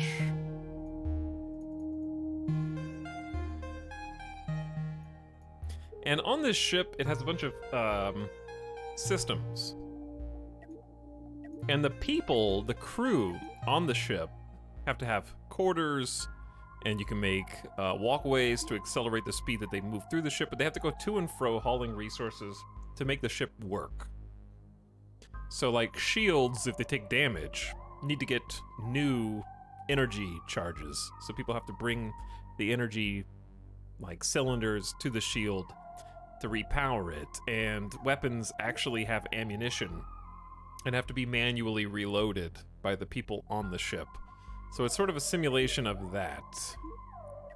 And then the... I don't want to quit the whole game, I just want to start a career. Because career is the thing that wasn't in the game before. So why don't we just start on default captain mode, because I don't know how to play this again. And economic, also on standard. We can also make a galaxy size change or crew to frame ratio. How many crew will be available for hire depending on the player's fame? I hate exploration. Reveal all icons on the map without having to uncover them in the fog of war.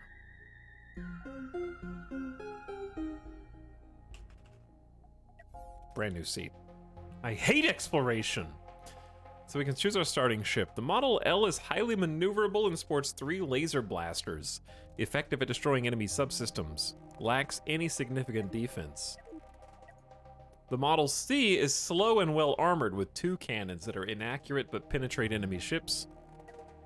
The Model S trades speed and offensive firepower for a defensive shield generator that blocks incoming enemy fire. The Model L is highly maneuverable and sports 3 laser blasters. Okay, that's the one. I think that's the default. Let's just start there. 3 laser blasters, lacks any significant defenses. Let's just go with the basics. Chat, did the game category update? You should be able to see the game there. So here's our ship.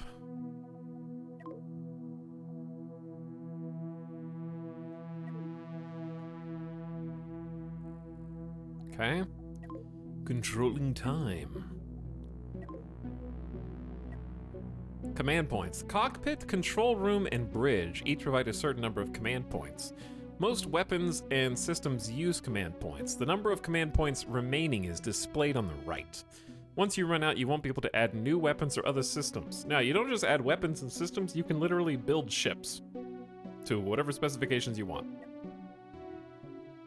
But when you build them, you have to be able to also defend them and arm them.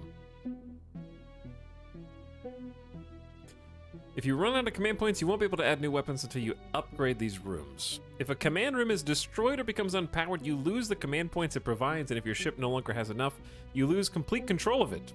To regain control, repair the command room or power off the individual systems. Okay, fly your ship. You right-click anywhere in space and you'll fly there. Hail ships or stations. Try hailing a nearby friendly station. They provide services like mission list, crew hiring, and resource trading. Not all stations and ships will accept hails. So there is a small platform next to us.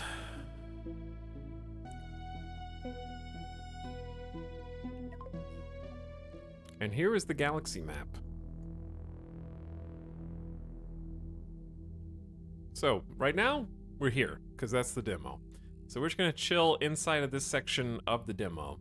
But it looks like you can sort of level up and then go to different systems based on your appropriate level and sort of move through the galaxy towards the most difficult sides with the biggest ships. So we're starting in the Weenie Land. Starting in Weenie Land. So how do you hail people again? It just told me. And I already forgot. You can add custom markers to things, and there's also a mini-map. Ah, that's a whole station. Am I blocking stuff? Kind of.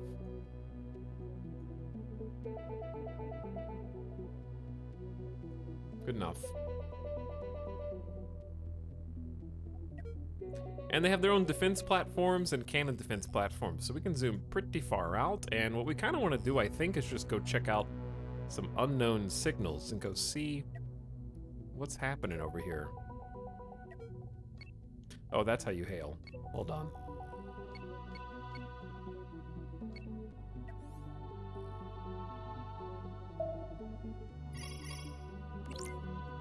Okay, so they offer missions such as bounties. I'm gonna turn the volume up a little bit. There we go. They got bounties, faction conflicts, and deliveries that you can make. Gandalak. I can hire a crew.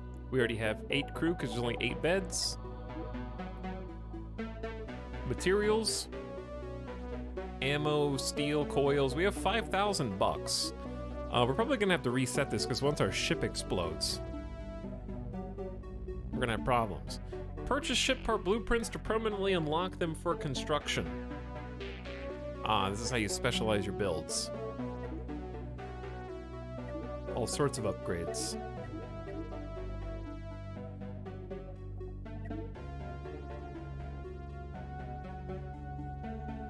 But yeah, I'm just gonna kind of roll with this. Oh, here's the resource management. Yeah, I haven't played this version of the game. This is the build mode. We can paint the ship. Red shirts. Perfect. Give different crew different color schemes. There's the actual editor. So you get to choose where the thrusters get put, for example. And there's doors that go between them, right? So a lot of the stuff isn't in the demos, but a lot of it is too. So if you wanted to put a new bunk, you could do that, but you gotta expand the ship and then hopefully put armor on it, right?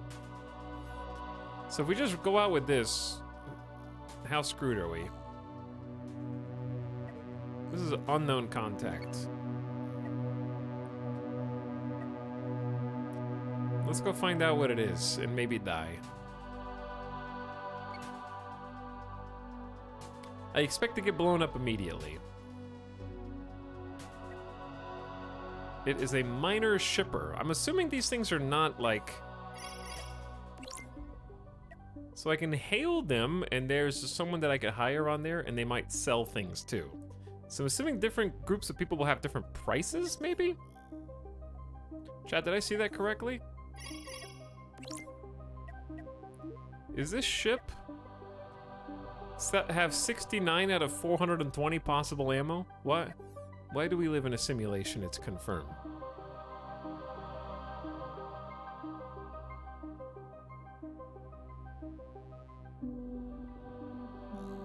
Okay, let's head this way.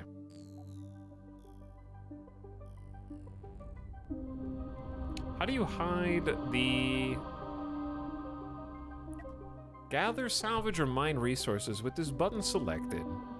Click or drag a box around floating resources, ships, or asteroids to gather, salvage, or mine them. Okay, this is what I'm looking for. There we go. Here's our ship interior. So you're actually able to see the crew, go to the reactor, and make sure that our thrusters have enough power. So they get these little, they look like batteries, but they get them and ensure that everything's running in tip-top shape.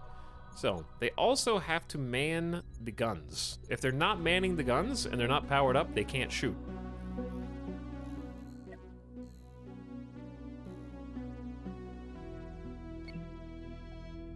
Okay, apparently this is just an asteroid field. So I learned how to mine stuff,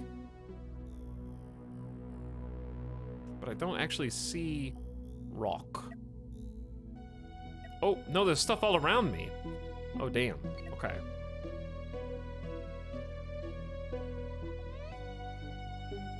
Chat, I will see you right now, actually. I don't know how to mine this. What do you do with this? Oh, no, we are mining it.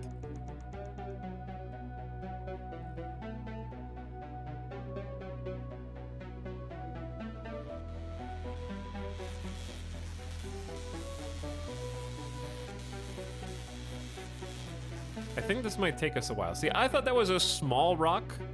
I guess it is compared to this one, but damn, this is gonna take ages.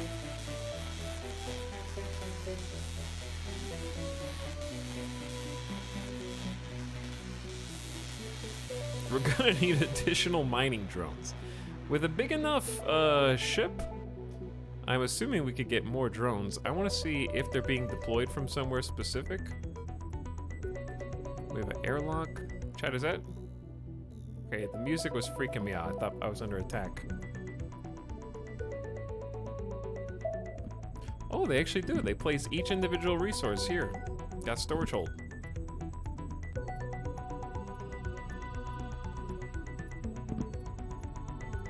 I love that it's not drones, but your crew. That's true. My crew. Oh, we got a contact. Chat, if your thrusters are off in this game, or do you appear as a contact? I don't know, but I'm just gonna chill.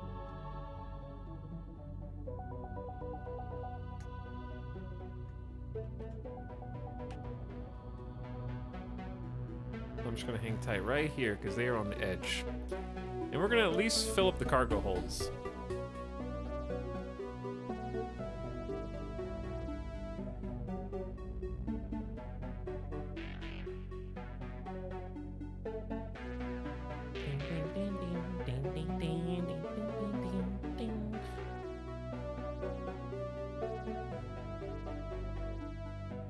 I was expecting to know a lot when you played this game, but they snuck this update out. Yeah, it's a pretty sizable. Sorry, I didn't mean to be paused. Did it pause? Oh, sorry, I was reading chat and I clicked over. My bad. Oh, they're running out of oxygen while they're on their little drones through the airlock. They're not drones, they're like people. Yeah, that's just a person in a spacesuit with thrusters.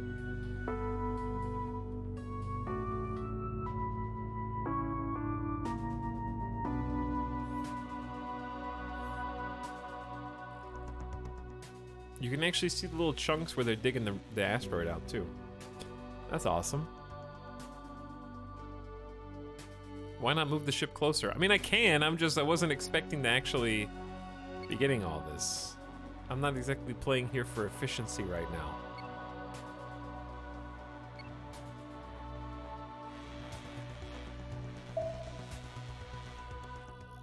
And if I move, I become maybe a contact. I don't know, I'm watching you, buddy.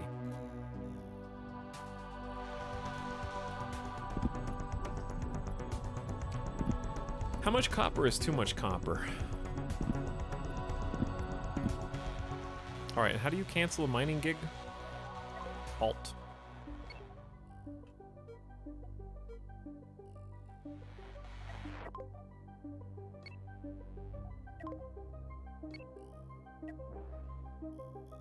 All right, I want everybody back on the ship. I'm gonna bring them aboard.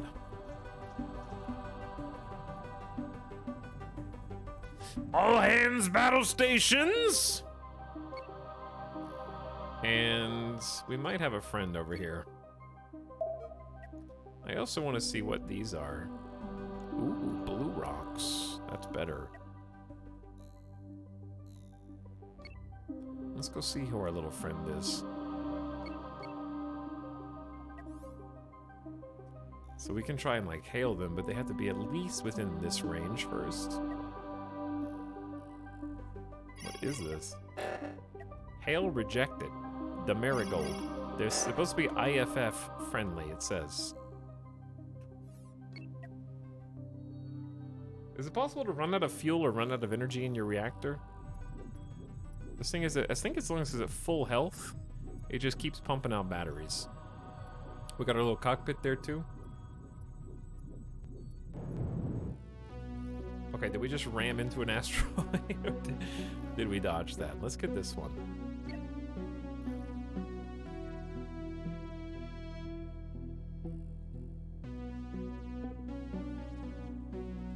Alright, we'll try this. Actually, we may not be capable of mining this. Let me see what this is. It's Hyperium 2 times hardness. Mysterious crystals capable of bending space-time used to fuel hyperjumps. So I don't think we're allowed to right now.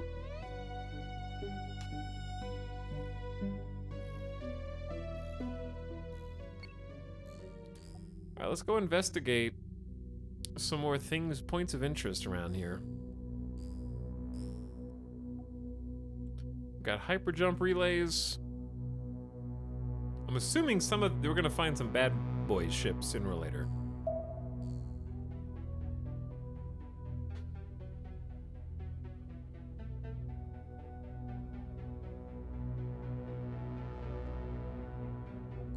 Okay, I'm also passing up stuff I might want.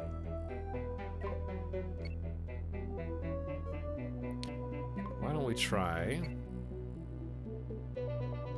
parking close to this and grabbing a little bit? Depending on... Oh, this guy's coming right for us. Hold on, hold on. This might be the one. Chat, we need to get everybody back on board. Somebody's coming in hot right now. I hear the music picking up too, but I don't know if that's just because I'm zooming in. Alright, wait for it. Hang on. Sparrowhawk. I'm assuming, is this... No, it says they're friendly. They reject my hail, but this says it claims to be friendly. Why do they look so much better than me? Because they are, I think. This reminds me of ships I saw in Starbase, actually.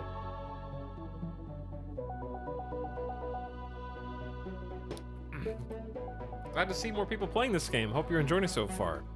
Fun fact, Jarhead. I first played this game in July of 2017. Long have I waited. It's been a while. I think I made like 3 videos on this game when it came out. But yeah, it's a totally different experience now, like by far. This whole thing didn't exist in its current form, for sure.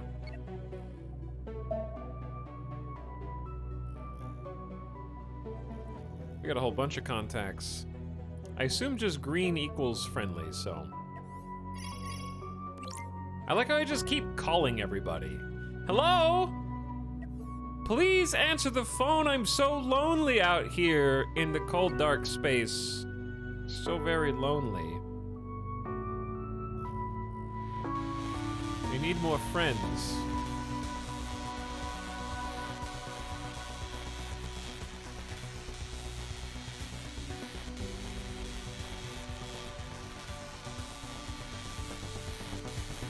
I probably have way too much copper.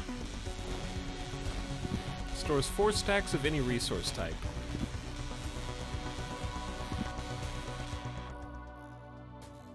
So I assume it's viable to just be like a mining ship as long as you can defend yourself in some of the more heated areas.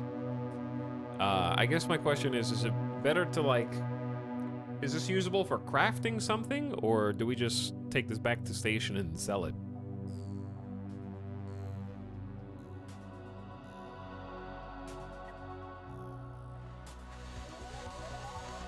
The answer is yes.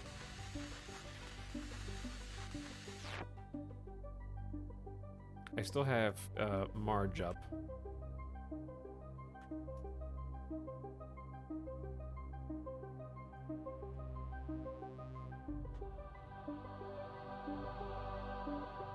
This is sulfur. Chat. That doesn't look like you're mining copper. Chat, please. Dear God. What does CU stand for?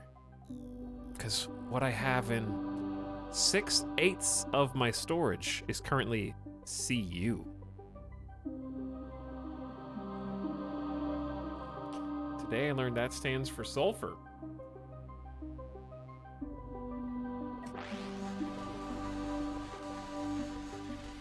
Container unites.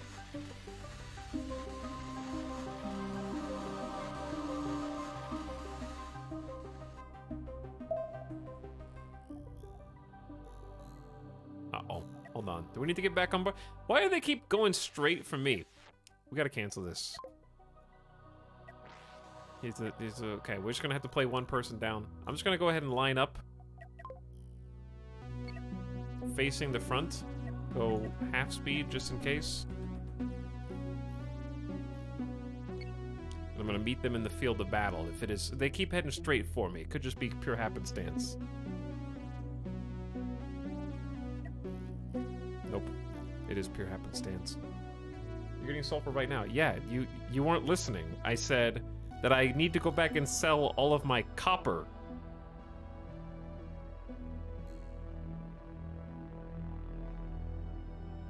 CU is gold, right?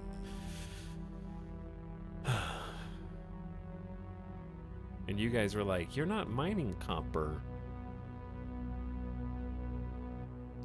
Exclamation ban scatter ray. Time anyone but time enough for 10 minutes scatter ray. You can't time yourself out.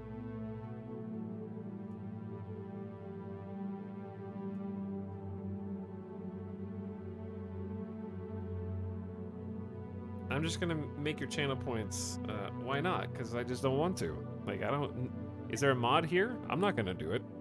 You have to convince one of the swords to do it. I'm not gonna do shit. Your channel points can rot in hell.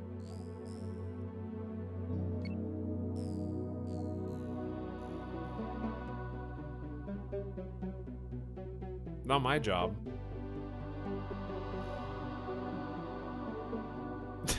Angry face. I assume that having more stuff equals slower ship, maybe? I don't know. I don't know if that's true.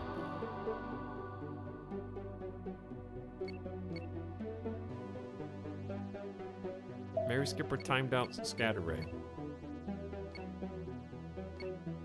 I guess I could just become a pirate and start attacking these rogue ships merely for existing.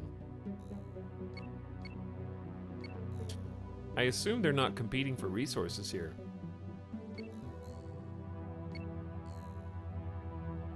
But yeah, let's at least go back into range of the station. We're getting a lot of pings. I think these are just defense platform pings. Hello, Captain. Thanks for 9 months of sub. I think I saw Brighter TTV earlier. Captain says, watching my favorite e-gaming channel. We are definitely e-gaming right now. Oops. I didn't mean to call the defense platform. That's on me. I did mean to call the station, though. So, if we sell copper at 27 times 1 point K, sulfur is 10 times 100. So I'm assuming this is 27 equals 1.1 thousand? It's not that much.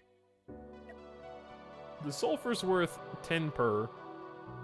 The copper is worth less than that. Wait, no, it's more than that. It's worth like 40 per.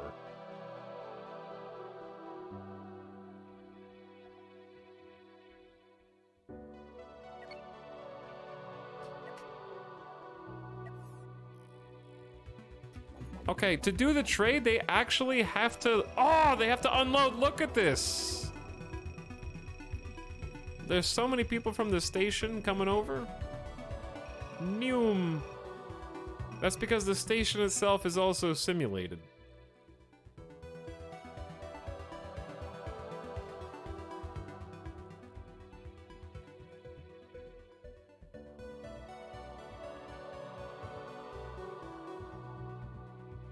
It is very cool.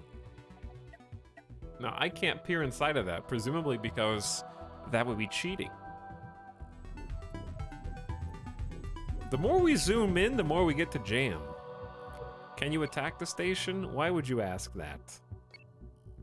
Do you want me to die?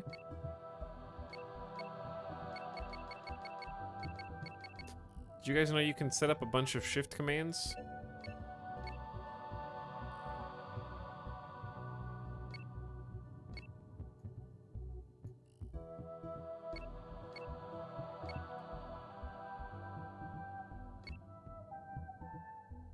And the nice thing about the shift commands is, so like notice if we start facing this way,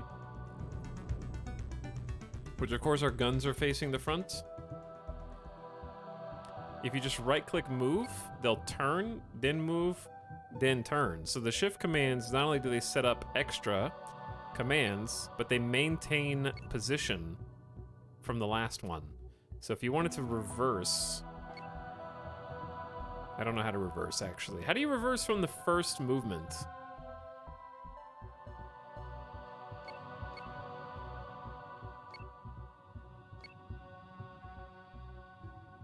Yeah, they're not even turning around now. It's Z to strafe? Okay, that's handier. Never mind. I was a little confused.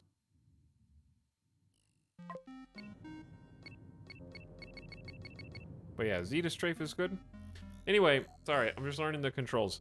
Let's go check out the unknown signals. Is there a button that zooms the camera back to your ship?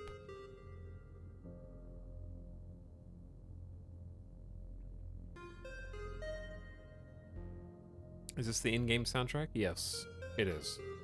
F. Oh, I think he's... Oh no, E turns the camera. Oh dear. I don't want to turn the universe's camera.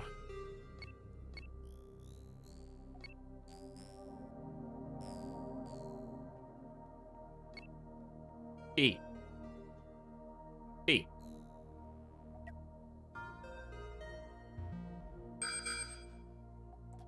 The fact that it's telling me about attacking the enemy means that we're about to have to attack the enemy. Enemy ships close enough to detect on radar but too far to see will be blips. To attack an enemy starship, right-click on it. Your ship will fly to it and attack. The game may automatically pause to show you this tutorial space to unpause. Some enemy ships are too powerful for you. Flee and upgrade before attacking them. Missions are your primary way of earning credits and fame. Most friendly stations will have a mission board advertising available missions. If you haven't already, hail the nearby friendly station to view its mission board. Most missions have a danger level, such as a 1, that indicates approximately how challenging it'll be. You will want to upgrade your ship before tackling higher level missions. We recommend you accept the first fugitive bounty mission. Stay away from higher level missions. I have no idea who this person is because I just got here and I decided to just go die. All right, we're gonna start just moving backwards. Don't turn around though. Oh, chat, you showed your ass to the bad guy already.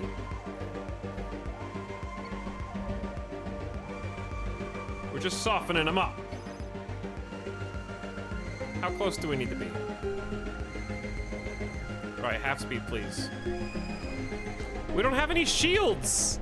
We're just pew-pewing. They have like armor. Okay, we need to take out. We need to take out their guns. This is blowing up. We're gonna have a hull breach. Why do you guys have to go all the way back here to reload?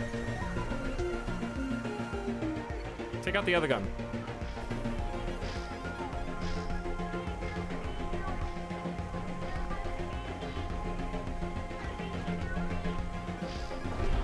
All right, we actually got a nice chunk out of them. Their guns are gone. Let's try taking out reverse thrusters.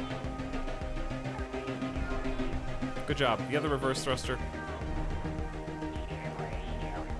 You guys are really accurate. I give you some props. All right, now we're gonna aim for the reactor. Or the cockpit. No, the cockpit's just right up here in front. Well, you can just aim from here. Oh, it's gone. Did they die? I think they died.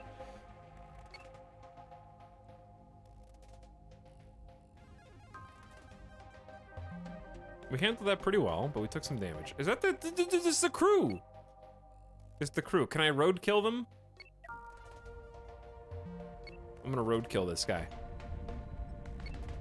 Put him in the thrusters, like, just exhaust him, dust him.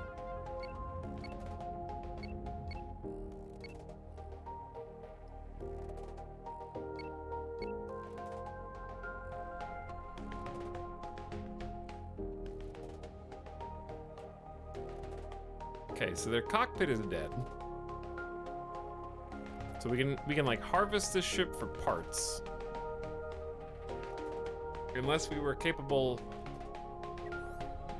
of, I don't know. Someone else is coming though, chat. Someone else might be on the way. Maybe. Question mark.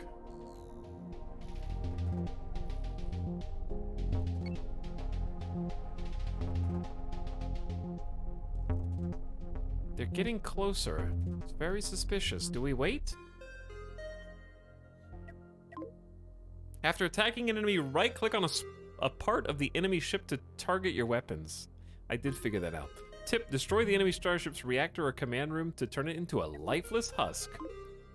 Destroyed ships drop valuable materials which you can use to repair and upgrade your own ship. Any remaining pieces of destroyed ships can also be salvaged. To collect salvage, to salvage those materials, gather, salvage, or mine. Your ship's crew will auto-collect them. In an emergency, press the crew recall button to summon everyone back. If it's taking too long, try fast-forwarding. Okay. I need to confirm this contact first before we get out and start salvaging this.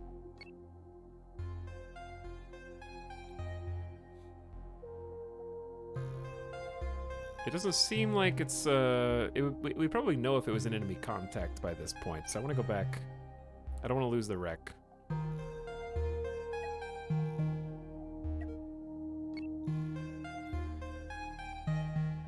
Wreck?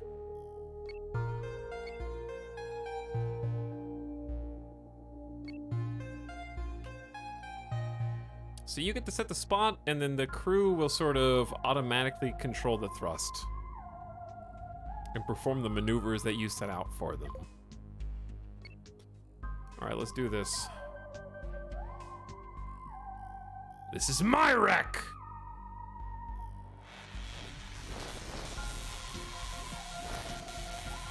And you probably can't get stuff. Well, actually, you can get stuff from the sides. You can get like medals.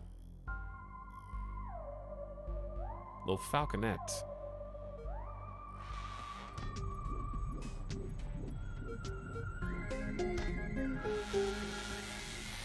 This is a legitimate salvage.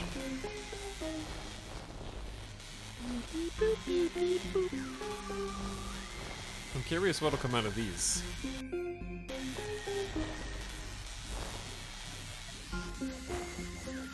Noom. Okay. You get some enriched uranium. That can't be bad.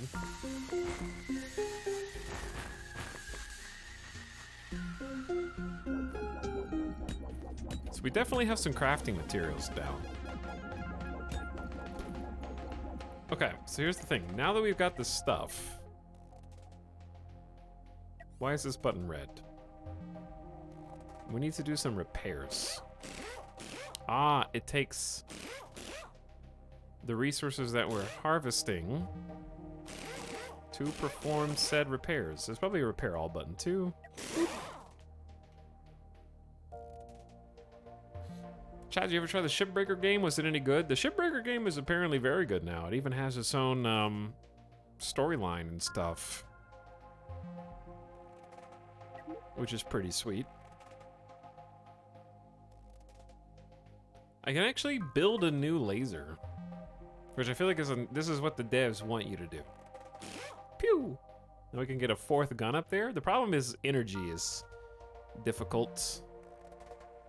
And then I'm basically broke, but that's okay. You're supposed to just be making some little upgrades here and there.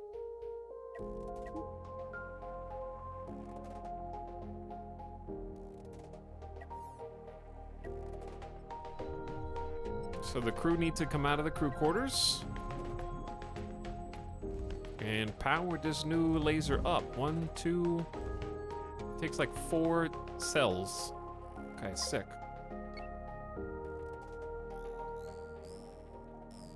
Let's go check these signals out then.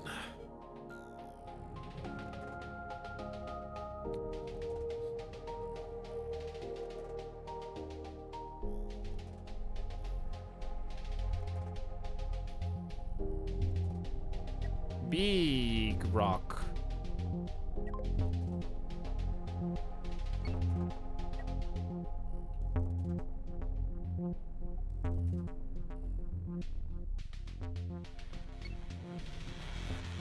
Kind of like backing into these spots. That looks like uranium to me, kinda.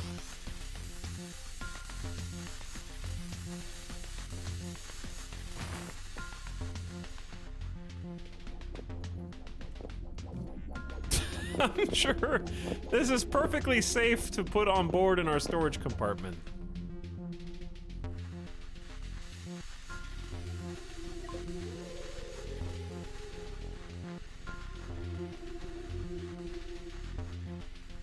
"5 years ago, the idea of mining asteroids seemed so very far away."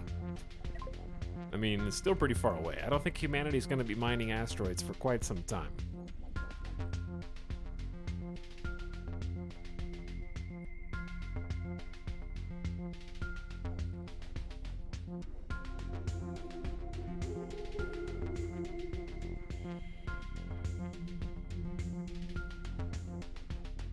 But in Terra Invicta, we did it in 2024. We actually didn't figure out how to build the mining station. We didn't have enough boost. So we kind of didn't do it. Uh-oh. Uh-oh. I like that the game automatically slows you down. You know what? I just added another gun. I figured out how to repair my ship. I added another gun. I think we're going to be good.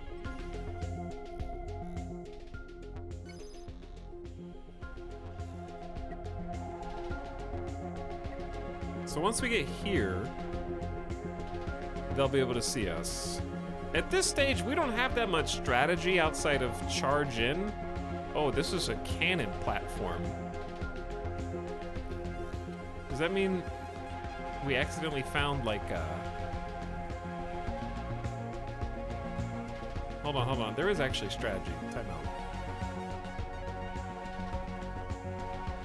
Chat, it's not E. What is it? Not F. C.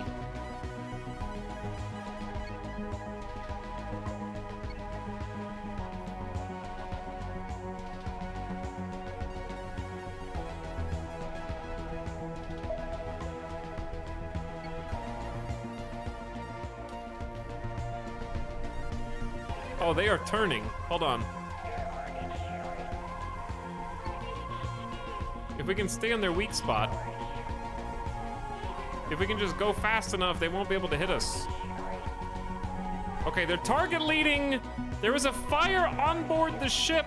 Fires can break out when hit by certain weapons and when volatile parts explode. Left unattended, fires will quickly spread, causing damage and killing crew.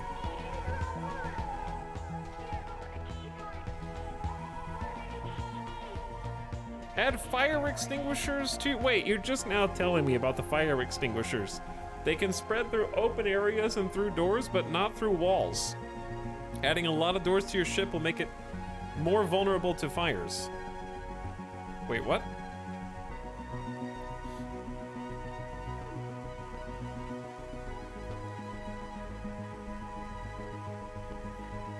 I think I'm in over my head over here. Do we have fire extinguishers?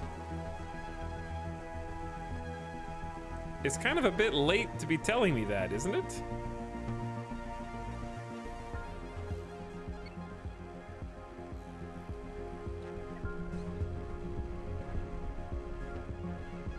Alright, we're just gonna get out of here because I don't know what kind of range those ballistics have. Ooh, fire extinguisher. They're fighting the fire.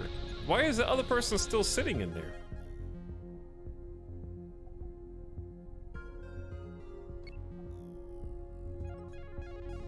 Alright, let's make some repairs. We don't have enough. I can repair some... We don't have enough coils.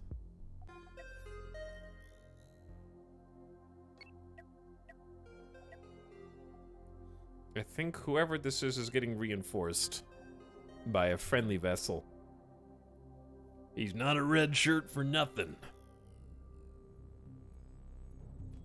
Okay, keep these topped off. Let's go in this field a little further and see what we got.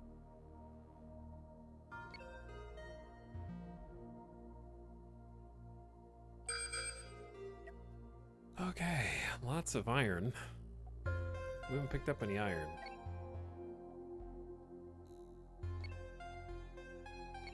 Getting larger scanners would be nice too, huh? Yes! Yes! Oh dear God. Chat, what if they don't... Wait a second, we don't even have any space for stuff. Monka.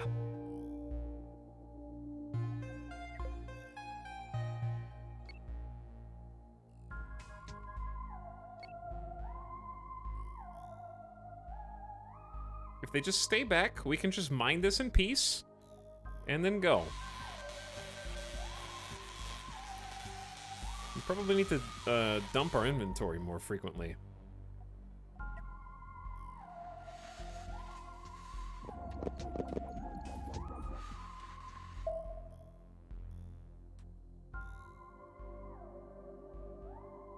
Got another contact just randomly flying around down there. We don't have space for any more things.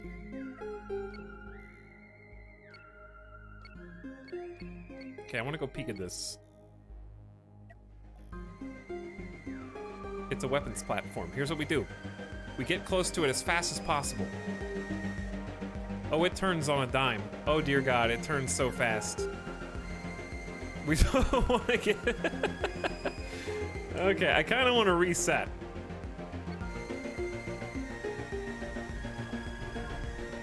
They're gonna blow the... They're gonna blow me to hell.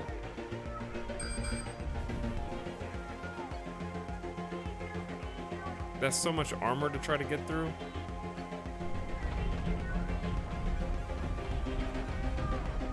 I don't even want to look at the ship.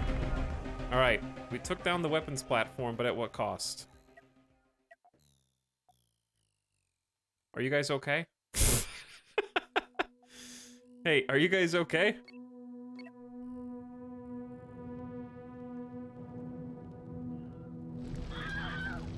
No? Why not? Come on, you babies! Get out there and put out the fire! What's wrong?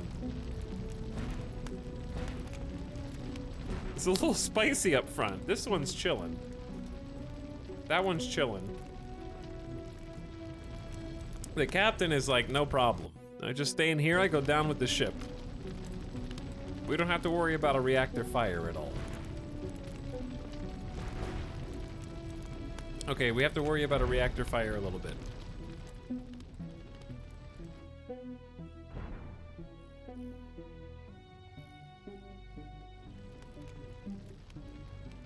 It's a pretty large fire in there, actually.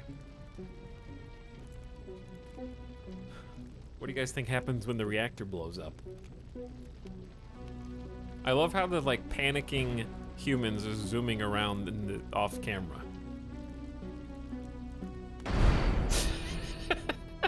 It's a good explosion. Very satisfying. I think that's a GG. Okay, let's go back.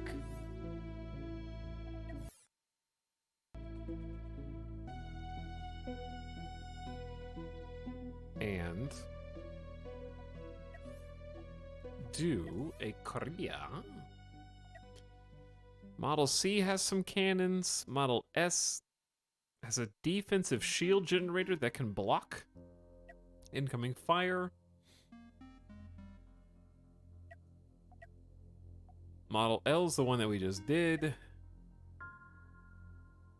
Slow and well armored with 2 cannons. Let's try the defensive shield generator of the Model S. I looked away. Did Broadcaster win? I sure did. Sure did. So I'm assuming this is all randomly generated to some extent. With you spawning next to a station on purpose. I do have 5,000 bucks. Let's do this. I want to turn the overall game volume up, but to do that I need to turn the music down.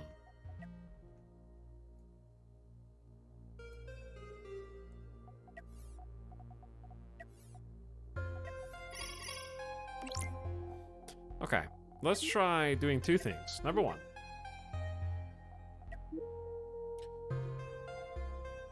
Maybe buy a blueprint?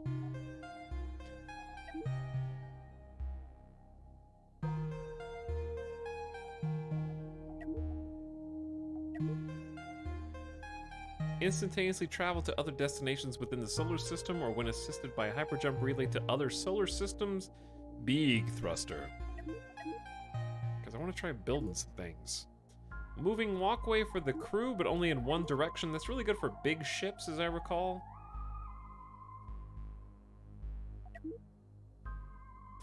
Shoots a pair of precision laser beams that can quickly extract resources from even the toughest asteroids. Also effective at salvaging ships, and in a pinch can be used as a short-range weapon. An explosive charge that can be manually detonated, primarily used for deliberately splitting ships into smaller pieces. I'm gonna buy the mining laser.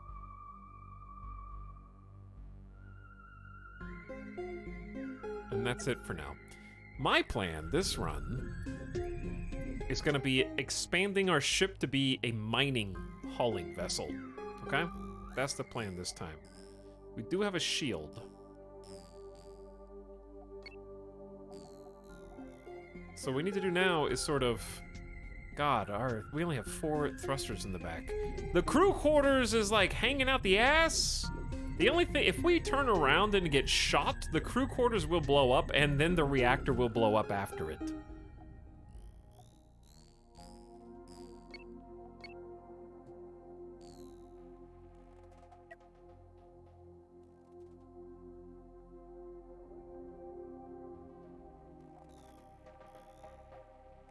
Okay, what do we got here? We got a whole bunch of things. That's just an empty rock, actually.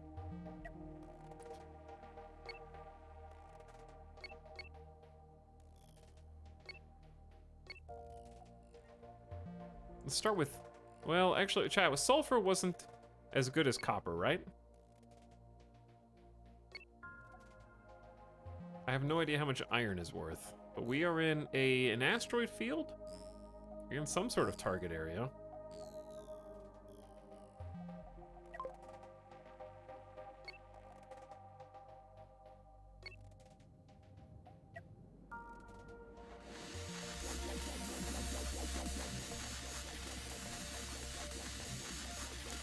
Is it just me, or do we have a much smaller crew this time? I think we do have a much smaller crew. So I think some other crew quarters and hiring some crew would be nice.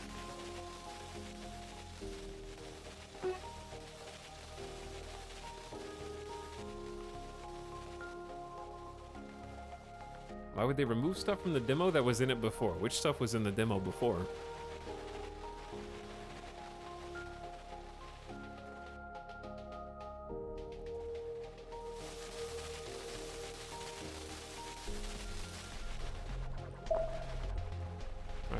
We are full up. That's the return to ship sound. Nobody's in the sealed generator room. Look how hard it is to keep the shield online. And it's got power. All right, sweet.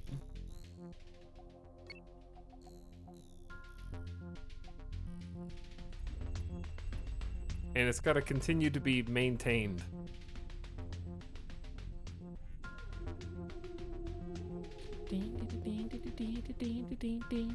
By the way, chat, there's enough demos that we're probably going to be playing.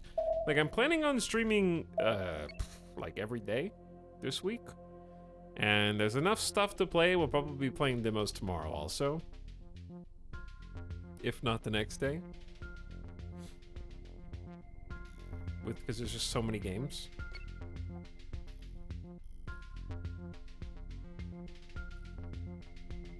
Okay, let's tight beam you and find out how much this is worth. 1.6K.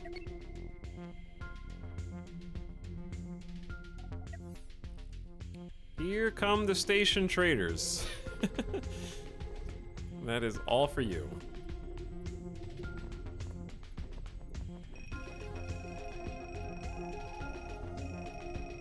Thank you for the money. Demo variety streamer. God, this shield takes so much to stay online. What I need is to maybe just buy some resources from them, because I have to go. If I want the raw materials to build with, I'd have to either buy them or salvage them, I think. I don't know if you can just straight up craft, but it seems like you'll definitely want steel. You'll definitely want coils. But these are expensive. How much money do I have? 3,600? Probably want hyper coils. Some of this is crazy.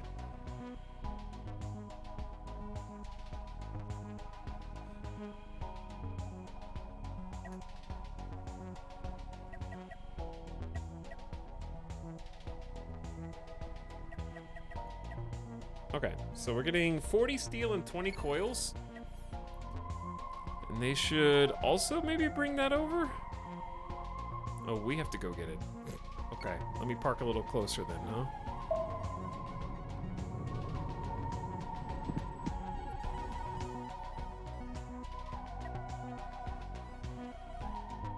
That might take a minute. This is self-service. Yeah.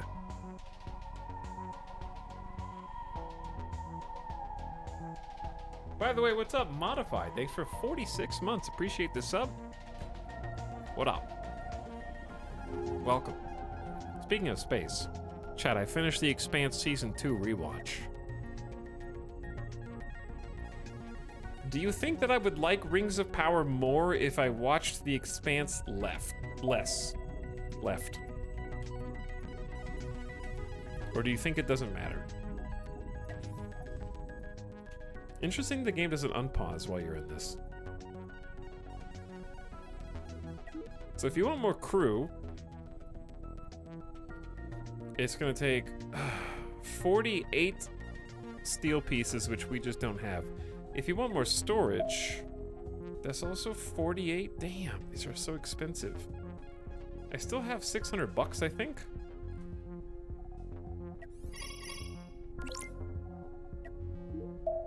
So I can buy another. Who is this? This is another ship? Yo, the AI has their own, like, couriers. Oh, there's multiple ships. It auto-buys when you build close to the station. Ah.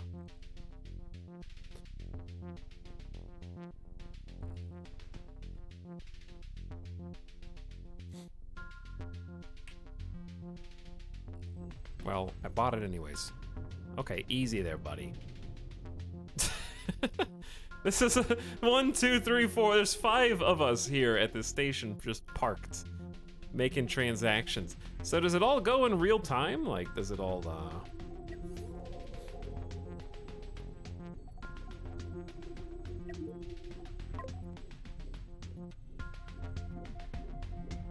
I don't know how to ask the question I'm trying to ask. Here's my question. What happens if I think I need to build the store. Let's build the storage first.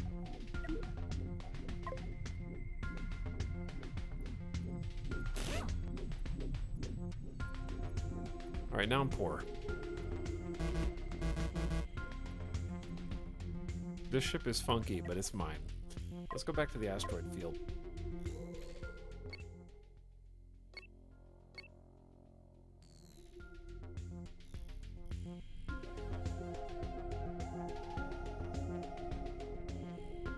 Oh no, am I gonna? Okay, it's gonna actually turn. Hey Chad, here from Vodland. How's Etalyx liking the demos? Here from Vodland. Are you lurking so hard you've never chatted here before? That's amazing. Following since July 2018, 4 years later, they have arrived in an actual live stream. Hello, Greg. What's up?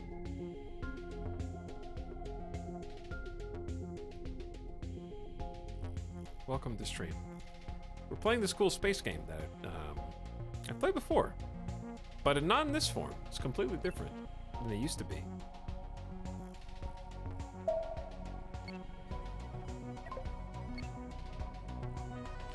So with only this few crew, we're gonna be able to stay out longer to harvest more stuff. However,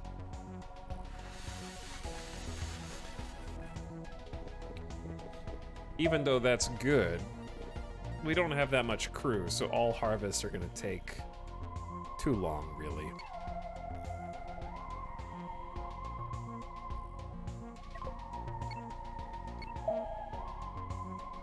But we're doing our damnedest. Grabbing some copper, we grab some iron. The algorithm works. It only takes 4 years to produce a viewer.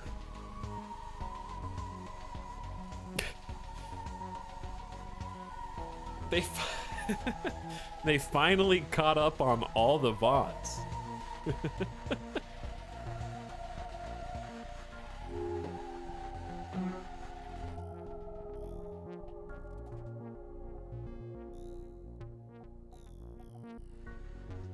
They've been struggling. VOD by VOD. They got really hung up on the 16-hour Hearts of Iron streams, I bet.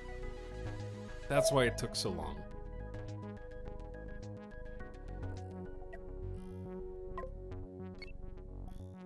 Okay, let's go get some iron. I want to see how much this is worth. For now, I'm just making a mining vessel. There's actually no more space? No, we have space. Oh, it's 3 times hardness. So some of this we don't have the gear. Like, I can build a mining laser, but it is 96 steel, 36 coils, and it is big. We would have to basically redesign the entire ship in order to facilitate it, which is fine. We can do that.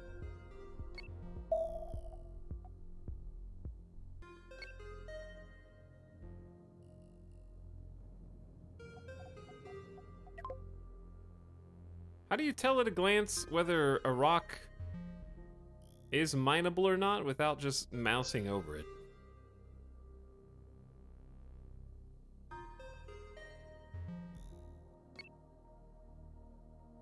I do like that it forces you to upgrade in order to get a lot of these. Hey! What are you... Hey! What are you doing? Are you pushing this asteroid? Wow, that's 3,000 IQ. You don't have to mine anything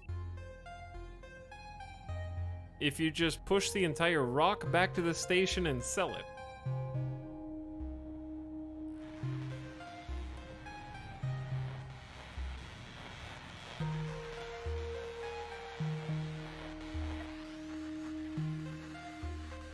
Makes total sense. Hello, T-Rex. Thanks for 15 months of sub, and what up? Appreciate the prime. Also, welcome Capastia Arts, who can now watch VODs without ads in VODland.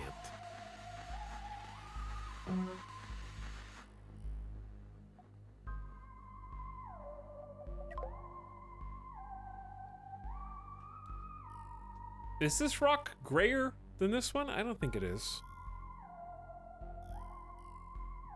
See, our top priority should definitely be trying to get the, what do you call it? Try to get the mining laser on board. Oh my, it's a busy place out here.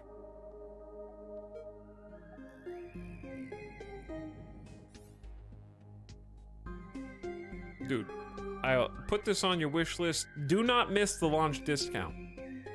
Do not. It's already on my wish list. Do you know how many people I have shown this game to tonight? How do you know it's not already on my wish list?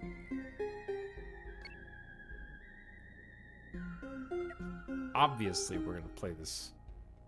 Don't even think about putting it on your wish list. Man, look at this. This ship's so much cooler than mine.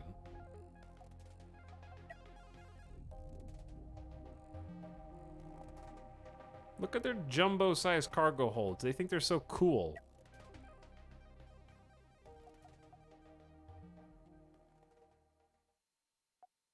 Okay, anyway. I'm gonna sell all my things.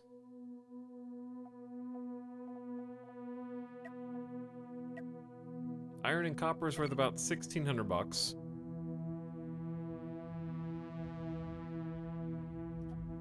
And we're gonna need a lot more than that. Excuse me, please. You're getting your thruster all over my dashboard.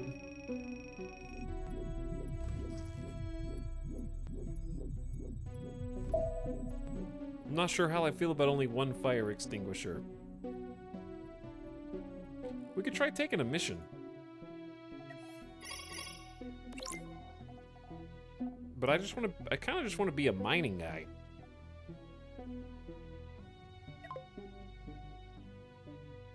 Tritanium.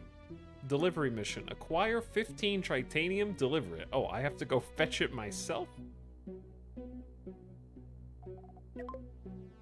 Psh, you go get it yourself.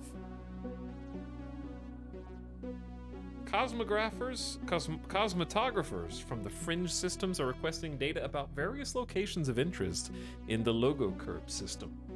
Explore unknown signals, 56 of them.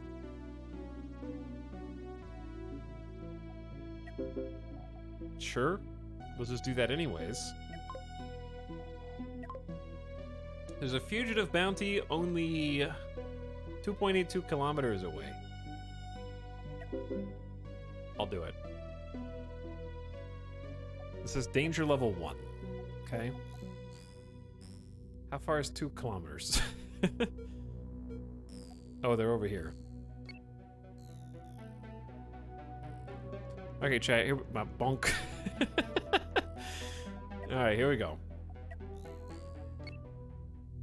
We have a shield, which we definitely need to be on, and just 2 cannons. So we just need to make sure we're facing front and do not give them access to shooting us from the side. That's it.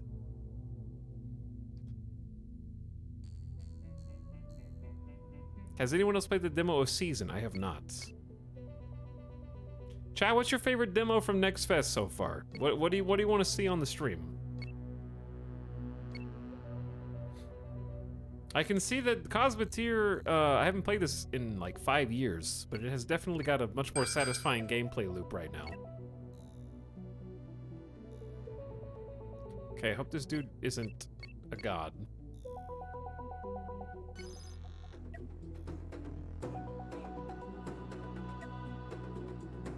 Master Plan Tycoon, Dredge, Everdream, Space Haven. Space Haven's out. We gotta play Space Haven again. Let me see how bad is this. They got a cannon, chat. I'm just gonna shoot the cannon. Oh god, I think they're gonna... How's the shield holding up? We're keeping it charged. If we just keep it charged, we're good. We're just really slow. It's turning purple.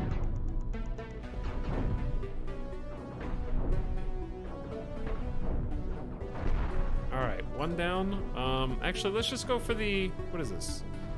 Hyperdrive? Their cockpit's all the way in the back.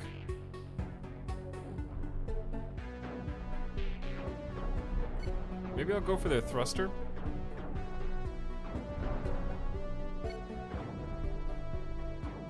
That way they gotta turn around.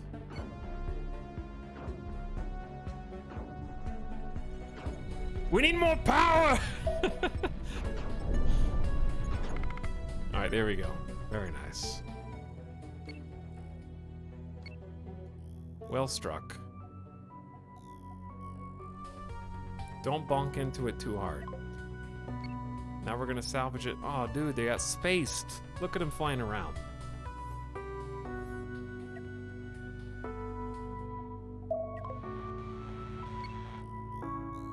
Better leave my salvage alone.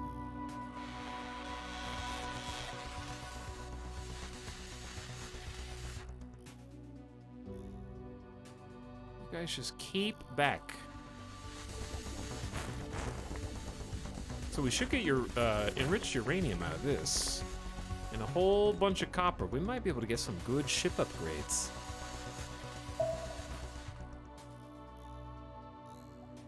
We got unknown contacts coming in. So far seems friendly.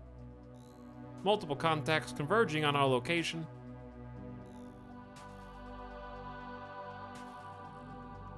A cutthroat. This thing looks pretty crazy.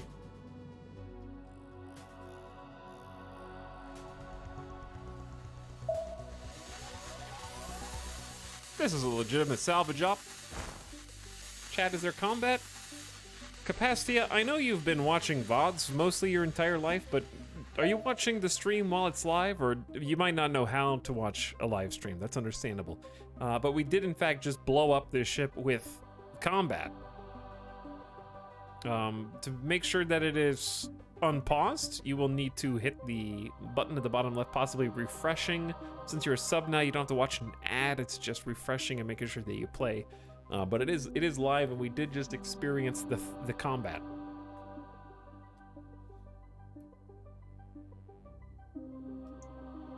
Wait, the stream is alive?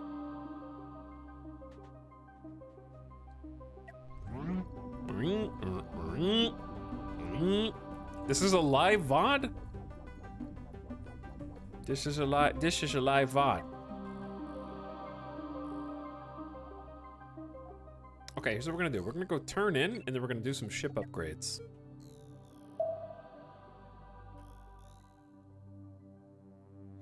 This is gonna be a very addicting gameplay loop. How much is this gonna be on release? How much is this gonna be?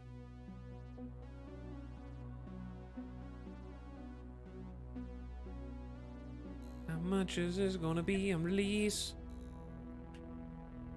I didn't mean to pause. When you alt-tab, it pauses.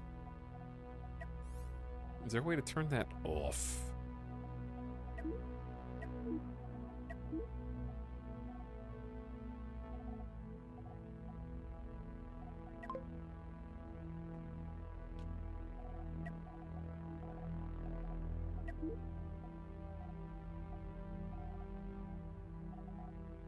There's a lot of settings, actually. I'm surprised.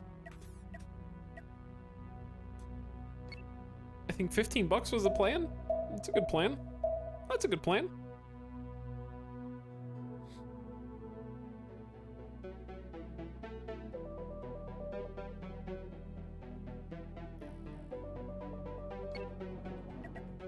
Okay. I'd love to see Paper Cut Mansion and maybe Dredge. We're definitely gonna be playing more games because I got like 8 things installed. So I'm planning on quite a few things.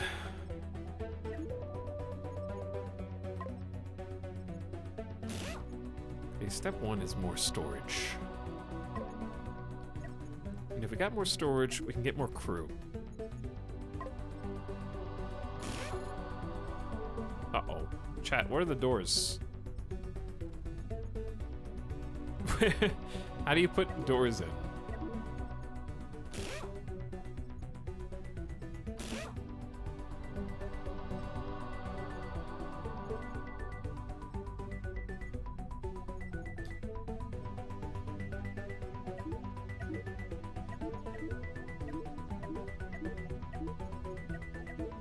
Are doors automatic?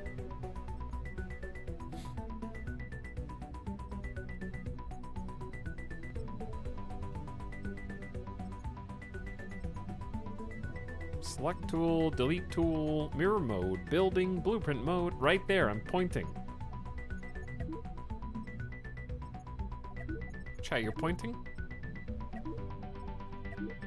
Ooh, 16 storage. Damn.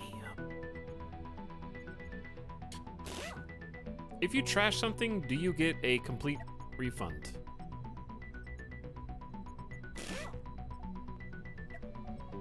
I don't know. It seems that you do. Okay,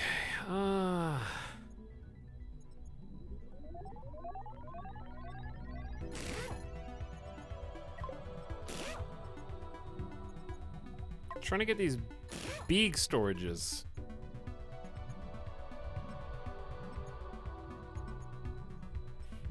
Bottom left says door. That's true. It does say door.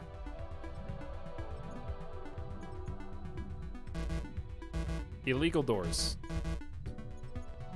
Chat, these doors are illegal.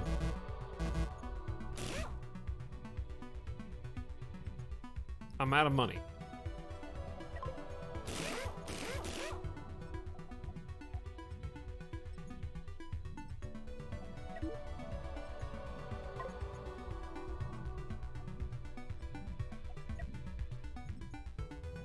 Okay, go out through the side. And then that's fine. All right, this ship is dubious at best right now. Let's move the thrust back. Insufficient funds to move. Oh no. Oh dear. Help. I just deleted a thruster. Okay, it's back. Oh, we're just making this even slower because we're not adding any thrusters.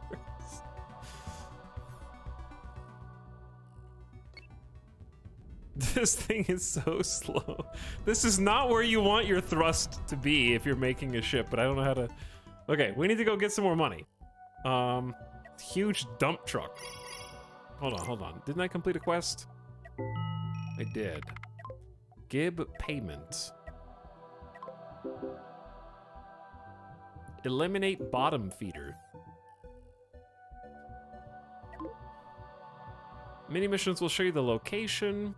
You can track them. Get paid. And upgrade your ship. Upgrade it some more. This is sick. Okay, now we can move all this stuff.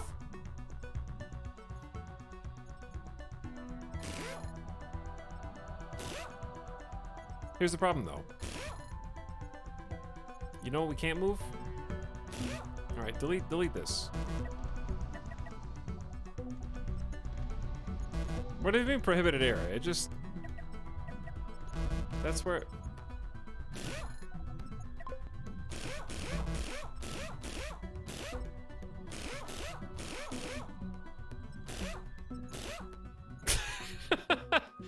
This is good. What's wrong with this?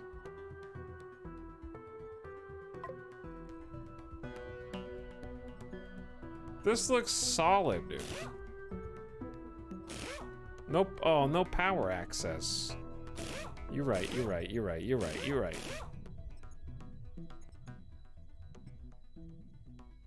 Only forward, yeah, you can't look back.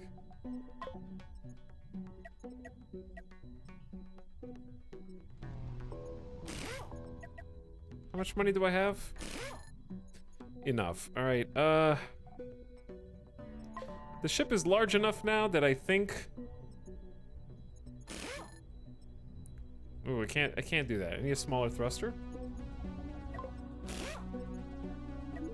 Because, oops, the small thrusters have less exhaust. I want an armor, though. Yeah, this isn't good to have these. If the shield's here and your ass is hanging off the side, like, it's not good. Because they're just gonna shoot off the engines while we're in combat. It's gonna be bad. To make a small shield, we need 2.5k bucks.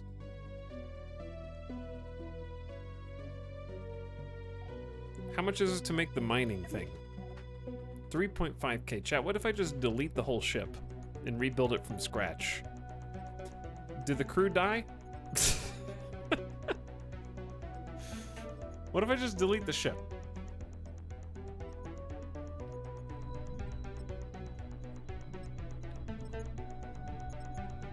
Don't delete the ship.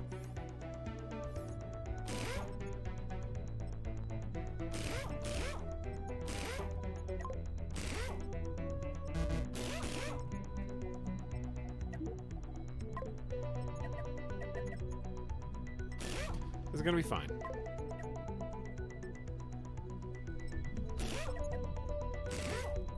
Okay, give me some armor plating. I just need like a little bit. Here's an armor wedge. That'll work. It's not pretty, just it'll work. And we have 2,000 bucks left over, so how do I want to spend the money? Give me a second fire extinguisher room. We don't have space for a second, just don't catch on fire. Point defense shoots down enemy missiles and projectiles. I could make a second shield generator, but why don't we get another, why don't we get some more pew-pews first?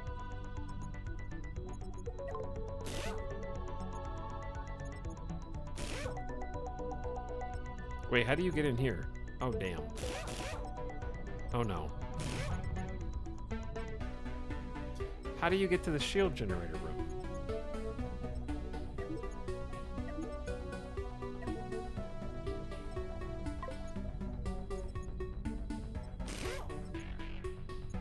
You don't? You don't. Okay, hold on.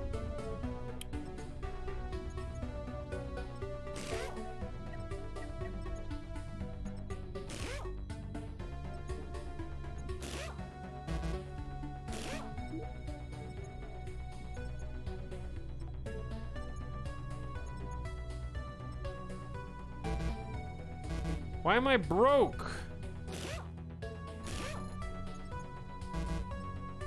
Build more? I have to build a second command. I can't move the cockpit.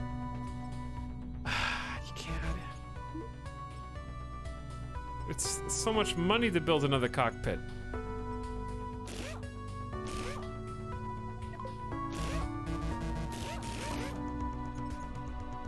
I can't get to the shield room.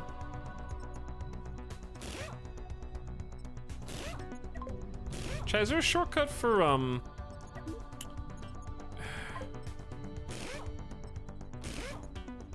is there a shortcut for delete? We also need, like, a little, fire extinguisher. Where's the fire extinguisher?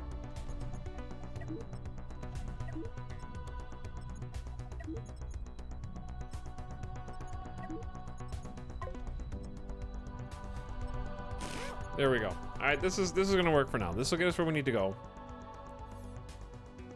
It's a piece of absolute trash. I already took 2 bounties.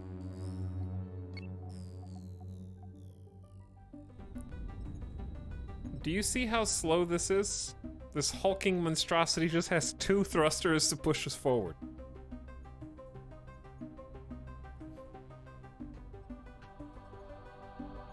Last I played, there was a blueprint mode to plan upgrades without having to shuffle parts like this. That may still be in the game. And I just don't know how to activate it. Noom! Oh, I probably should have sold some of these things before going out here.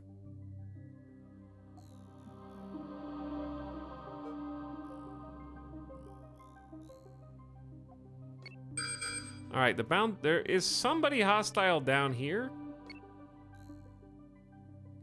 And I'm just gonna assume that we can win this.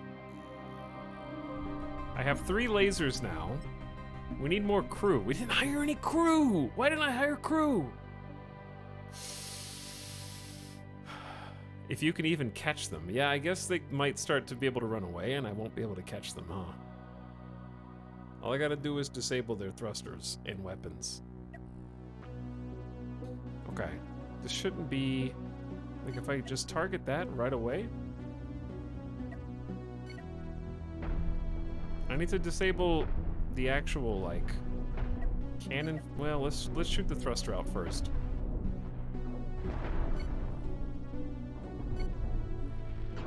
Is the shield holding?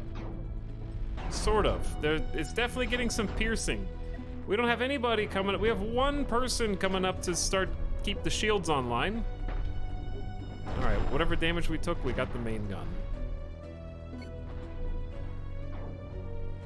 Yeah, we don't have enough crew for sure. We're gonna work on that.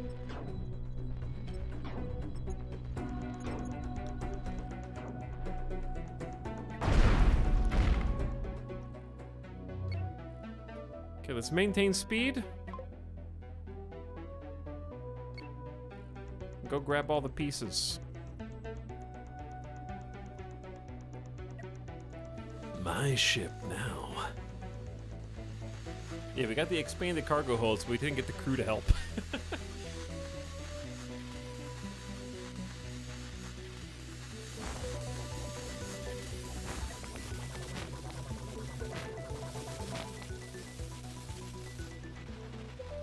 This is just free money. Anyways. I forgot what we were talking about. Probably other demos that you guys have been playing. So much to do, so much gaming. It's actually really, really annoying. Not okay, not the demos, mind. The interface. Okay? He hates demos. Okay, because like check this out. Let me show you what I mean.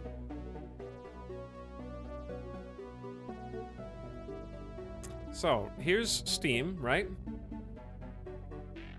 Let's say you go, I want to see more games. Wait, no, I want to see more games. No, I want to see even more games. Okay, I want to look at demos all the way down here, right? And you got all the way down here. And you're browsing. And you're looking. And then you're like, you know what sounds cool? Grimlord sounds cool. Or Slay the Princess. Okay, let's say Grimlord sounds cool. I want to check that out. And you click on it, right? And it goes to a page, like goes to the game page. I looked at it. I don't actually want to play a VR game because I don't have my VR headset set up. Then you go back. And when you go back, do you know what it does? It collapses the demos that you were just looking at. So you have to scroll down, show more, scroll down, show more, scroll down, show more, scroll down every time you click on one. Better to do it in a browser. I know, it's better to do it in a browser, but I'm just saying that it was not broken. And now it is. Okay? And I'll show you what I mean. They've been updating the new UI to look like that. The Steam web browser is complete doo-doo. It is complete doo-doo. Here's what I do, because I hate the Steam internet browser, chat, is right-click, copy page URL, and then open that in an actual real browser, and then look. But why do I have to open an internet browser in a, like, 20-year-old app that is used by millions of gamers?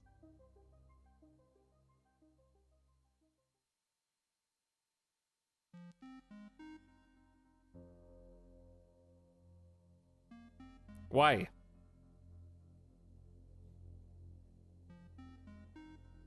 I bet Epic doesn't have this problem.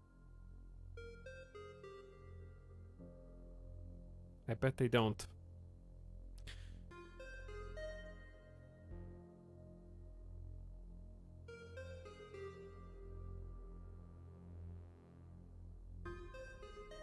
Okay, so check this out. This is what it used to look like, because they haven't updated this yet. Because it actually used to work. This is fine. This is how it looks. They still have this UI. So it's two completely different browsing UIs. Here's new releases. And guess what? If you scroll, you can just keep scrolling. Why do you even have a show more button? Do I want to ever see less? Just keep scrolling like it's in Steam already. And then you want to see a magic trick? Soda Dungeon. What's Soda Dungeon? I don't know, let's find out. What if I hit back now? Noom! It takes me right back to Soda Dungeon. Why? Like, I don't have to open 17 tabs. It just goes right back to where I was. Do I want We Were Here? No, I don't. Back. Noom! It automatically moves the screen to where I was. It's so good. You should never have to click show more. That doesn't change whether you're in a browser or not. But they've been phasing that out and moving the new one in. So now, like the Steam Next, if you go to the early access page, they got this UI now. So they've updated early access to this too. Why do I have to see like featured games with nobody clicks like action? Nobody clicks that. I don't want to see what games are on my wish list. I don't want to see which ones you're recommending for me. I don't want to see which titles are popular. I don't want to see more recommendations. Just show me the list of games that are out. Why do I have to go through like a full page and a half of bullshit just to get to the list of games? And then once I do get to the list, I have to just keep clicking show more infinitely. More Steam Deck friendly? It actually probably is more Steam Deck friendly.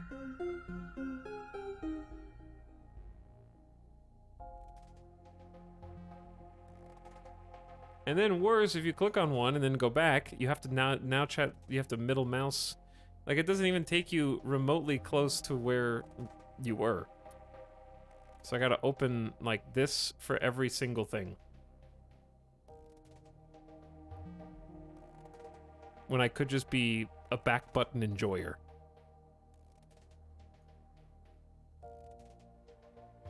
Anyway, I just had to rant about that because it's pissing me off because they're actively updating it to like a worse, harder to use AI.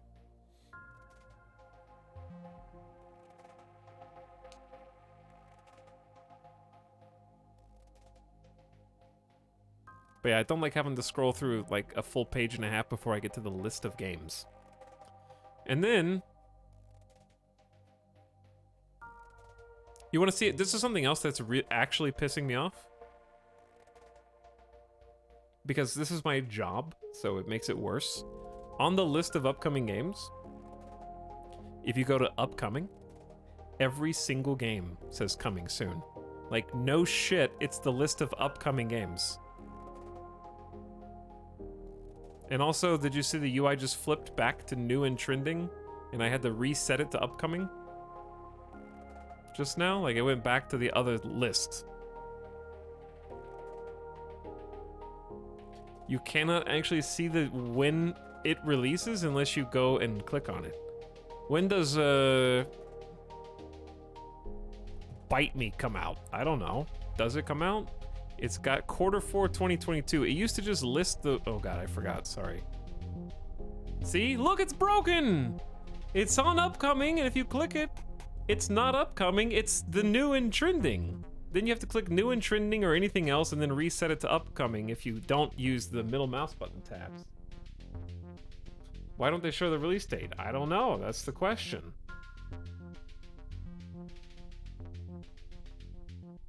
Back button enjoyers malding. My Steam doesn't look like this. Good. And then these buttons at the top, like I'm just gonna change my mind.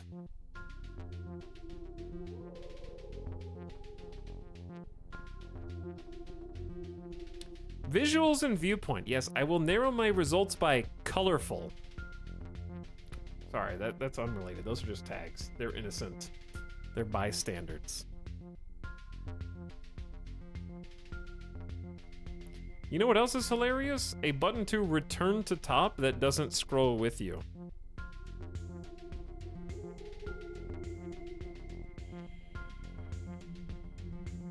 I don't know. Anyway, sorry.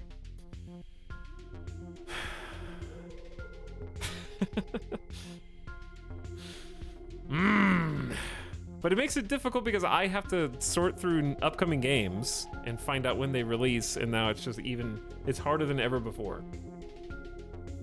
All right, we were going to like fight somebody. Let's go fight somebody.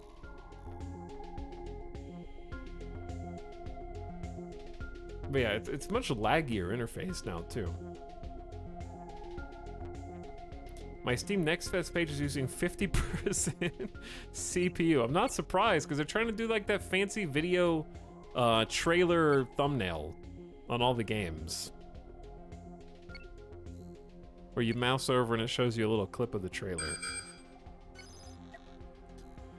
Okay, gamers, buckle up. We have we didn't hire any additional crew. Oh, we didn't repair. Let me repair real quick.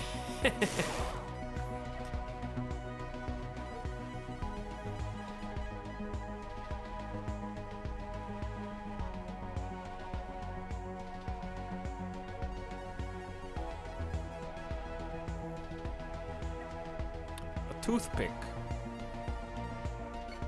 I would say let's just go for the cockpit. I don't know if it'll be easier or harder than just blowing out the cannon first. Because we gotta go through like a couple layers of armor.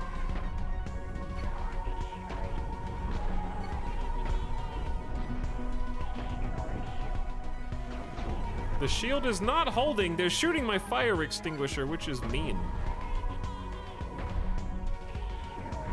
I do really appreciate that if you're here, you see your ship.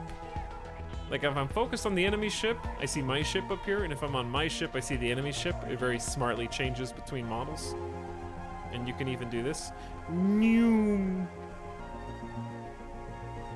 That way you can be like, what is going on both ships, dude? That's really cool. Shields are down. That's okay. They are no longer able to fight because we took out their control station.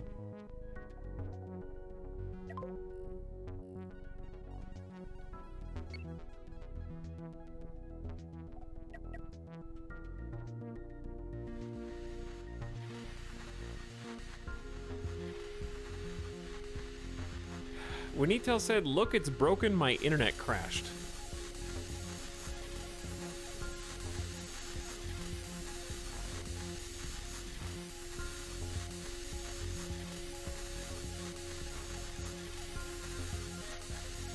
He has such power. Unimaginable power. Dude, they have ammo. Look at all this ammo. Can you blow up their ammo reserves and ammo dumps? What do we even use all this ammo for? Cannons and railguns. Okay.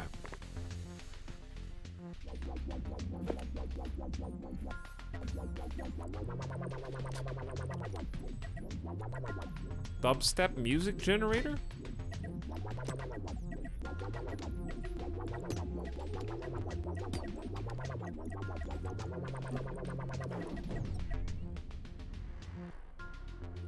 What did I just get hit by?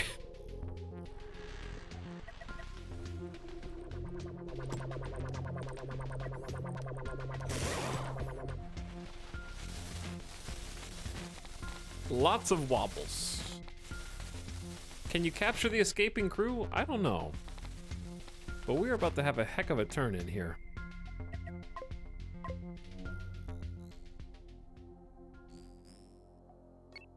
We're gonna go back to station.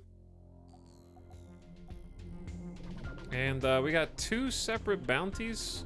One, no, just that we only did 1 bounty. But we got 1 bounty plus a bunch of loot to sell. Our stocks are full of ammo, which we probably do not want to have blow up. And I'd like to make some improvements to this design. AKA become speed.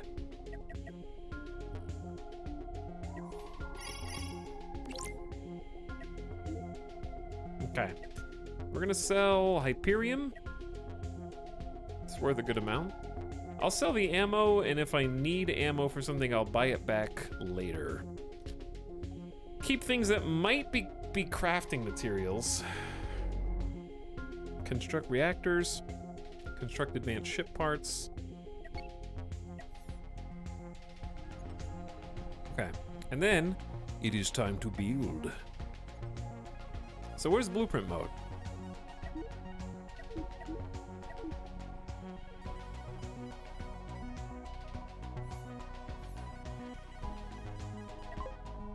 All right, there we go, blueprint mode.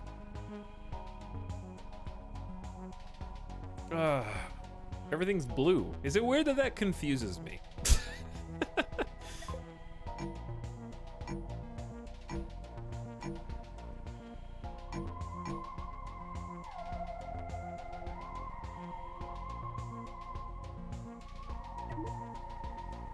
Okay, we're definitely gonna want like a 4th laser up here.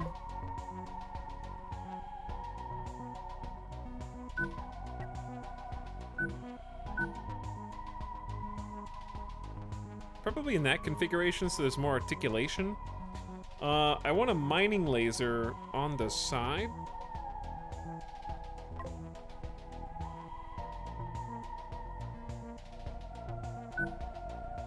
How the heck does mining laser work? It can have armor, right? Oh, it can have armor. I'd love 2 mining lasers, but I don't think... Chat, what if we made an asymmetric ship? I don't have enough money to really get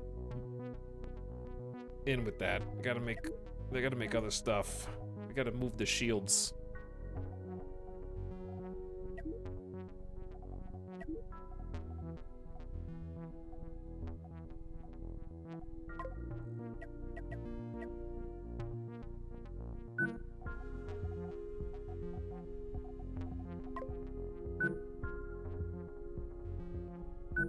Boop.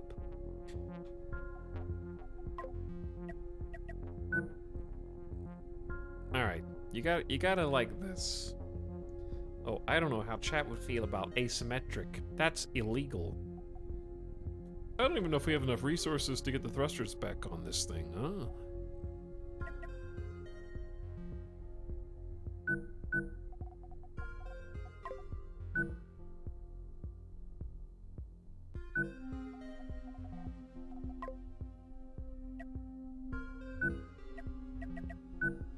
Don't worry about the fact that it's supposed to be on the other side also.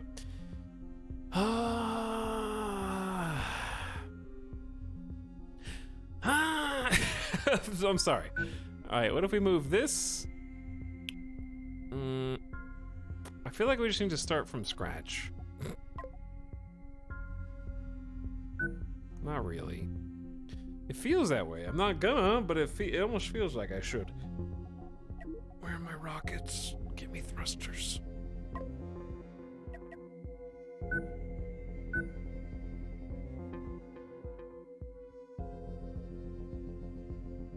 Okay, let's go with this for now, because I need to turn in my mission. We have a bounty that's worth 2 grand.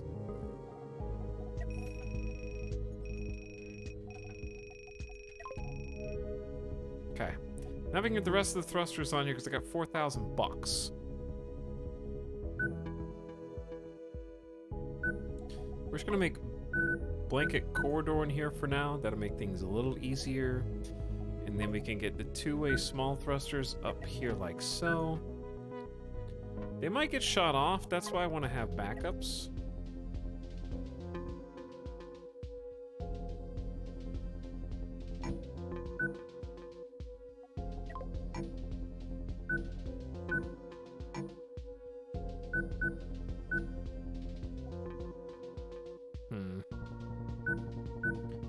This isn't quite what I hoped, but it rarely is.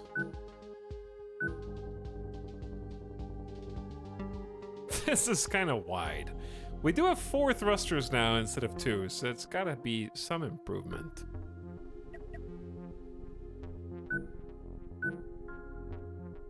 No power. No, these have power access. We just only have 1 reactor. We need to hire more crew. I got room for 8 crew, though. How does this look? Can we make it? Ah, it's 4,800. Damn.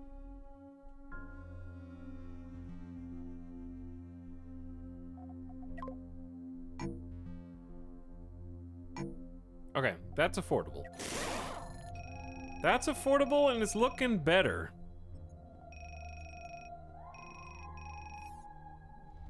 Now, I need to finish whatever transactions are happening on board the ship so I can maybe hire some crew. Are we too poor to hire crew now? Wait a second, are some of these rooms inaccessible?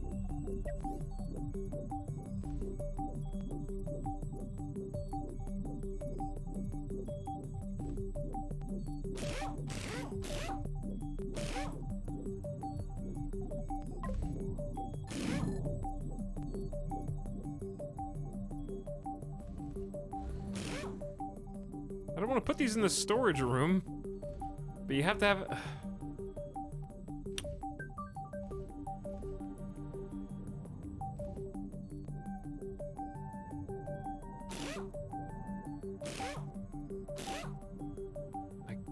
that looks so dumb.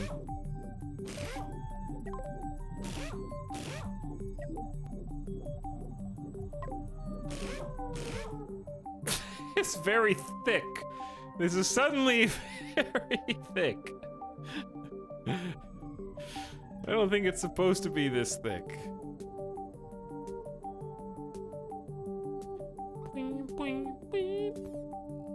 Okay, if I were a crew member on this station, I would be unaffordable. Okay, let's go back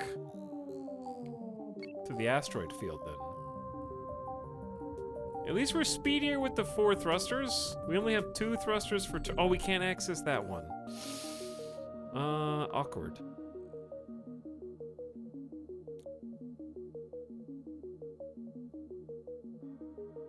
You want to be even thicker?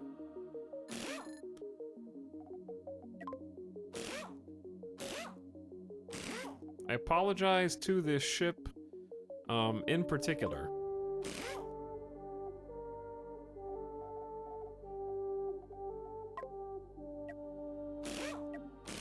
Wait.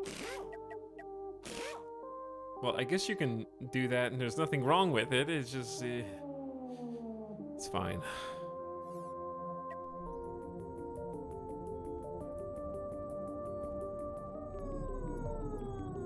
Okay, I haven't gotten to see the actual mining laser working yet.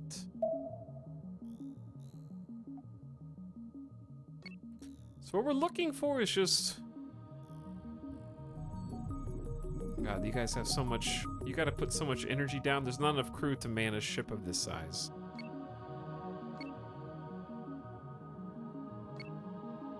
Okay, let's get some copper. Or we could try getting this stuff. Isn't this the big valuables?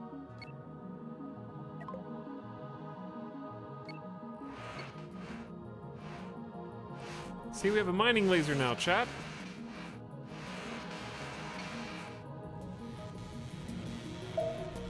Does it have to be facing forward? No. Oh my god, it's gonna go through the entire rock? This thing is so powerful!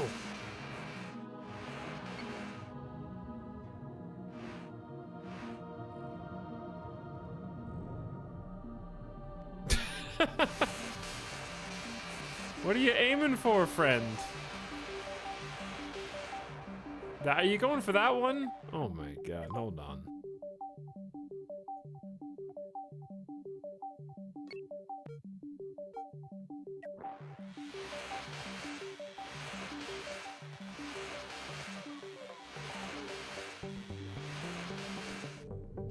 Do you see how much power this is taking? They can't keep this online. This actually does remind me of Starbase. Like, my ship doesn't have enough power for the mining laser.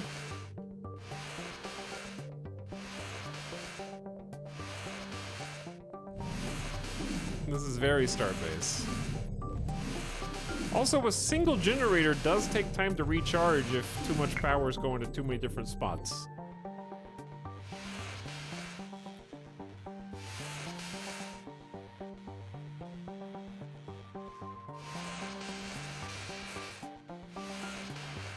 Pulse to save power.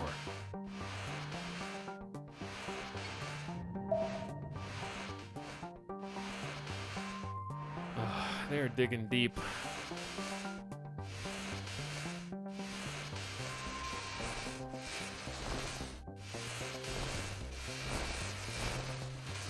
I'm just amused that people seem to be picking up a block of energy and delivering it by hand. Yes, power cells.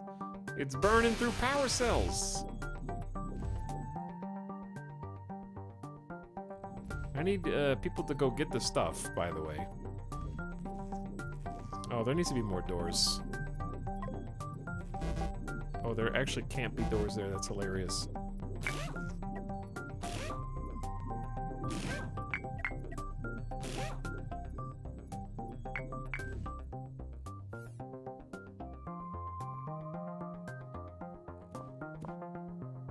Okay, bring it on back.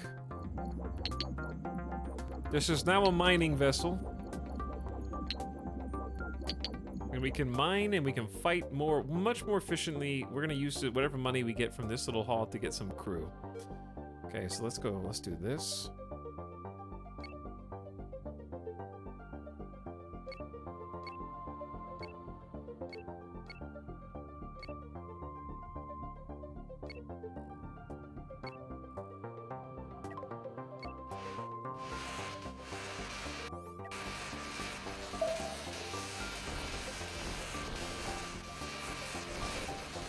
The miners are actually people, yes. The people have to get into the airlock, go out and fetch the stuff. Which they typically do once they're done keeping the ship topped off on energy.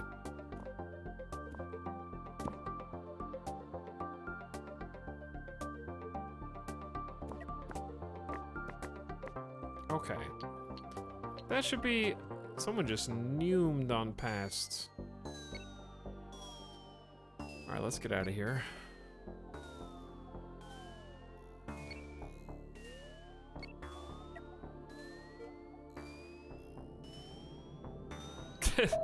The ship is so thick.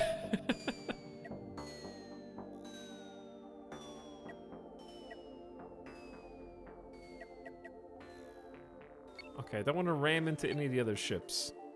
Look at this guy. Load spine. Some of these, that design actually looks familiar from the old game.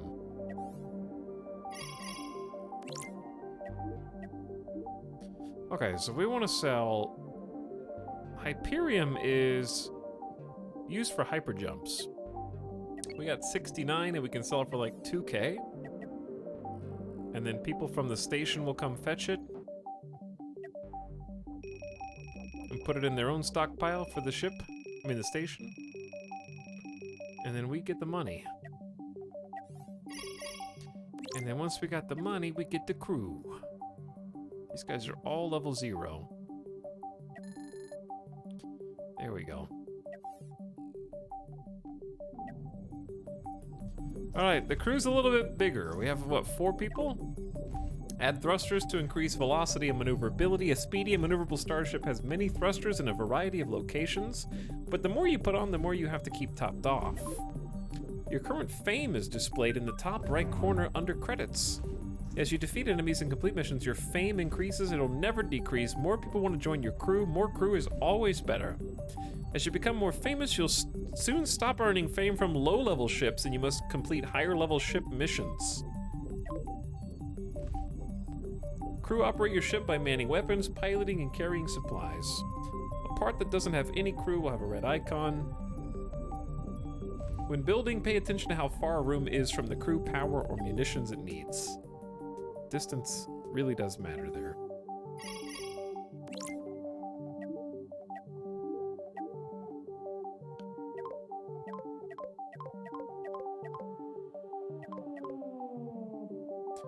Clear the asteroid field. That's level 2 danger level. Let's go do this bounty.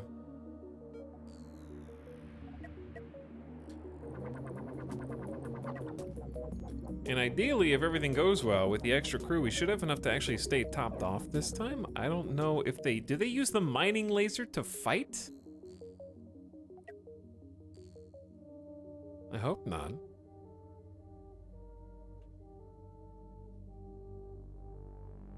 Game kind of bopping in the background. You're right about that. We're flying through like an asteroid field. I don't know if the game steers for you through that or if you have to.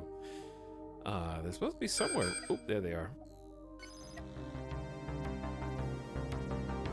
All right, we have a baby shield. Hopefully we don't take too much damage from this. Let's see what we're up against. A bottom feeder. This guy has got some point defense and a single laser blaster. Well, they put me in a pickle because the reactor core's right up front. If the reactor core's up front, we're probably just gonna take out the primary weapon systems.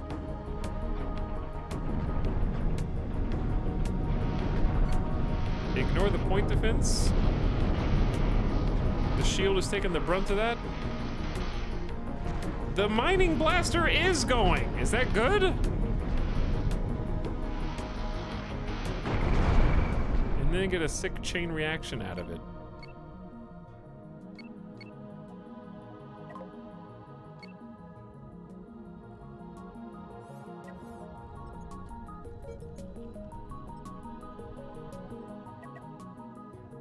All right, now that we got extra crew, we should be able to grab all the salvage much faster. Combat mining. I don't know how to not use the mining blaster. Shoots a pair of precision laser beams that can quickly extract resources, and a pinch can be used as a short-range weapon. I don't know how to make it not do that, though.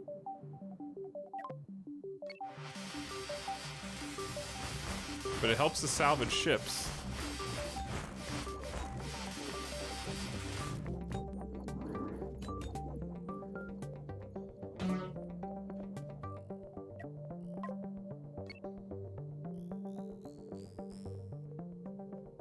Okay, so we're kind of doing the baby missions right now, but eventually, chat, you do end up jumping to more difficult sectors of the galaxy.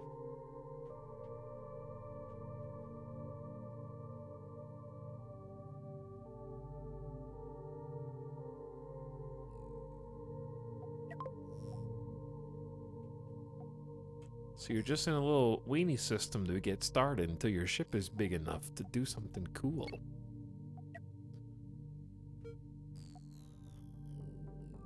I love the picture-in-picture quite a bit.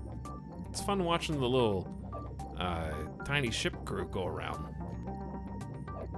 And having 4 lasers is way better, by far.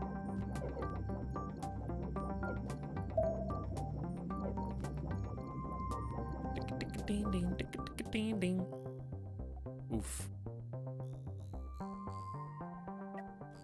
And we're back. I think also you'll probably find some more hostile contacts, get chased. Right now we're kind of just doing the weenie missions.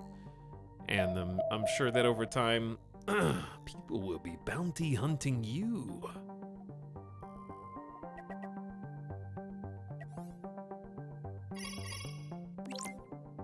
What's the point of side armor? You're not always facing your enemy head on, you know? Sometimes you turn around and run. Or outmaneuver them. Gotta protect the important bits.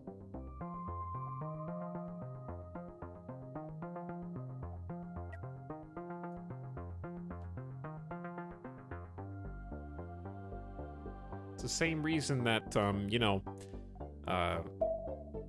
that's like asking, why does a flak vest protect your back? Plus, missiles can spiral around kind of crazily. Also true.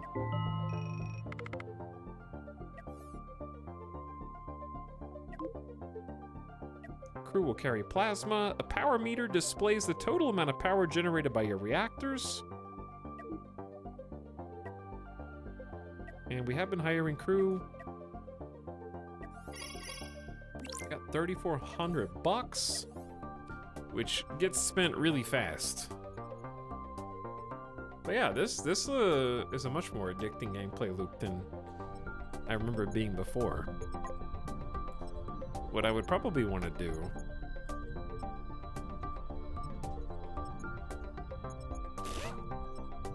is scooch this back.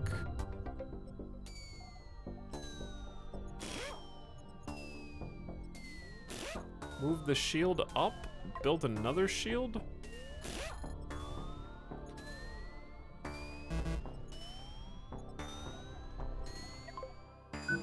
Oh, you can move this in the blueprint. Nice. It's a little spooky to put it that far up.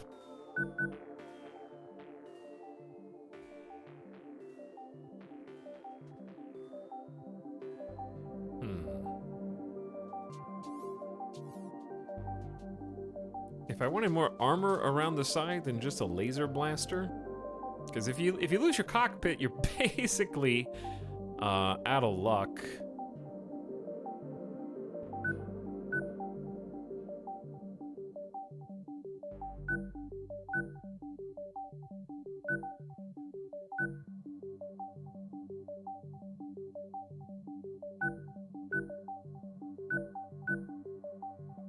Don't mind me.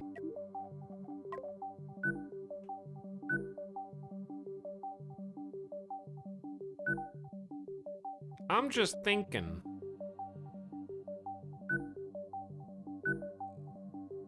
I feel like there's just a bunch of, like, free empty space up here.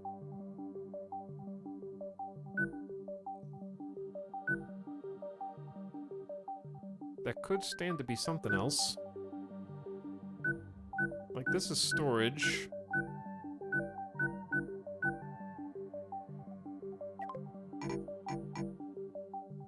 And we have enough crew beds. I could probably think maybe another crew bed.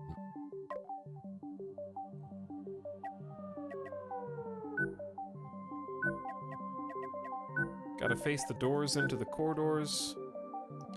Where's the, I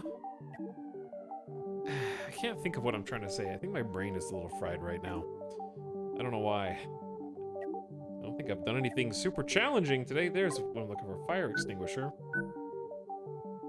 The downside is we can't get to those front laser rooms. Unless you push these up.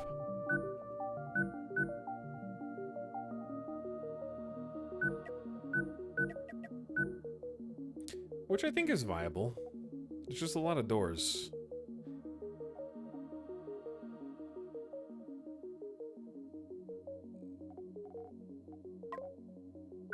Then you can put some armor in front of the shield bays.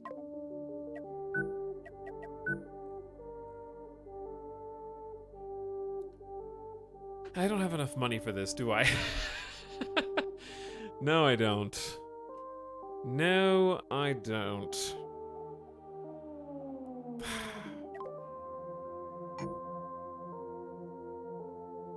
What can I get rid of to make this work?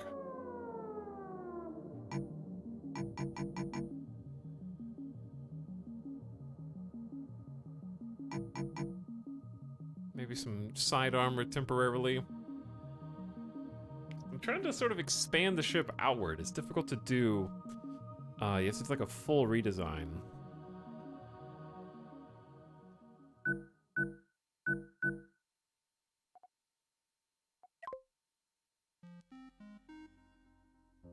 Can you save blueprints? That could be handy. Well, I can make it do that. It's not quite where I need it to be. But I mean, that works. Basically spent the resources on getting an extra shield generator, but I need more crew because 2 shield generators is gonna be way too much work for this much crew.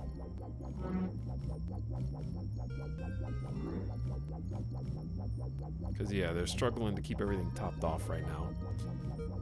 So I guess the mining laser is really only good if you intend on mining frequently, otherwise it just takes too much power.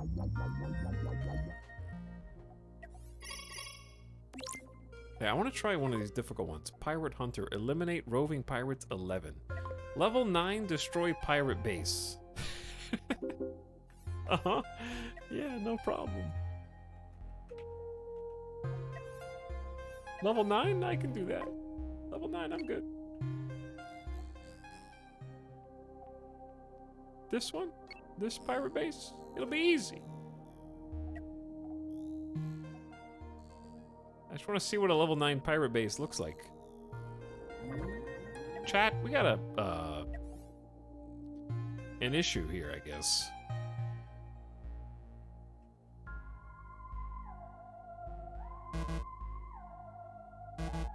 Uh-oh. Uh-oh.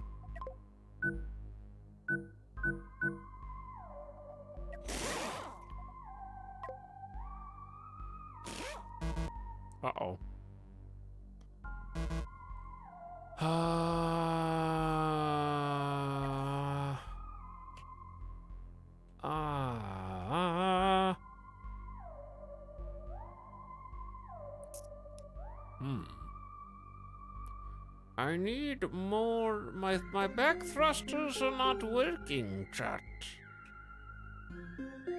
They are not working. Also, this design is terrible. Because once the mining laser runs out of juice, they have to walk from here, out, up, over to get there. It's awful. I hate this ship design. You know what? Just send it into the void. With its 2 non-functional thrusters. It's a full commit. That's just 2 less thrusters I have to send energy back to. This is 4 times speed. 2 thrusters are not capable of... Who designed this crap ship? That's what I'm saying.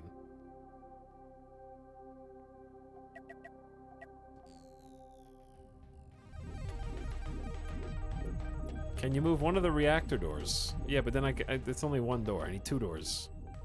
I need 3 doors, actually. Who designed this? Alright, let's see what a pirate base looks like.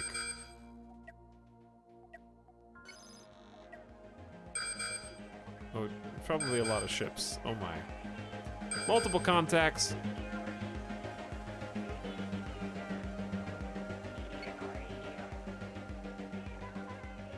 We are not ready for this. Oh dear God. I just wanted to show you what a not level 1 mission looks like and not level 1 ships looks like.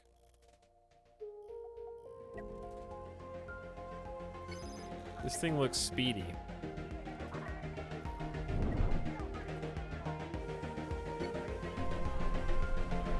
I'm going straight for the cockpit.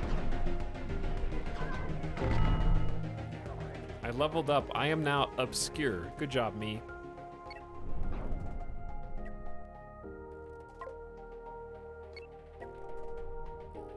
Coming to a stop is challenging right now. I'm just coming to a stop long enough to replenish our shields. Haywire. Got disruptors, point defense systems. I guess aim for the cockpit on the side. Gotta go through armor first, though. They're coming in hot!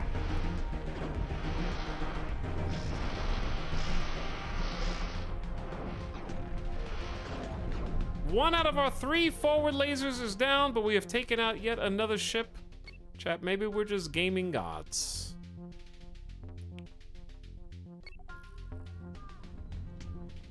Alright, we need both shields online before we engage. That is gonna rip us apart.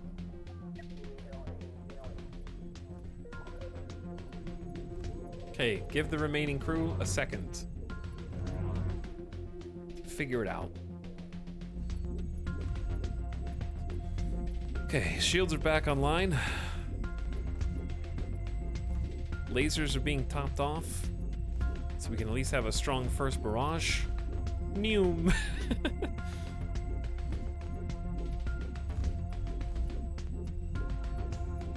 Neum. Alright, I think they're good. I don't want to go in for the weapons platform because I think the weapons platform is gonna hurt.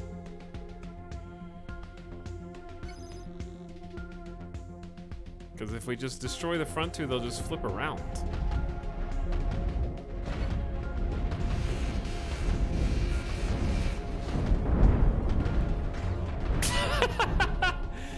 Oh damn, I didn't even... Okay, that platform hits like a truck, dude. The little ships that were defending it, no big deal. Everything else, ow.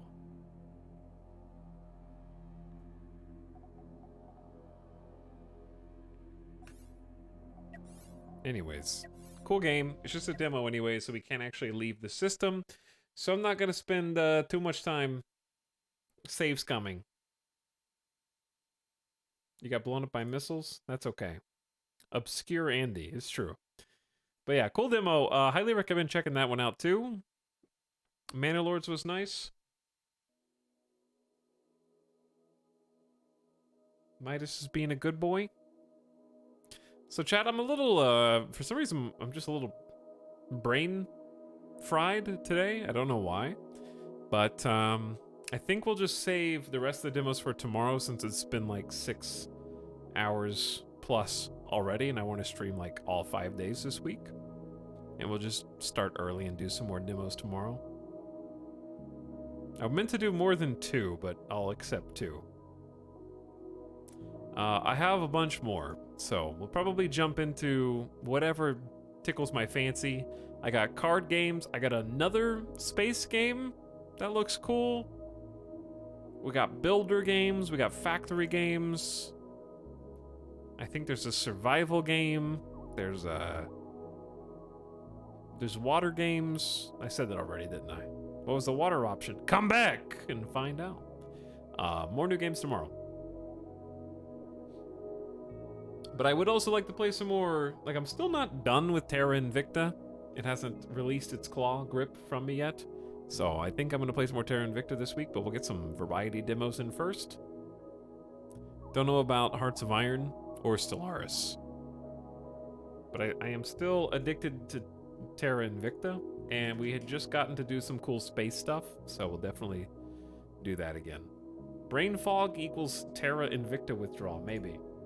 But yeah, I kind of got a headache right now, so we'll just, I don't think we're calling it short. This is just a normal length stream, but it was fun checking out some new games. I hope you enjoyed checking them out with me. And thanks for hanging. I'll try to be back on tomorrow nice and early. It'll be like, today was like 3:15 or something. Tomorrow's gonna be like 2 p.m. Pacific, I think, by comparison. But thanks for watching. Also, thanks end of stream subs. I missed you earlier, Leisure Domain with the iRub and Jap for 29 months. And the G-Man back for 50. Thanks for 5-0, G-Man. Sewer Rat also gives us up the Huffle House. Thanks for hanging out. Thanks for subbing.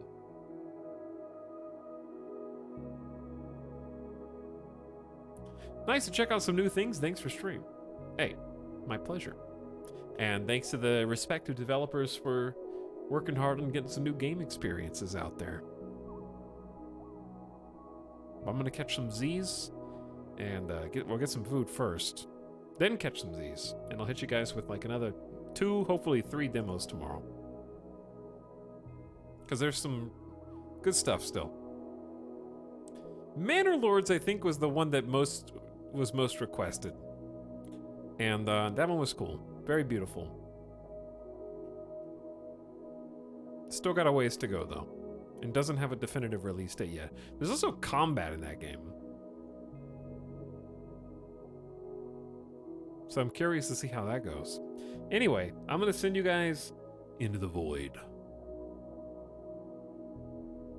Come back for the Tuesday special. Okay? Oh! Demo time! I'm excited. God, I can't believe there's gonna be a RimWorld DLC. But there is. Unbelievable.